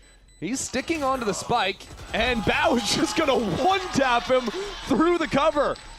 How about that? Evil Geniuses extend their lead. I don't know what Fraud did to Bao when he picked to go up against him in the skirmish, but ever since he 5-0'd the coach, he's just been unbeaten this game. 13-2 right now, Christy. You think his KD is 13-2, but it's actually 18-2. Whoa. After what he did to Fraud earlier. Yeah, he did try and knife that him. was in fact a knife. Yo, I might be the best player in the game, bro. That's what we're saying right now. I might actually be the best player in the game. No, we heard you the first time. All right, well, I don't know if MIBR heard Fraud the first time because this will be his 2nd time out of the half. And this is to try and just like get some water out of the sinking ship right now because they only have 2 more rounds to play with. I think the big key is figuring out your mid control. Pretty much every round, there's either a late B finish or garage control getting walked into from EG. Those lurks have been absolutely killing MIBR in these rounds. So you either have to give a concerted effort of how you want to play retake if you're giving up that space, or have to maybe reconsider how you're moving there. The unfortunate thing is that you don't have huge resources. Sure, you have quite a few ults online, but second, not having another run it back and might not even get another one in this half, depending on how things transpire. That MIBR need to figure out things quickly because They're not in the easiest position to make it out top 2 in the group. That loss to NRG. And a loss here is, well, not technically eliminating them, making it look pretty grim in terms of your chances. Taking down an eventual Lev. Pretty much all that matters is making top 2. Sure, you can get a buy-in, play-ins if you're the third place team, but you don't want to have to go to play-ins. Don't want that chance of getting spoiled by those hungry tier 2 squads fighting through challengers. Let's see what the adjustment's going to be from MIBR. Nothing too aggressive for them, actually playing to abandon the C site, doubling up in Garage. And well, Evil Geniuses with Potter have the exact right read. They find an empty C site. Zerona tries to scout out a bit of Garage. Really solid control now for them. 5-on-5 with a Hunter's Fury for this retake. This is a must-win round for MIBR. Drone spots that player in Garage, and Bao will be the delayed dagger. Catch out MIBR, deep through mid. As that ult is sent back, and now the Hunter's Fury, the full heaps of utility hurled into the site. Zekin quick into it, but the line is held by EG's duelist. Zerona up in the front of everything. A quick reposition out from him as Verno has the presence of mind to deal with Bao, but it's not gonna mean a thing. Evil Geniuses continue to run away with this thing. It's a great read from Potter and EG out of the timeout. MIBR adapt to how they're playing Garage Control. They set 2 players there to shut down lurks. And guess what? We're just going to hit the C site. Yeah, EG laughed like, oh, you thought we only had the one plan? Come on. But look at how they play this post plan as well. I love the synergy between Digizin and Zerona. This time he found such a great timing on this curveball. And when you were ready for it in the early rounds, your old nightmare of Garage Wraps is back to close this one out. Digizin is just screaming at him. MIBR have not figured out what to do about that point of the map. Ever, it seems. They're about to get 10-2'd by EG. And look, they're playing for some mid-control right now. Good on Verno to lock it down, but quick trades to come in. Still, MIBR flooding into the site. Mazzino is here, and that's a teleport up heaven. I'm not sure if that would be heard with all the utility coming in from Evil Geniuses on the attack. What a crazy position to find himself in. But now he's on an island. There's only one player outside on the weird left side. Mazzino has the read, but it doesn't matter. Supa's just jumping up in the window, finding his kills, a teleport down onto the floor. That's now a 2-on-2. Still, the spike needs to be planted. And the patience is not rewarded. Pancake's now fully revealed as the hat comes down. Taking his time. Challenging! He wants it! Not today! MIBR with a sign of life to close the half. Yeah, Tech saves the day there. Pancakes look pretty damn sharp. With the Phantom in the hands of EG's new IGL. 9-3 though. That makes this game still feel within the realm of reasonable possibility. And I really think if Verno does not get that stun kill to start this round, it was a great read from EG to slide on him in that exact position. This could be a 10-2 half. Yeah. Crazy work there from Evil Geniuses, coming off hot. See if they can close here after the break.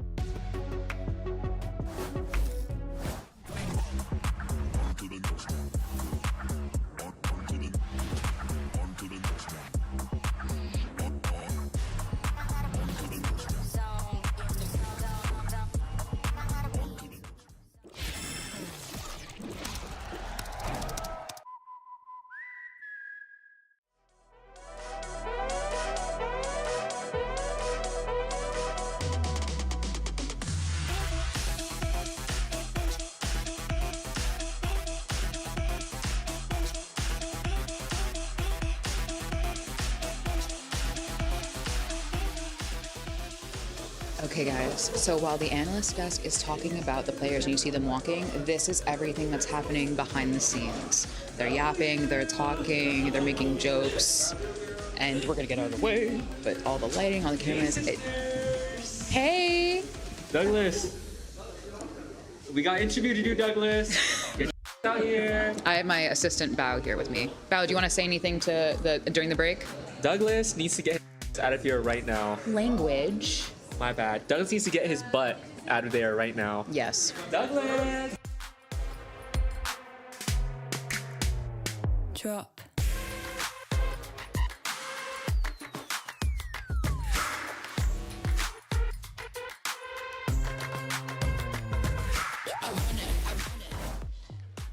Well, I don't know about you, Mimi, but it seems to me that Evil Geniuses, the secret sauce, is just getting loose before the game. Look at them out there. No pressure at all. Feels like they're coming in, having a fun time. That's actually what Bao was saying to Digizin at halftime yet again. You know, Neon 7-9, Bao 13-4. Come on, Douglas. Come on, Douglas. Let's get some entries. Get up here. Catch up. We'll see. I think maybe on defense, Digizin might have an easier time of things, not just being that sacrificial lamb getting sent into the site. I think really this needs to be a wake-up call for Ospas and MIBR on the other side. It was a quiet first half for them. Didn't seem to have the right answers, but can now dictate the pace on the attack. They absolutely can.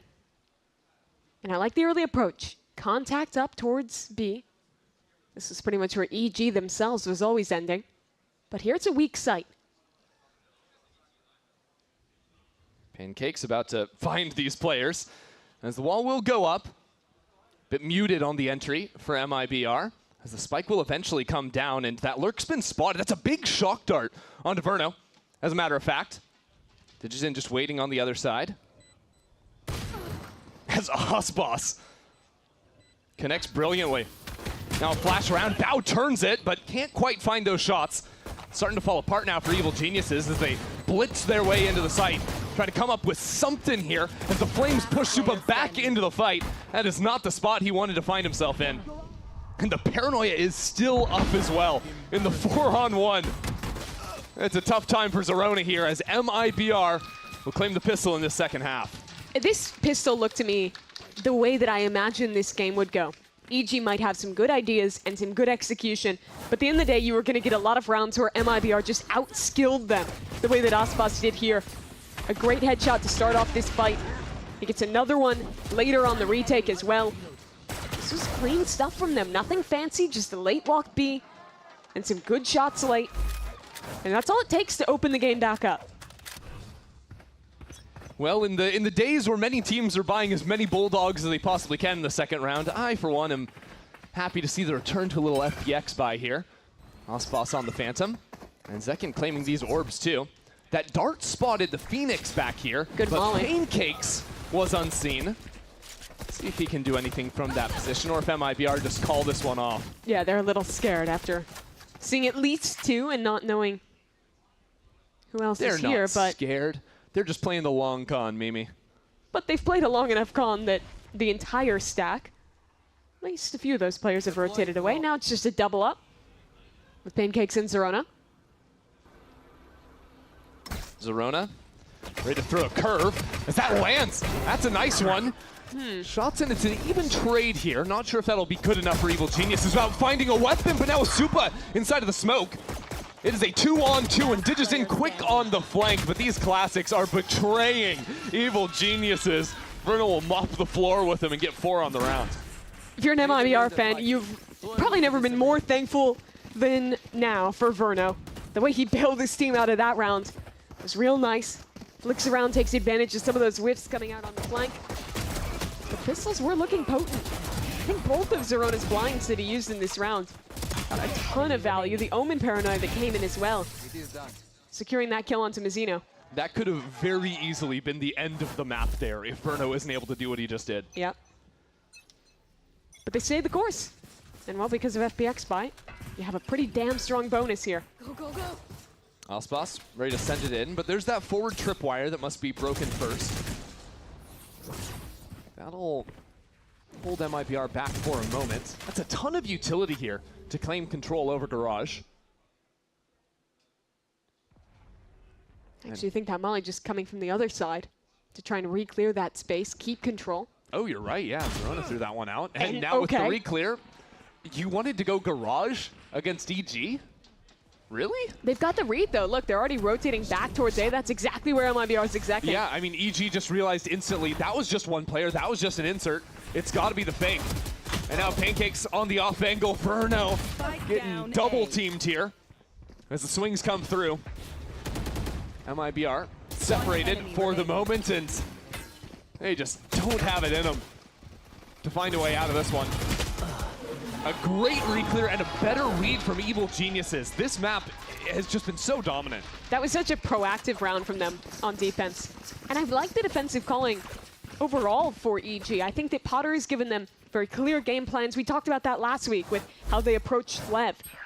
Obviously, they didn't have the follow-through against the best team in the world, but in this match, I think the little mid-round decisions on attack when they're freezing and re-hitting, on defense, having this fast rotate towards A, I mean, getting that right so often. And I think you have to attribute some of that success to Pancakes, EG's new IGL. And they've got the read right again, Chrissy, here.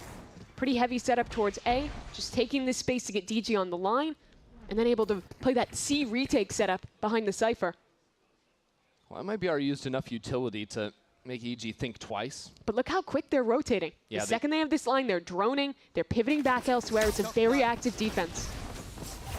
Not going to be quite fast enough, though, with the speed at which MIBR sent it over towards this side of the map. Bao, though, has some ideas to look for some spam. Hanging out inside of the smoke. He doesn't even need his trip. He just waited on the timing, had the read, and now here comes Zorona. Ult at the ready, flashes going haywire. He is unstoppable, and so is Evil Geniuses. As Mazzino turns it back around, and now with Hunter's Fury, it's not over just yet. Bruno doing tons of damage. As now Supa activates on the flank. Bruno has to stay standing for MIBR to stay in this map. Him and Mazzino have to be locked in. And it'll all come down to the Omen. 3 kills into the round. He's on for the ace now. How much you have left, Mazzino? He doesn't. Supa sends him packing and takes yet another for Evil Geniuses. Such a heroic attempt from Mazzino. But 4 kills is not sufficient. EG again, stay ahead in the calling. A good open towards A, get the line that they want. And then off of this excellent spam kill from Bao, the retake approach is real good. They've got the feel for the map right now. Their players are damn confident. And they're just 2 rounds away from stealing their opponent's map pick. Bao and Supa continue to dominate here. Evil Geniuses having the right reads round after round. So MIBR work back to Garage again. Last time they just left Zek in here on the angle. This time I think it's gonna be the full-on through C. That's exactly where Digizin is. First shot, doesn't find its mark. And that'll give MIBR tons of confidence to come in now, knowing Digizin is backed into the corner with a scoped gun, but they don't know that the infantry has arrived. Here we go, Evil Geniuses out here in force. Another shot lands as MIBR are eviscerated. Beautiful retake. And now a massive lead. Many chances to close out here for EG. And Christy, it's yet another round where you just have to give some credit to Bao. Fights backside here, keeps the door open for his teammates to come in. And as soon as the platoon shows up, it's just over for MIBR. Trailing by 7. MIBR look a bit shell-shocked. Don't know quite what to make of this devastating look Evil Geniuses have shown here in the first 17 rounds. Oh no, Digizin spots both players. Osboss is good enough on the trade, but that was dangerous. That's your smokes gone. So MIBR have to play their cards carefully. They have walls still on their duelists. But who are they heading into? None other than the demon from their nightmares. Bao has been a force this game, and this time he will fall down, and so will his support. The teleport in behind enemy line, Superman sticks it, and that seemed a bit ill-advised. Evil Geniuses might need to lick their wounds and look ahead to the next. That duo, Osboss, Zekin, they haven't made their mark on the game just yet. But that was the round all about the two of them. Osboss getting revealed by the trip, still manages to come out ahead with a kill. Zekin as well on that fast wrap to the left side, kills the players flooding in to try and aid Bao.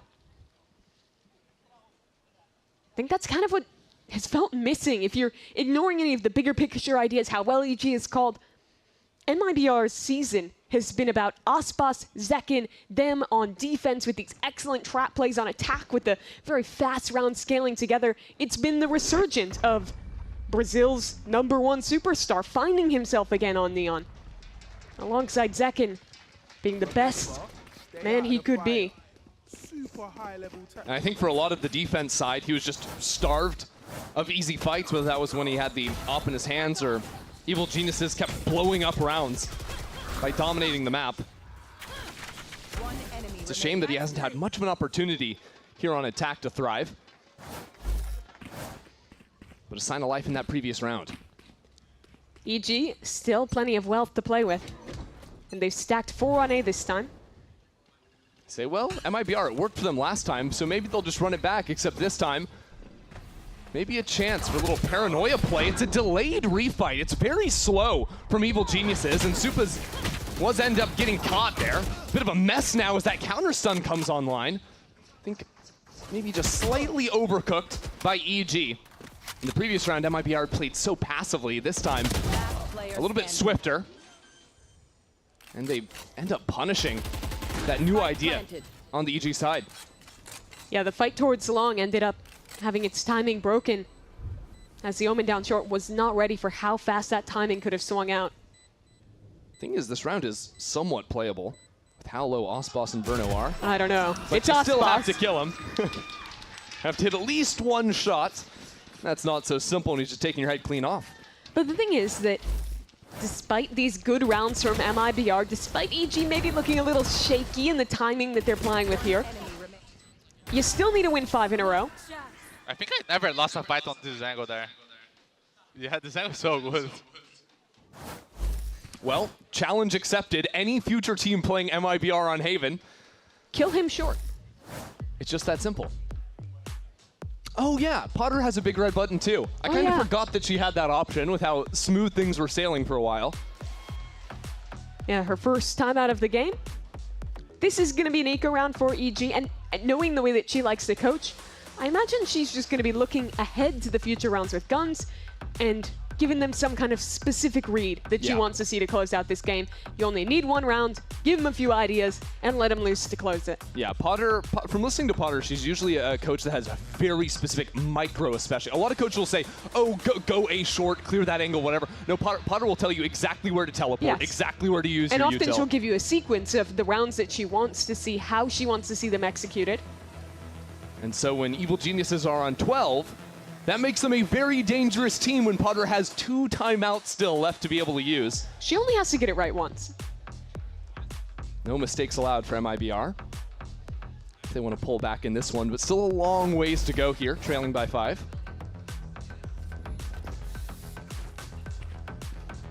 You get a little bit of fear seeing Pao with his Sheriff. What a game he's had so far. Yeah, 17 and 9. Good lord. Tearing it up. And MIBR changing their pattern somewhat. They don't want to be too readable, going back into that A-short idea. Instead, seeing if the eco was going to be a walk down mid, like MIBR favor on their own defense side ecos. And all they're going to find here is an empty B site. Happy day for MIBR. They'll fight towards A link, as they did in their previous B post. And EG, well, they're going to work a 3-player flank down C long. Break the trip, and see what they can get done. Yeah, it was Supa trying to make some sounds of footsteps running away. Tex would have heard that, but also would have heard those steps stop. And of course, he has this camera to patrol as well. So seeing the flash, although he's kind of out in the middle of nowhere as that pinch comes through. Gun reclaimed as it's a bit wary from Aspas to eventually finish that player off. 3 on 2, but really no time, it doesn't seem, for Evil Geniuses to defuse the spike. Spent a little bit too much time making that surprise factor come in with that C flank. And I suppose it's the Red Bull clutch for Verno. Oh yeah, what an incredible clutch from Verno there. Just stays alive in window. And well, it was nice for them to get all 5 kills. The money is still perfectly fine for MIBR, they got the plant, and they'd have to full force anyway. But this is the round we're looking at, right? 12-8. Evil Geniuses have their money. They've got ultimates ready to rip. And it'll be Dudgesin unlocking the signature up.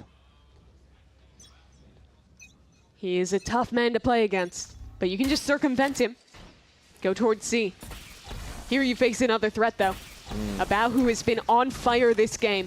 Neither trip was broken off the shocks, so Bao is at full force here off his tripwires and skirting the edge of that cage too. It's answered back by Verno and Zekin now into the site. It'll be 3-on-4 for the retake. Equalize with a nice shot through the smoke. How is that coming online too? And it's quick back in as well. This Hunter's Fury scatters the MIBR players. No spike yet planted. The drone finds Dudgesin. Supa trying to use that element as distraction. A chance to peek back into the site now. They have good angles towards CT. Getting back in with an operator is so challenging. Getting past this choke is hard, but the dart hits too. And now jumping back in, there is an Odin in your way. Good luck getting through that. Good luck, Supa. That's a crispy shot. Doesn't know which way he's going to come from. Supa out into the corner. It's another 4-piece from Verno. MIBR building this game back. He's the man to stay alive in the last 2 rounds and keep them under control for MIBR. Very sketchy stuff, though. Dudgesin's operator. But that shot just, I think, through the smoke like you're mentioning. But it wasn't enough. I like the way that MIBR are fighting here. They play together, put a concentrated effort on locking down this choke CT. And he's locked in. Stays focused, winning that one-on-one. Couple hero buys for Evil Geniuses as the beads of sweat start to form on their brows. Classic EG fashion of years past. How many times have they gone up big in a map, only to have it slip away, lose by 2 at the end? And you know, a new team has taken that moniker of the chokers in Americas as the team that lets games slip. That was MIBR. But EG, it's a history that still haunts them, even with a new roster. Now just steps straight down the face of the fast line. Quick little trade here. And the more trades EG find, the better it is for them. But look at the map. You have a Cypher over on the opposite side. Tex has claimed that. And my worry for MIBR on this rotate is walking through mid. Pancakes will start to hear some footsteps. Verno deals with Dudgesin. Now flank not quite fast enough. Supa's trying to fight in here, deal with Verno, but this guy's just a nuisance over on the other side. Finally goes down and Pink jumps the trip. Jumps the trip and he makes it past the Neon. He is through short so fast. Now it is only a frenzy. These players are separated. He needs patience here. He needs to be strong. That's a good shot. And ready for the drop out of heaven too. Evil Geniuses now have the numbers. MIBR are split. Osbus is down. Tex keeps them in it. What a performance. Snapping around. Little aim labs out at Tex to keep his team afloat. There he is. 5th rounds, 1 in a row for MIBR. And Tex. Look at this highlight reel. That's so sick. Come on, man. The flick towards heaven is just cinema. Reads into the last. He's on 21 health. Nice! Come on. Nice! Let's go, Ian.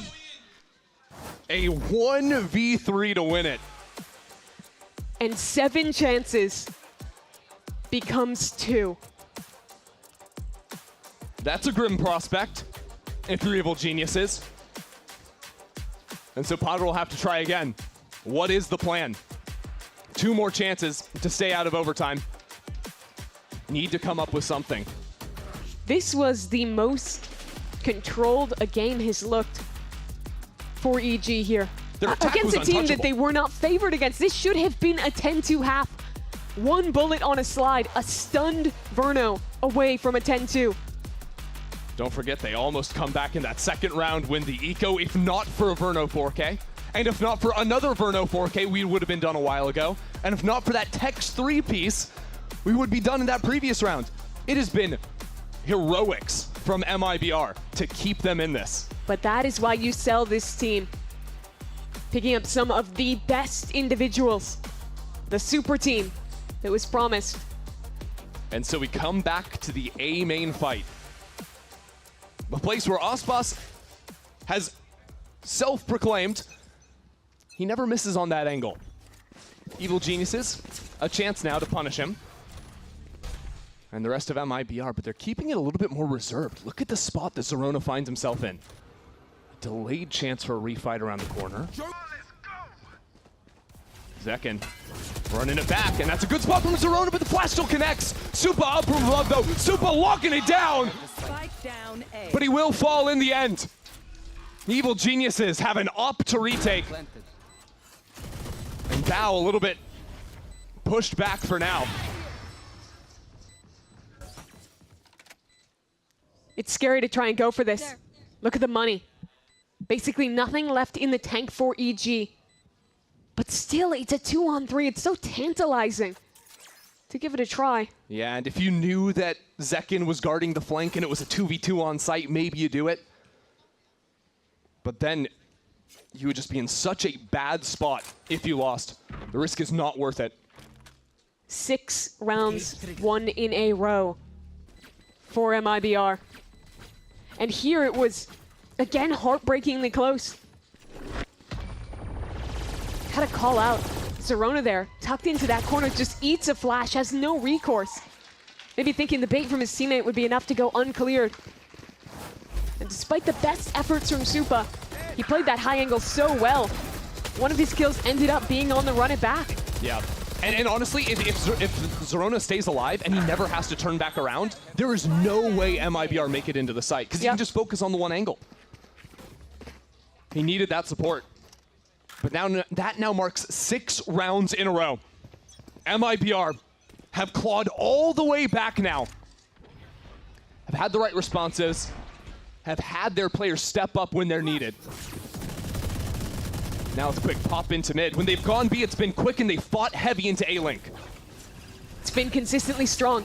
And it's Zerona in that space against the fight. He has to be on his guard for now. Burning down with the flames. Evil Geniuses trying to brute force back into this, and it's not going well for them. Zekin is lighting them up. MIBR, from the brink of defeat, have pushed Digizin into a corner. We're headed to overtime. They had 7 opportunities to close this game out.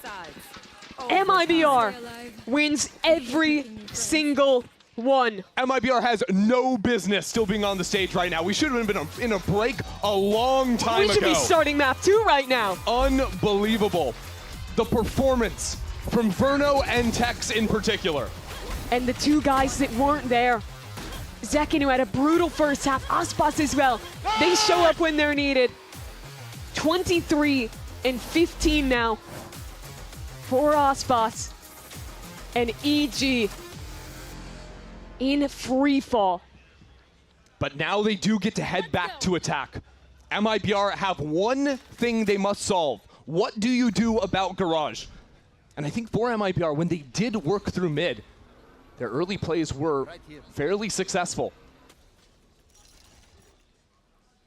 Position Aspas now finds himself in.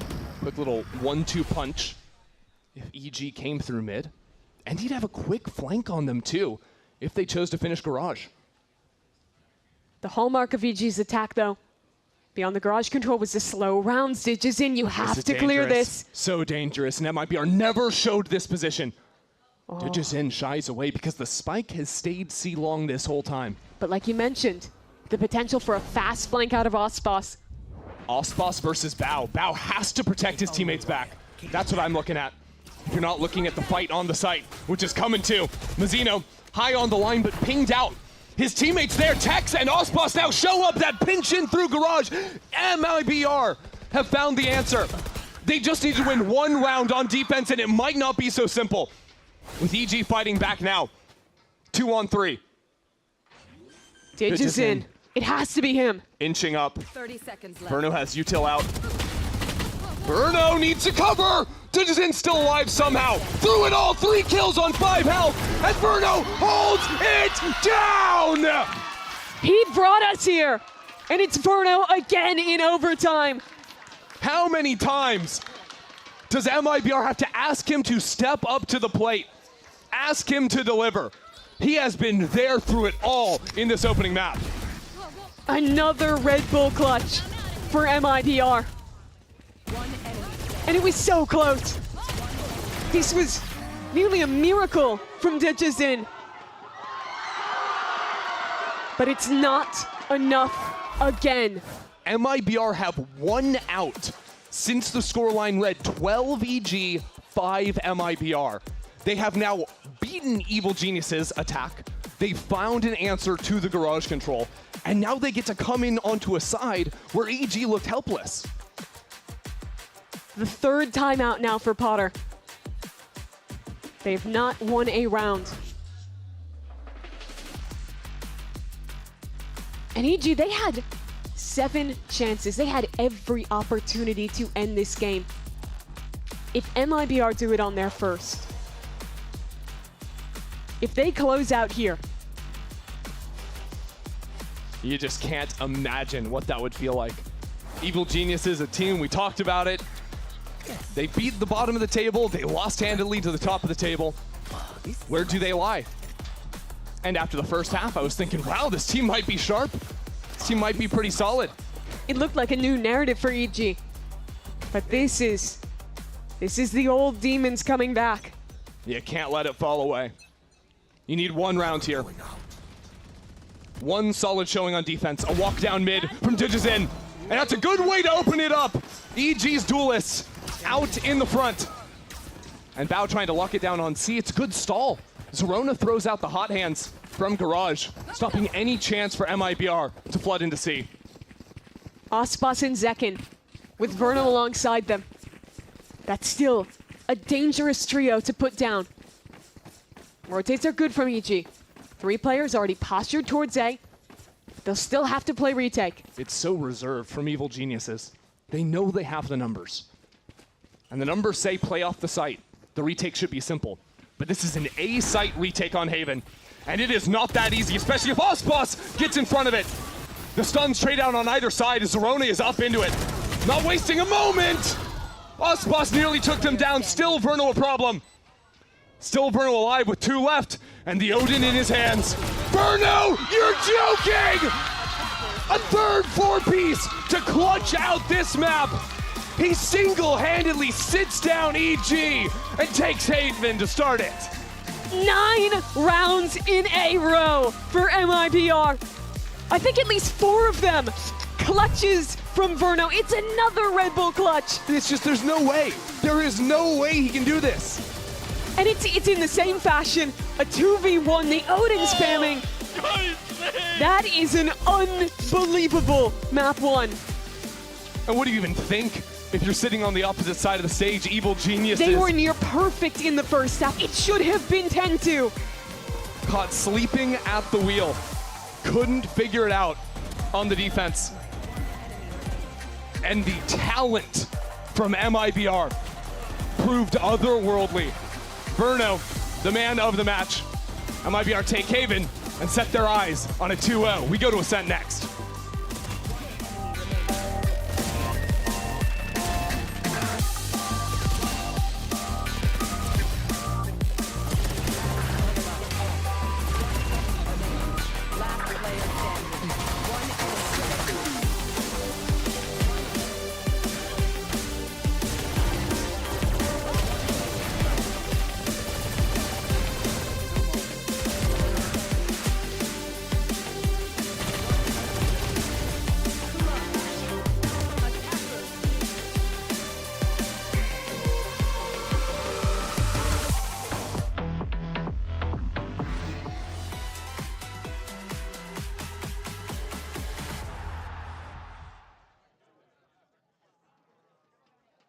Want to find your fastest server every time? Express like a pro and optimize your connection in one tap. Express in game without ISP throttling. Express and shield yourself from DDoS attacks. Express and choose the VPN trusted by gamers everywhere. ExpressVPN. Experience gaming the Express way. Fast, stable, competitive. Outplay the world. It's time to express. Unlock free cosmetics, including Lightning Kicks Buddy and more. Scan to subscribe.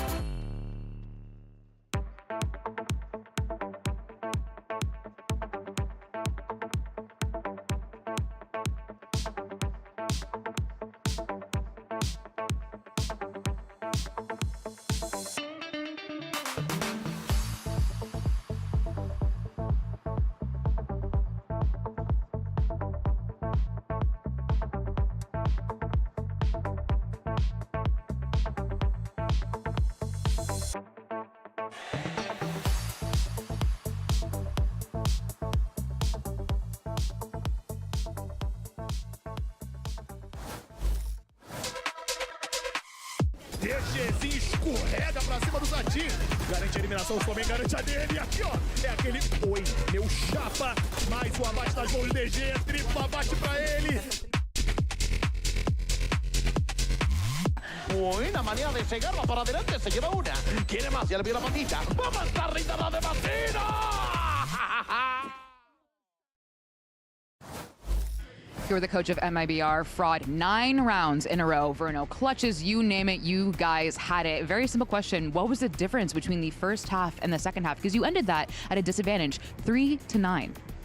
We just didn't, like, EG came with a really good game plan. They slowed their game down quite a bit. And, you know, we like to play our defense quite aggressive, but I think we were just picking and choosing wrong timings to do it. I wanted the guys to keep playing the same way, just pick different timings, because maybe sometimes we were doing stuff too early in the round when we needed to do it more mid to late round. So I think our ideas and our actions were great. We just had really bad timing. So I thought that we just had to really reset that, and like, we were shooting, we just had to get in the game. So do you think, are you worried for an EG game plan on Ascent then? If they come again with a good game plan now? Yeah, I mean, we're always ready. Potter always has like really good game plans, and they always change up quite a bit. So we're ready for that. We just got to adapt a little better. And sometimes you always focus on adapting strats and stuff. Sometimes you got to adapt your timings. And, you know, that doesn't mean that strats are bad. You just got to pick and choose timings. And that was kind of our problem. All right, well, best of luck. Always a pleasure to hear from Coach Fraud, and what a showing that was at the beginning for EG. But then MIBR decided to pull a quote from one of my favorite poets of all time, Vin Diesel. You never had me. You never had your car. Family. No, but seriously though, they were so freaking close. Sorry, Dan, you have to deal with that.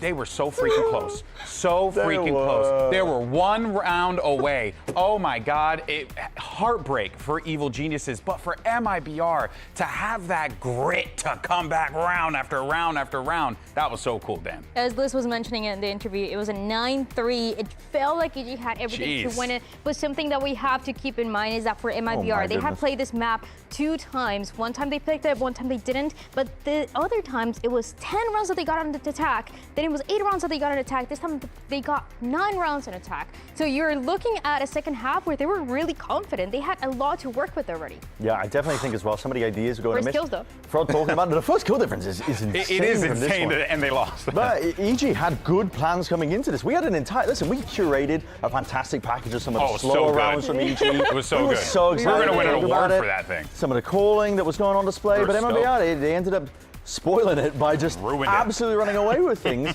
But honestly, credit to them. The individuals are showing up. I think they really did turn up. And MIBR are definitely a team currently playing certain maps you see them play on.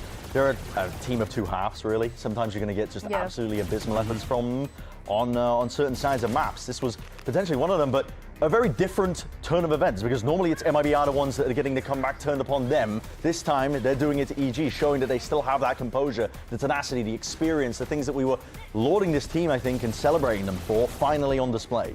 It was a map that went overtime for them when they were facing Furia, but again, it was an attacking side that it is the strongest, and what I'm staying with and what I'm remembering the most is something that they were talking about when it comes down to the IGLing, how for Mazzino, this chaotic IGLing, that is where he's able to shine the most compared to Verno. And you see an IGLing that is really good, especially under pressure in this kind of situation, and a Verno that is unleashed, and is the reason why they won the last 2 rounds of a team. I mean, round after round, the guy was just clutching it out, doing his best Brock impression. Like, really well done, and exactly what this team, what MIBR needed then and there. But of course, I mean, you know, there is going to be a lot of talk about what we should be expecting going into Ascent. We heard Coach Fraud praising Potter, Brent, about her prep and what she does with this squad.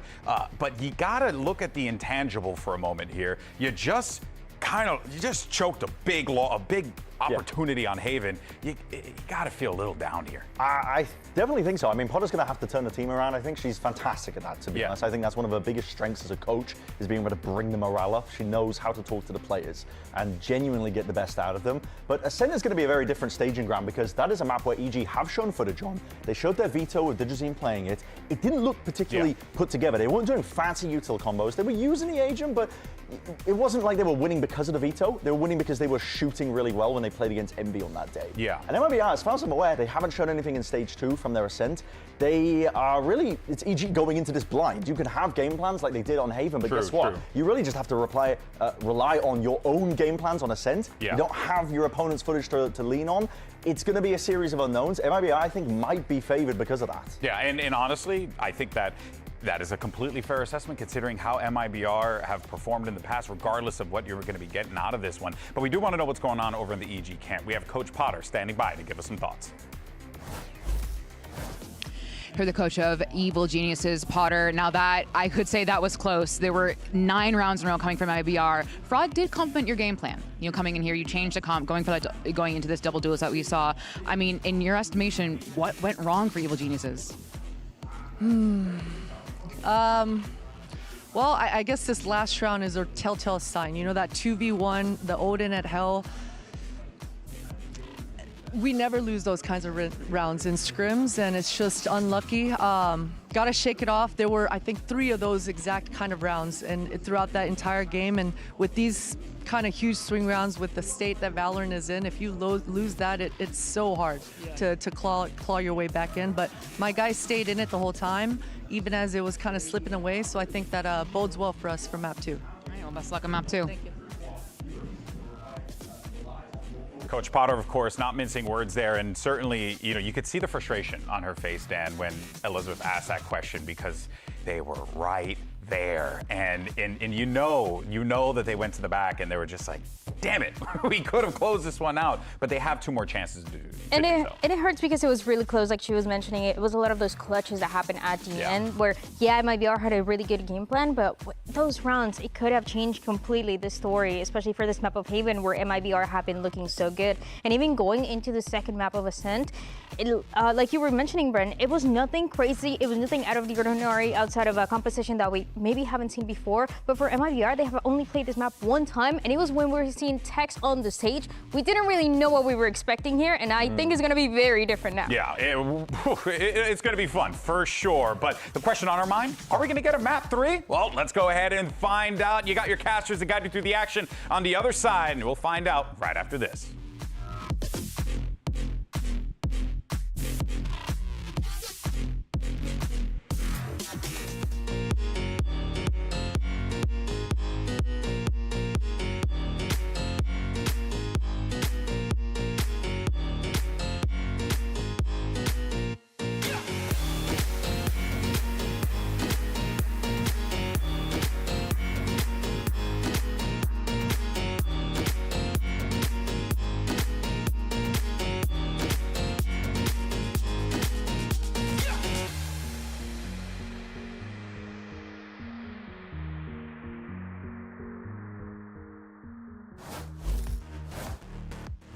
Welcome back to VCT Americas, where we're getting ready to dive back into this series. getting ready for Ascent, which will follow in just a moment. And I'd like to sort of talk about, Mimi, the What do you wanna position talk Evil about? Geniuses now find themselves in. Where they were Because- up 12-5. Yeah. We've heard the numbers. Yeah. We don't have to dredge up the numbers. Just one more time. They were up 12-5. Right, and then lost. 9 rounds. I mean, one half of my mind is saying Evil Geniuses, even when they were getting that 9-loss streak against them, were still winning a lot of those rounds. They just got clutched on at the end. So I'm like, maybe they were still playing better overall. Like, Sure. What was give the them first benefit kill of the stat doubt. again? They were 18-8 Yeah. in terms of first kills. By all accounts, they should have closed that game out. Yeah. They had like 5 chances where they were up. Yeah, unfortunately, the other part of my mind is saying that, well, you just got, Yeah. you know, the most insane comeback ever, dominated, lose 9 in a row, you lose. And now you're going feeling into, pretty bad. Yeah, I think that's probably true that they're feeling pretty bad after that Yeah. one. But they're going into an Ascent where they've played it. They have an interesting Yoru comp. I thought they looked pretty good when they played Envy on this map. Had some interesting theory on like the B splits, with the Yoru TPing up mid. Zorna looked great. However, MIBR haven't had to show this map. I would bet good money on the fact that this is probably going to be an Aspas Jet, Zek and Phoenix double duelist kind of look on this map, where I also fear that it could just be another takeover from the MIBR individuals. They should be good on Ascent because it is a solid map to just play basic fundamental Valorant, which I think MIBR in this edition is pretty good at. Yeah. And it I'll might give just them be a that. 2-0 here. I'll give them good fundamental Valorant. I'll give you big pop-off moments from the players. I'll Yeah. give you strong... I'll give you great offer on defense. There you go. And that's pretty much all you need to win on Ascent. Yeah, you figure those things out and you're going to be I mean, he's picking pretty his good. op skin right now. He's getting ready. He's going through the big decisions at the moment. I really feel for EG because I look at not only the game plan, which was so good in the first half, even in the beginning of their defensive side as well, but I also look at the individuals. It was a great day for guys like Dijazin, who you see on your screen. Bao especially. He was a Bao was monster. They could not fierce. shut him down backside. I think he was like 13-4 at one point this game. Yeah, and it was his attack side too. I think he went for some very speedy lurks, and it wasn't just him. We saw it out of Zorona once through Garage. I think Evil Geniuses, when they understand where there are some gaps in the defense, and they're willing to just go and exploit them, are really scary. And it's something that I'm not sure is going to be so easy for them to replicate on a map like Ascent. Yeah, I think it is difficult to do this one here, but we have a little delay on this stage. We'll be getting Agents Like going around the corner. While we wait, though, the two coaches for EG and MIBR, they go way back, and we had those old friends sit down for a quick chat to talk shop. Let's cute. check it out.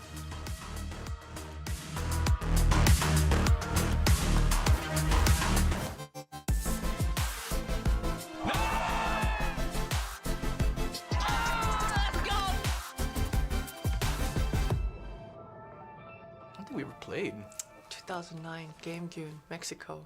We played there? I lost, but you know, it was close. Hey, the first map on train, you don't remember. I don't remember either, but I remember a few rounds, and we were up in the first half. I'm pretty sure we were up 11-4 in the first half. Yeah. And then when you guys went into the second half, you're just like locking in. You're just like, You know what's- that second half was different. You know how I competed and how I was in the server and stuff, and it's really hard for me to say those things to my players, but sometimes I have to try and tell them, like, man, I was that guy. I don't know how else to say it, but if those conversations come up about what you did in the old school, like, or back in the day, like, how do you even, like, explain this to your players? You know, what I would mention, luckily for me, I had a stint in Valorant. It was short and That's it true. was I not remember. successful, but luckily I did beat a lot of my previous players in Valorant. So I'll just bring up the match page. Like, all right. What I try and do is I always like when Aspas is playing ranked and stuff and he needs a duo, I always try and play with him. Yeah. I say I probably play like 30-40 ranked games with Aspas, so at least he knows I know what I'm doing in the Right, game. yeah, It's yeah. actually like you gotta like earn that respect in the game kind of thing. I can't believe we're both still here. I was actually preparing for this interview. Oh, yeah? I was looking back, rolling back the years, and I was looking back at ESWC 2005 and 2006 on our Wikipedias, and that's the first thing that pops up to my mind when I think back on our relationship. But in 05, we had both won the event. Coming from an American team, we were always kind of the blunt end of the joke or whatever, because we were never competitive. It was always the Europeans and Asian teams that were destroying. So that year in 05, because we both won, I just remember being super proud. Well, the cool thing about it too is like we were the first team to ever win a tournament on international soil, being from America. Yeah. So we were both able to accomplish that feat at the same time. Actually, I wanted to ask you too, like your experience coaching. What's kind of been like the biggest challenge for you dealing with the newer generation? Avoiding saying, well, back in my day. Oh yeah. I'm just like, I hear you. Because for us, it was always just the grind. Because the grind was just a given. There was no complaining about it. It's just, you just kind of knew that it came with the territory. But that level of grind is a little different with with this generation a little bit. Things have changed now with the psychology, performance coaching, and everything. I think that there's so much resources. Because I don't think we had any of that. We didn't. We didn't even have coaches, right? Did you have a coach? I did not. I did not have a coach. And also, though, I would say those resources sometimes is a little bit distracting. There's a little bit too much. One of my players earlier was talking to me about, oh yeah, if you wear 100% cotton, dude. I'm like, bro, that's caused by my player. That's what are we talking about? He must have heard a now? rumor. Okay, damn. So I know it. They heard it from our prac room. They're stealing our tech. They're stealing our tech. Listen, I don't know, man. There's a lot of... They're stealing our tech. I always felt it was difficult to play against the coaches that you really don't know what to expect in some cases. And that's where I always put you there, especially with you and your players, where we didn't know what map to expect or who to play or anything. And always going in with like maximum preparation because of the respect we had. Yeah. I just remember always being excited every time I knew I was playing up against you. It's a familiar face. It's nice seeing a familiar face. Like there's just a quick flashback of all the memories. Like it's been so many years. So and I told you this last time. I've always been such a huge fan of you, and have watched you for 20+ years. So it's just excitement for me playing against you. The one thing that we still gotta find a time to do is go fishing. But I will say, as I've gotten older, for some reason I've been getting motion sick lately. I don't know why. Have you ever tried Dramamine? I might have to. It's like once you hit past 35, your body just can't handle it. I'm telling you. So I was like, I'm down to go fishing, but we might have to be land fishing. I don't know about going on a boat. Let's go!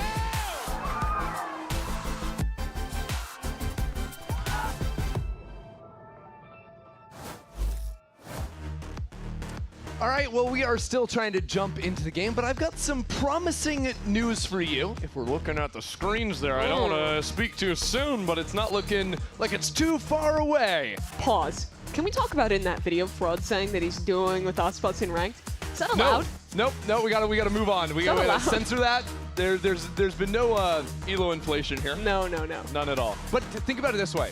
MIBR are also playing with Ospots and therefore getting their elo inflated. is inflated, I would say. Just on the big stage. Maybe we need to change that though, because after the last game, it kind of looked like Verno was the guy. I had some troubling news. I've just seen the and that's why we never say anything. Stop existing. Yeah. You shouldn't have said it. We should have been talking about the video. Yeah, let's keep on. Look, we're looking at the coaches now. We're talking about the video. It's great. What was the sage advice you took away from it? I mean, I would say Fraud saying that he was trying to go fishing with Potter sometime. But that he gets motion sick? Motion sickness, so GG, I guess. It's a shame. I guess he'll just have to play Go Fish. We should send GB out on the boat with Potter sometime. I feel like he'd like it. He's over 35. You think so? I'm not sure. Golden Boy? It seems relaxing. Do you want to go out on the boat? If the tech pause continues, we're going to have to put him on the boat. Oh, we did it! We did it! Sweet Finally. release. Sweet release, and we have fun comps as well. EEG still playing that classic. I said I'd put good money on a Zekin Phoenix. He's rocking the neon here. That is really interesting. I think it's quite uncommon to see double dive on this map. Yeah, double dive, no like raw flash as well. Yeah. You've got the paranoia, and that's just about it. It's gonna be really interesting, I think, seeing it on the defense side at the start. The neon stuns into mains can be pretty devastating in a way that Phoenix isn't as reliably strong because of the ability to play anti-flash. Yeah, and on defense, if you take on attack, if you take mid control, having a split with a dive on both sides is so brutal to go up against.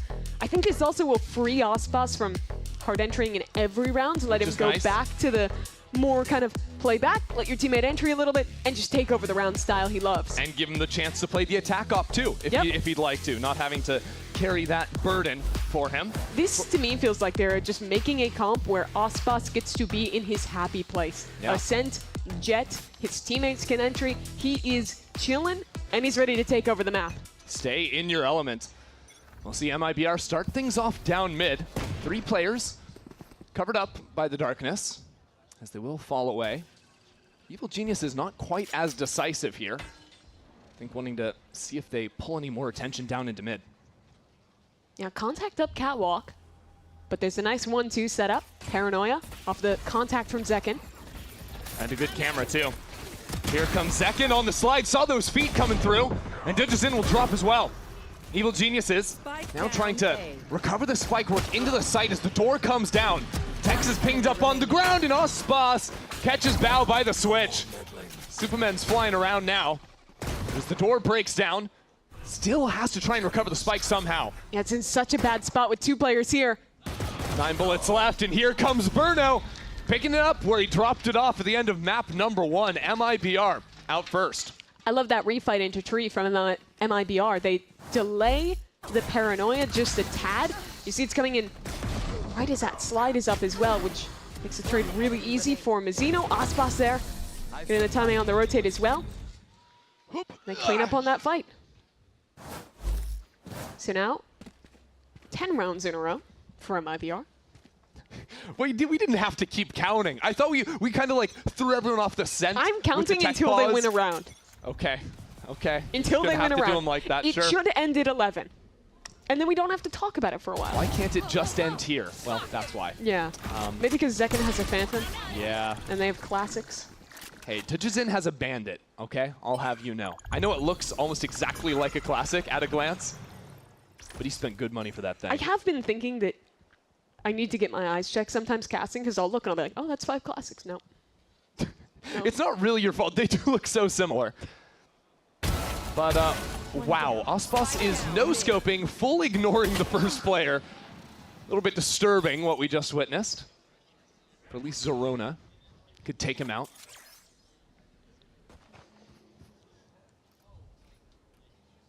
But not much more to do here in mid. MIBR. I think the biggest ideas that they're going to have to contend with when I was watching EG play this comp last time was the answers that they have to take mid control. This Yoru is really good at kind of setting TPs to take that bottom mid space and be able to constantly threaten late splits into the B site. 30 seconds Those left. ideas were absolutely cooking Envy. But I think one of the easiest solves is just Aspas with an operator. So I'm waiting with bated breath to see when he can get that weapon online as this anti-eco gets cleaned up smoothly, courtesy of Verno Zoden. You know, you say that the operator can be a problem for that, which it can if Aspas takes more aggro angles. But I do think if you're trying to play deeper towards Pizza or Market, that's where you can still find a lot of threat when you hear that teleport, whether it's real or a fake. Here he had some nice shots just with the Marshal. But that is instantly going to be upgraded into an operator for round 3. Well played. Oh my god, they're having nightmares with the Odin again. And that was the problem last map. We live in a world where MIBR have an op and an Odin on round 3. So many teams are Bulldog maxing. I like that they're taking these. He's just walking down into mid with an op. It's a dangerous spot to be in if you drop it. Here. But if he hits, it blows up the round, and he hits. Excellent work. No swing to be found from top. And so EG now separated 2 players B main, 2 players A main. Working it slow, but they have no ability to accelerate anywhere on the map. and they're split up completely. 2 players A main, but no opportunity to accelerate there. Mid yet again getting redroned, and if you want to go back towards B, there's this passive op line from Aspas. It's great anti from MIBR. Doing that walk down into mid, something EG were doing all the time on their attack previously, was having 2 players take A main with the veto, and then 2 players take B main with the Yoru, separating those fighting agents. And so mid was a gap. Mid is where they pounced. And now Verno posts up with the Odin. Already peppers down Evil Geniuses. This is a round they can't let slip away. And Superman tries to fight back in, but there's so many different angles held. So many ratty corners for MIBR to be playing in. So the 2 surviving members of Evil Geniuses Try to work around this utility. Dodging away from the dart as Pancakes is spotted. And he is not long for this world either. MIBR aren't even waiting for their Cypher to rotate over to the site. They just want this round right here, right now. What a great call from MIBR. Aspas gets his crowning weapon online, immediately finds the right solution with an early pick in mid. And it doesn't stop there. The positioning after the fact was great from MIBR. Mostly giving up space in mid, recognizing that EG was playing heavy for those extremities like you were mentioning. And executing the retake well. 6-1 the start for Aspas. Quite the start for him. And I would hate to say the number again, but no. It's growing. It's getting worse and worse. Evil Geniuses go for the half buy. See if they can come up with something here in A main. Gonna have to find a way to work past this one way. We'll accomplish that with the teleport over. Calm on the approach for now. As the paranoia comes in, eyes on Mazzino here in the corner, uncleared by Zerona. He's just been waiting for everyone. MIBR come in to assist. Door has yet to be closed. Now trying to find some way across. That's a shot through the wall. He legs Bounty might just kill him too. Oh my God, he's right on him. But the bullets aren't quite making it all the way. It's literally just the second wall around the corner that saves him there. Bao lucky to be alive as the knives are out. Aspas has had the read on Ascent thus far. Sent back by the flash. Ready to push these players back into the next. There goes Aspas. Ditches in. Tucked away, needs to find his fight through. Half stick onto the spike. There's Verno once more to take this round away. The Aspas operator, the Verno Odin. Things that'll haunt you from last map that are continuing to cause problems for EG on this one. And again, I love this ante. Mazzino playing in the close corner. When EG is going for these A hits, they're almost always TPing deep with the Yoru and pathing deep behind him. There's a vulnerability there in the close corner where Mazzino goes completely uncleared. Exactly. When you're playing a comp that only has teleports into a site, it's those close angles that get you. If you play a Jet, you can dash in with a quick look left, right. Neon, similar style. Waylay too. But that is just not true of this comp with the Yoru and the Omen. So Potter's fourth timeout now since they last won a round. I mean, it's also just the fourth timeout in a row since Fraud had to call one, right? He's been sitting back, hanging out. From what was such a stressful position for him early on Haven. 12-5 down. It has been exceptionally comfortable. So now how do you adapt for EG? I think the answer has to be pushing Aspas off lines early and going back into mid control. Okay, if you can't just blitz out of a main, if they're exploiting you when you teleport through, basically need to play for splits. But it is such a challenge to shut Aspas down. And they might still have more ideas to deal with the close teleports towards mid one. That is the direction EG goes for. And the struggle is, EG, again, love to play for main controls, love to play to insert a lurker and create that threat. But by MIBR dividing and putting a Jet op on one side, that's tough to pin down, and a Neon with stuns and a Paranoia on the other, there is just not a reliable way to get in here. This could be dangerous. A little teleport over into the corner, it's stuck in. Supa just chooses to go for it. Now Mazzino actually spammed out. Well read by Evil Geniuses. Though Tex has rotated in now. It was the man-up situations that got the better of EG on that comeback. They need to win this 5-on-3. Verno in the corner. You gotta get past him somehow. Tex could be a problem too. That high angle over in the corner. We saw how successful Zekken was on that previously. So a scouting ultimate into the same position. Oh my God, he didn't see beneath him. It's canceled, and now Tree is falling. Verno still there with the pen. No chance, I think, to rotate out. Evil Genius is trying to send it in here. Tex is electric. Look at him go, man. 3 in the blink of an eye. Shadows from back on Haven in that 1v3 clutch. Supa has to be hitting himself. Didn't look down, did not clear that angle fully. And now Bao getting held by Aspas. 5-0 MIBR. 14 rounds won in a row since EG was up 12-5. And from a 5v3 position. If you want to talk other sets of numbers, Evil Geniuses were dominating in terms of the opening engagements back on Haven. They had 18 first bloods to only 8 first deaths. Come on, and bro. still, Come on, guys. that was a map loss. Let's go in! And now in similar form, MIBR just have one guy clutch up, put on a highlight package, and Evil Geniuses back onto an eco again. New angle for the Aspas operator. This time contesting the main control. But EG look towards mid on the eco. Hoping for some vulnerability in tree. That's a fake clone from Zerona. He's just tucked into the corner now. Wore it, and Mazzino has absolutely no clue. What a crazy move to go for. He's been waiting for it the whole time. That's a gun to be found as well. Has to break the trip. And now Zekin looking for the fight, but a quick teleport out to the other side is a great way to fire back. What a heist. Fake clone, steal a gun, and now you have a Yoru ult. Do you want to use it, though? That's the question. I mean, their least favorite man has arrived, Verno. Waiting with that Odin in tree. There's a world where you have a Sova, and you have a Vise just one away from an ultimate. So Zerona chooses to call it, but Verno's still here. Someone has to get behind him. And now Zerona realizing he's got company on side as well.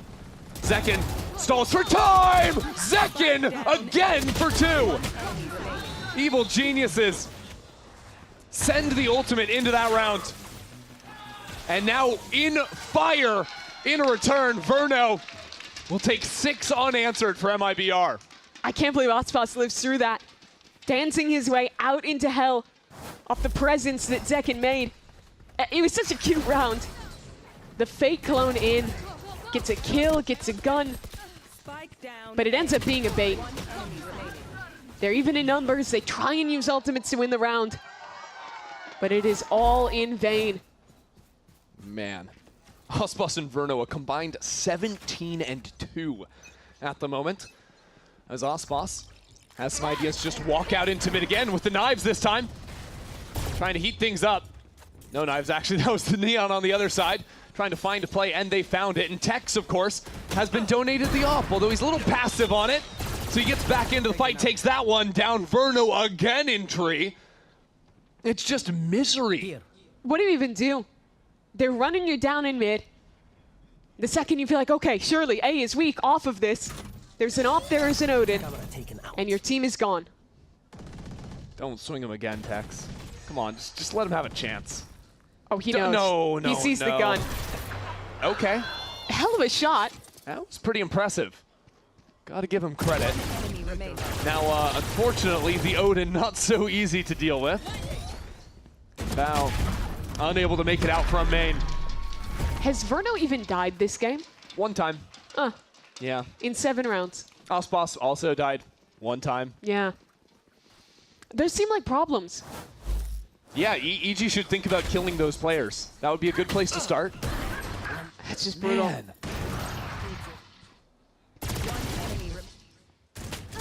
I really like the variety MIBR throwing into these rounds. Yeah, that one's so nice. Hiding the passive A-hold with 2, funneling them straight in. Looking like a sheepdog. Rounds with the mid walks down. Then you have very deep holds in a couple. It's really hard for EG to get their feet under them. Get their bearings against a style like this. Well, the 3v5 for EG started like this, with a Zekin death in main. This time, he respects it, backs away. I mean, now EG have a pair of ultimates, so if they wanted to commit in, they could maybe do something. Look at the line for Aspas, though. Oh. So confident in mid. All good. There's a drone. There's a drone if Pancakes wanted to go there, but he doesn't. He keeps it passive for now. The concern is if Osboss starts walking all the way out and catches these players in rotation. And look, MIBR, they see these ults, they respect them. They set up an incredibly passive hold on B. Just the Odin ready to spam off cam contact. It's a high-low setup. Tex is right behind Verno, trying to bait for him so Verno can just come in and mow him down. There we go. Covering fire put down. Evil Genius is going to feel the pain on that one. Digizin taken low. And now Zekin spots these players trying to creep across. That's a good connection. 30 seconds left. Out from the veto. And Evil Geniuses have control of the site. In the post plant too, some great ultimates to stall this out. So that's why Mazzino is working with some haste now. They're double logs. This is a weird setup. It's a big commitment. Trying to step forward into this space behind the backing of the Steel Garden. And Digizin is in a great spot again for a pair onto the round. So now the hat comes out, the reveals are in. Evil Genius is in a great position. They are up 4-on-2. But Mazzino still alive. Still trying to hunt down Zerona on the other side, leaving Osboss to do all the work in terms of retaking the site. A lot left to be done. This Pancake's just out into the open. Now Bow drops. They're taking fights way too far forward. But there's no time left for Osboss to play with. A thrifty round as EG stop the drought. Nobody beats EG 17 times in a row. They get the 7-1, and it has to feel like a massive relief to get that round back, to win in eco. That kill for Digizin, very nice. Play the aggressive post plant. Have to dump quite a few ults into this one. But they get it across the board. Boys. Just one. Keep it up, keep it up.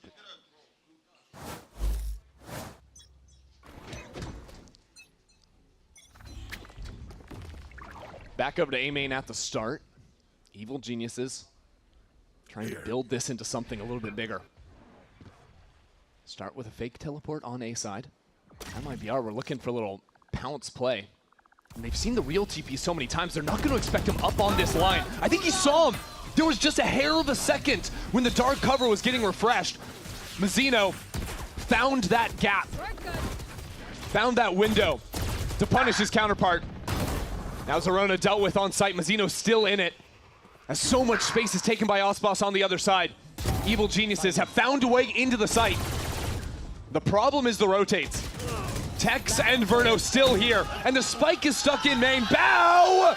Two out of nowhere! Quick on the flick to claim a second. Yeah, his blind towards heaven was really good. Both those players could not see a thing. And it's an awkward round. It's Osboss getting caught out by a wall. It's the half second there onto Superman to begin. And EG double up. Oh yeah. Really good flash. Digizin hyped up. Can they make something of this now? They've got the Yoru ult online. If you can get 4 or 5 rounds here, it is respectable. Hey, look, EG know a thing or two about teams coming back when they're trailing by 7. Already cutting down that gap now. As the ultimate rips it in through market. It'll be 2 players hanging out in the back of side. Make that 3 as support has arrived. Zerona way out in front. As the ping comes down, he will TP back, regroup, play for the trades with his teammates, as no headway has been made for EG. That's a fake clone, but you gotta second guess it. MIBR scared of it.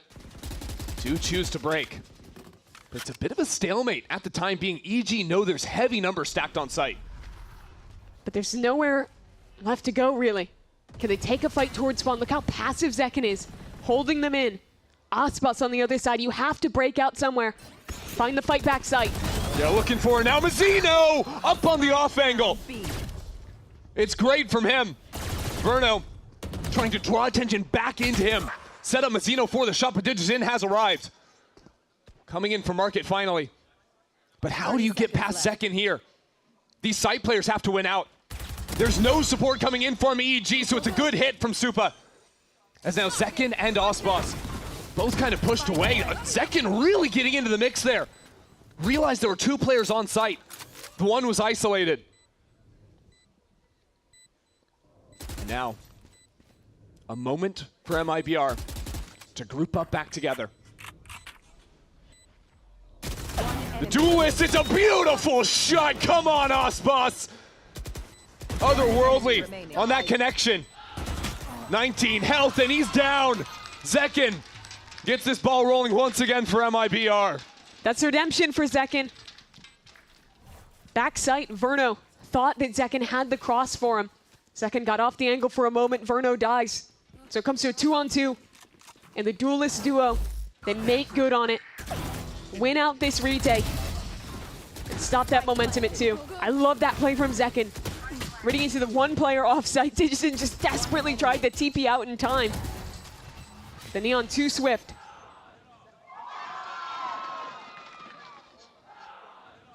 Oh, the pain on Potter's face there. Knows that that was a big opportunity. Oh, yeah. I mean, the half is a different story if EG win that. You win 3 in a row at the end, maybe make that a 4th. You have all the momentum coming in to your defense. But now have to grasp at strings here. The Stinger and the Spectre in the inventory. EG, sure, you've got some ultimates to work with, but it's gonna have to be scrapped together. 4 players already quick here onto the site from MIBR. Ready to hold it down off of that dart. It's beautiful. And Zekin works off his teammate's utility to perfection. 4 for Zekin. And the lead extends once more. In any of these rounds where the TP players, Zerona and Digison, don't feel comfortable committing into the site, where that utility doesn't get its chance to shine, they have absolutely nothing to get out of the choke. This round was so nice from Zekin. Look at how he plays this. Tucks to punish Zerona on the TP, swings in off the dart. He's isolating these fights so damn well around the dice box. Let's go, man. Let's go, let's go. Yep. It's 2 rounds back-to-back now, where it's Zekin the man to bring it home for MIBR. Ospa says it's the last round, might as well use those knives. Rotate quickly back over to A. Mid is quite the gap for MIBR. They've been dropping it a lot of this game. They're reading into that AG doesn't really put a presence there unless they're going for the B split play. EG love their mains, and they're back to old form once again. Well, that's not the way you want to start off this final round of attack for EG. Especially when they've got triple Guardian, a Bulldog. Just they've been thwarted in some of these early fights. All they were fighting for this round was the extremities, and well, they don't have comfortable control either side. And you can't walk at MIBR, because then this happens. Yeah. And here we go, Digison stepping right into the belly of the beast. Ospas sees the foot, and that's all he needs. Give him an elbow, and you are down. Ospas has these knives to counter out the Steel Garden on the other side. There's he has an 2 answer for ults against everything. this. They have the perfect ults to counter out the Vise. Evil Geniuses have absolutely nowhere left to run, nowhere to hide. Bow with 15 seconds left in the corner. Good luck, better luck next time, kid. Zekin with a dagger to the heart as MIBR finds 10 rounds in the first half. MIBR say, nice Steel Garden. We don't need our guns. They have the best possible ults in that position. It's Ospas' operator again. And just don't even show this. The round just looks easy. Don't show me this again. MIBR are just looking at an angle, holding down left click. He went like this in his chair. They know what they're doing to him. It is a 10-2 half for MIBR. The rest of Ascent coming up.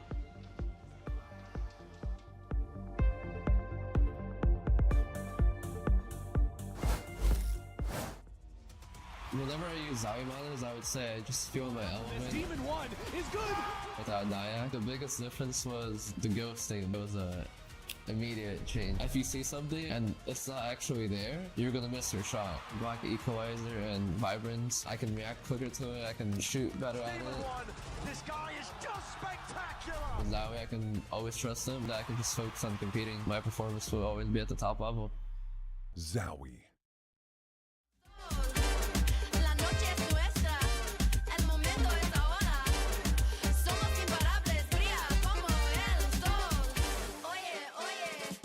here with Evil Genius's DGs in. Now, you've been with the org for a second now, been there for a while. Tell us, what is something that is your favorite part about being in this org that we wouldn't know otherwise? Okay, so I love being here with my teammates because it's not just teammates, you know. It's like my family. They help me a lot, keep improving my English. So, bro, I'm so proud. And then I'm learning about the culture too, because we have 2 Korean guys, 2 Vietnam, and then like the food's amazing. Right now, my favorite is a pho. I don't know if the word is correct. I'm like spoken now, so I love that. Yes. It's everything, bro. I love it. Everyone here. My teammates so awesome. I can't lie.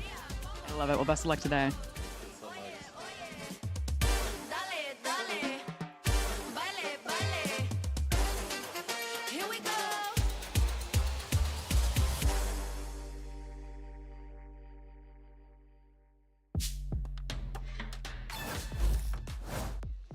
Let's get the second half underway and lock in with the #1 VPN. That's ExpressVPN. And we're going to need Evil Geniuses to lock in now as well. It has been a massive turnaround from that showing back at the start of this series. Now trailing by 8 rounds against the MIBR that just look untouchable. And an MIBR who's sporting a new composition with the double dive on the attack side. You would need something equally remarkable to the MIBR comeback in Game 1. If EG were to send us to Breeze, give hope in this series yet again. The defense is where EG truly struggled back on Haven. Let's listen to MIBR's comms in the pistol. This will be fun. He's gonna have a vice flash somewhere. There's smoke. I wanted to catch smoke. Let's go sprint guys. Yeah, Can you go contact cut? Yes. You want me cut or maybe? You cut. Okay, they had true me. Yeah, he Spacing us. B2 say, B2 say, boys. Could be right side cuts too. Yeah. I can smoke and flash. Call it. Okay, ready? 3, 2, 1. Okay. Flashing. I'm blind. I'm on. Yeah, full blind. 3 calls, 3. You're to bit side. 55 moment. I'm swinging. Your side. 110 moment. Nice. Your side. Your side, That's a clone, that's a clone.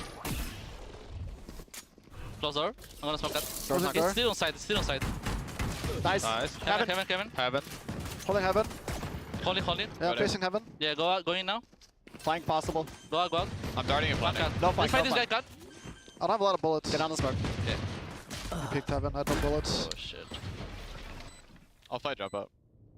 Stay here, you're good. One grass. Heaven.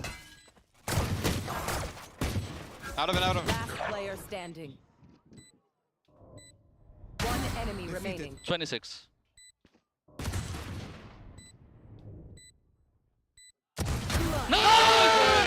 You're insane, bro. I had no bullets. No, man, there's just no way. Is that his 5th clutch? It's his 5th Red Bull clutch. He just keeps doing it to him, man. I'm actually disgusted. It's another 1v2. At least it wasn't a 4K, but like, come on. The coach interview, Potter. We never lose those rounds. And we lost 4 this game. There's another. Yep. Yeah, take a sip. Well, it's time to force up for Evil Geniuses. I guess that's the only thing you can do here. MIBR recognize it too. It'll be a fight over main. As far as forces go, this is not the strongest either. And Evil Geniuses only have the 2 players here for now. A teleport being set up for the quick rotate. That'll mean Zerona's on the right side of the map. If MIBR were to continue on to A, which they are not. Look to work back through mid. Take your time on this round. You want to close it out cleanly. There's a Vise wall guarding market for now. Exactly where MIBR is headed. We'll see if they get the read on this and can get a clean pop through. If they are, this B site is paper thin. How many make it? Teleport ready to group back up, and that's just going to be Verno and Zekken. See if anything else is necessary. Maybe just trying to sell a fake here and come back in, but this is dangerous because EG are sticking around. Yeah, they've not moved. Still a crossfire here. They hear the trip and break it. Superman still has a paranoia. That's a good setup here, but MIBR continue forward. Just mowing him down in tree. Zerona can't even do anything. Zekken survives on 6 health. So a request to be made of Bao. Can you do anything from here? He almost had a collat. Pex was low too, but he avoids it. And now a true 3-on-1. Look at the positioning. Verno gets out to main. The cam has spotted him. I mean, think back to the start of Haven. He's calling himself the best player on the server, and he was back then, but it's been a different story for Bao since the second half. Since MIBR came fully online, and he's not even going to have a chance this time around. Ospas catches him on a timing and looks to settle this score. Match point. Brutal scenes. They bought everything into this round. They staked their claim on it, and EG get nothing for it.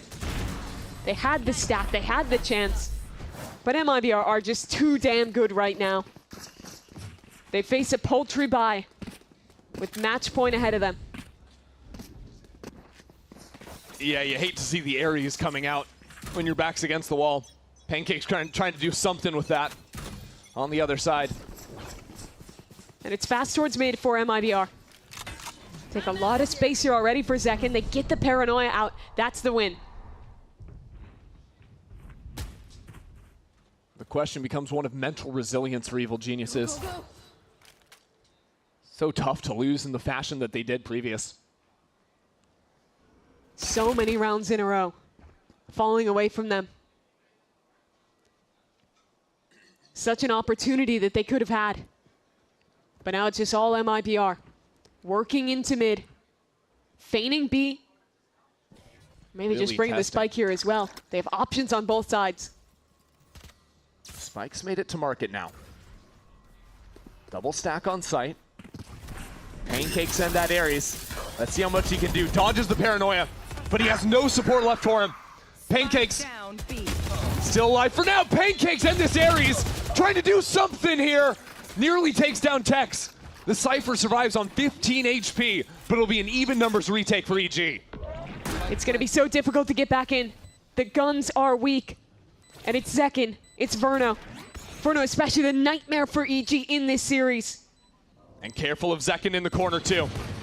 Evil Geniuses, it is a hard road through this. Zekin waiting for them and he pounces. Superman somehow keeps it alive. Teleports down into the site. Needs to bait this swing, but it's Verno again. It's Verno again! Damn! What is that? 6 clutches for Verno. They were up 12-5. MIBR bring it all the way back against Evil Geniuses. 21 out of the last 23 rounds of this game. 6 Red Bull clutches. One of the most devastating runs you will see in a professional series of Valorant. Since that comeback, we are talking about 22 rounds won to 2 losses. It's Absurdity unreal. It's out unreal. there on the stage. Bow down to Verno, I guess. He's just God. That game looked like it just killed EG. They took control to start this series. And MIBR, the way they started this stage was the exact opposite. They lost a massive comeback. They fell over on map 3. This is not that team. This is a resilient team who bring a 3-1 record. I think we came into this series trying to figure out who Evil Geniuses was, right? They lost to the weaker team, or the stronger team. They beat the weaker teams. We came out of here knowing exactly who MIBR is. What a resilient squad. They came back. That's a big comeback to prove as well. Having some confidence when your backs are against the wall in future games now, as the stakes only get higher from this point out. And for EG, man, it feels like we're returning to the old ills, to these massive leads dripping away. Heartbreak for them. I mean, that round is just disrespect. MIBR, I think once they got the first 3 in that comeback, you could just feel it. They just knew. Seemed so confident, putting all their talent on display. Verno plot armor in the clutch. The amount of 1v2s, 1v3s, 1v4s. 6? Do we settle on that? I think so. I don't know. That's just my own count. It might have been more. Insane. I don't think I've seen a game like this. I don't remember the last time I've seen a game like this, where one man wins that many rounds, where a game like this falls away. It's just unbelievable. Yeah, there were so many rounds where EG were in a winning position, and Verno just said, absolutely not. So let's go down to the floor. We're going to talk to Elizabeth and Tex for the Verizon post-match interview. Thank you so much, Ender and Mimi. And yes, I am here with Tex from MIBR, whose birthday is on Sunday. And some people might not know about you, is you are fluent in German. So I've written on my hand how to say happy birthday in German. And I'm so sorry in advance. Alles Gute zum Geburtstag. That was pretty good. Really? That was pretty good. That was pretty good. Well, actually, happy. What a great early birthday present, Thank kind of you. being in, frankly, the pocket of Verno. 6 Red Bull clutches. The Odin. I mean, we sometimes hear your comments when we have them. Is it just you kind of like go silent and you let Verno cook in those moments because you know he's got it? Yeah, he's a player where, like, if he's alive in the clutch, you just give him silence. He doesn't want any comms. He doesn't want anything. He doesn't need it. Yes, I mean, obviously today, probably the winning factor of MIBR. And something else I want to ask you is they were talking about it on the cast, the resilience of MIBR. Like, go back to the first map, right? You were down 3-9, and then you win 9 rounds in a row, and then you win the overtime, right? So, I mean, what was the half speech? Who gave the half speech? What was the communication at the half? Honestly, we were pretty confident still because, I mean, people have made the comeback against us. That means we can do it to other people too. You know, we're really, really confident in our attack always, and it showed today. I mean, obviously, it's brilliant from you guys. You just spoke to me. You're like, hey, I had it easy today with everything going on. I want to talk to you about your personal form this year. Where do you see your personal form and kind of the midst of it all? Do you think you're reaching your peak? Do you think you still have work to do? I think I asked you this around the same time last year, and you were like, oh, I think I'm doing well, but I have work to do. We're back here a year later. What now? Always got work to do. Always work to be done, always something to be done. I think my form is getting better.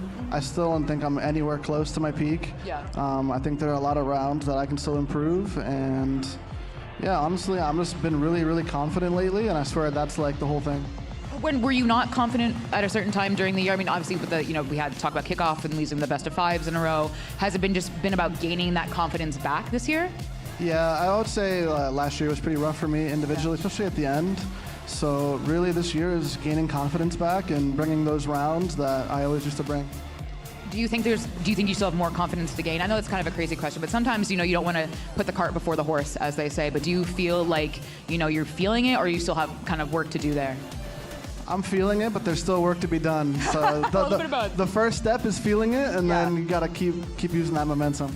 Well, Donka, right? Donka? Yep, perfect. All right, thank you. Well, great work, Tex. I'm so for our match point post show. I can't even speak English.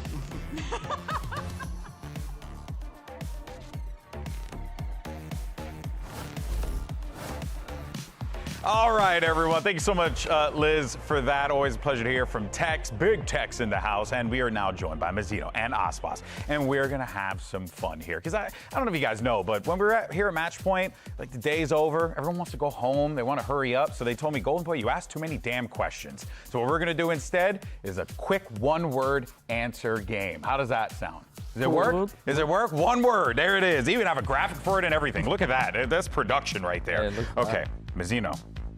First agent ever mained? Sage. Sage, okay. Dogs or cats? Huh? Dogs or cats? No, it's cats. Cats, okay. Most underrated agent? Quick. You're thinking too well. Quick. Like, I have to think here. Underrated agent? Yeah. Come on. Go. Mazzino, underrated agent. You let me down. Underrated agent. I have no idea. KO. Oh, I like that one. Okay, most intimidating player. Probably you, but. That's me then. Okay, who's the Valorant GOAT? Aspas. Hey, like, who's your Valorant GOAT? Mazzino. Hey!